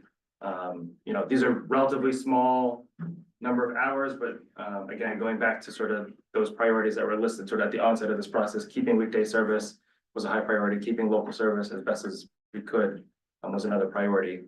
So keeping that in the same vein. So this is just what it's looking like downtown for these routes. Again, the majority of downtown Burlington is still served by some form of this service, again, at a reduced frequency, so this is just showing on Sundays because there would be no 11 service, you know, that is a large portion of South Burlington that wouldn't have service on Sundays. So this is right now, the green and the blue are what we currently operate on Sundays. So we have the normal sort of number 5 Pine Street, which would be adjusted to the new routing as discussed earlier. And we currently run a short number 6 route to the Market 32. So right here, we would use, basically combine those 2 routes to create this sort of south end circulator. And our thought process was to come down Pine Street, go down Queen City Park Road and come up and go to the Shaws. And our thought behind that was as folks have their groceries, any walk they did need to make was downhill versus uphill with those groceries from Shelburne Road. So that was part of the routing consideration on that particular circulator. And so there's just a draft schedule there on the left. And then this is the sort of combined, right now the pink is the North Ave route, the gold is the city loop, and this dashed blue line would be a combination sort of route where the bus would go out to North Ave, come back, drop off anybody at the transit center, and then go on sort of this truncated city loop out to Front Hill and McCoy Square to ensure that those folks still had service and come back downtown. As we do these routes, and especially as they align with new developments, I'm just thinking of the Shelburne Road, and you know, your bus stop is perfectly in front of the huge development there. That would be, I think, a couple 300 people. Did we do anything proactively to say, hi, new resident, you know, maybe you didn't use public transport where you came from, but are you aware that as you start your new habits, you know, you can walk outside and 2 minutes be on a bus and be downtown? Because it's all about creating habits. I don't think most people who move here necessarily are used to public transport necessarily. Yes, so I mean, we don't currently do that, but I think one of the things, and this is, you know, in your community in particular with South Burlington's new TDM language, we worked with city staff to basically have a provision that developments of, I forget exactly what the trigger is, they basically are required to contact GMT, and so that's our opportunity to sort of provide that information to that developer or business owner or whoever that is. So we're sort of the first contact if we're within what South Burlington has designated as a transit sort of corridor. And then from there, we could, you know, talk about amenities or other things, but that's certainly part of the conversation. But that's just beginning. I think we've had one development so far that's been subject to that has reached out. I know this particular development is being done by Champlain Trust, and they're very big about creating walkability, so that may be another contact point to have them automatic. We did that on North Avenue, right? Tying this back to the morning's discussion about, you know, potential rural transfers. One of the things that I could definitely see is that there would be administrative staff now that are focused, say, on the on-demand transit and Medicaid, that we wouldn't necessarily need if there was a rural transfer. Instead of downsizing staff, then I would say, well, let's convert that to a staff member that's going and knocking on the doors of every major organization, every housing, you know, to reuse the staff that way. So that's the end of the presentation. There's still a lot more to do. That's part of why the decision isn't coming to the board till February, but just trying to get some initial comments and so you'll see this 2 more times before having to make a decision. And I don't want to treat this like it's not important, but I think if we want to get out at 2:30, we need to move along. I agree. Can we Maybe get doesn't this, move on. can we get this sent out to everybody? Yes, please. Great. All right, and let's see. And moving on to the next topic, we are gonna have to go through our normal series of motions to enter executive session. And so this, so for some of you all, this will be time to depart, and for others, please stay on. And so first, we need to do a finding that premature general public knowledge of our bargaining position for our next urban operators agreement would place GMT at a substantial disadvantage. So moved. Second. Any further discussion? All those in favor? Aye. And so now we would need a motion to enter into executive session. And I would recommend that we introduce a motion to enter executive session. We discuss labor negotiations to include Clayton Clark, John Moore, Nick Foss, Jamie Smith, Jimmy Johnson, Ross McDonald from V-Trans, and I think that's. And Ed. Oh, and Ed Adrian, our general counsel. So moved. Second. Any further discussion? This question, not that I'm against it, but it's unusual to have V-Trans in our executive session discussing labor, so is there any background on that? I just think that it would be good for Ross to know kind of, since we're gonna talk about the initial opening, I think it would be good for them to hear, that, and, it is unusual, but I think that it would be helpful. Any further discussion? All in favor? Aye. Opposed? All right, so I'll ask the folks online that are not Jimmy or Ed. So we're exiting executive session, at, I don't know what time, 2:43, with no action taken. And our last moments are any commissioner comments? I have one really quick one, just expressing appreciation to, the driver on the Essex to Burlington route who took care of my 80-year-old mom, who's a 4-day-a-week rider on one of the frigid below zero weather days, just to make sure she was safe and wasn't gonna be in trouble with the weather. So I appreciate the care. If you ever pass on the specifics, I will happily write a letter to those drivers, but I have to know what time of day or what bus or any indicator that can help me do the detective work. Usually she tells me far enough later so that I ask her and then she tells me the nickname she has for the drivers, and that does not help because of her personal nicknames. I get it. We do actually still have quorum. We have Christian. But if I did get those, I will pass them along to you, Jim. 7, 8. Thank you. But there's 8, and we're Yeah, gonna. we're good. We can adjourn. I move to adjourn. Second. All in favor? Aye. Thank you, everybody. Yeah. Staff, Rob, Excellent. Yeah. board members, thank you for Thank being you. here. Yep. Thank you for the donuts and the coffee. That's good to see you. So we're exiting executive session, at, I don't know what time, 2:43. 2:43, with no action taken. And our last moments are any commissioner comments? I have one really quick one, just expressing appreciation to, the driver on the Essex to Burlington route who took care of my 80-year-old mom, who's a 4-day-a-week rider on one of the frigid below zero weather days, just to make sure she was safe and wasn't gonna be in trouble with the weather. So I appreciate the care.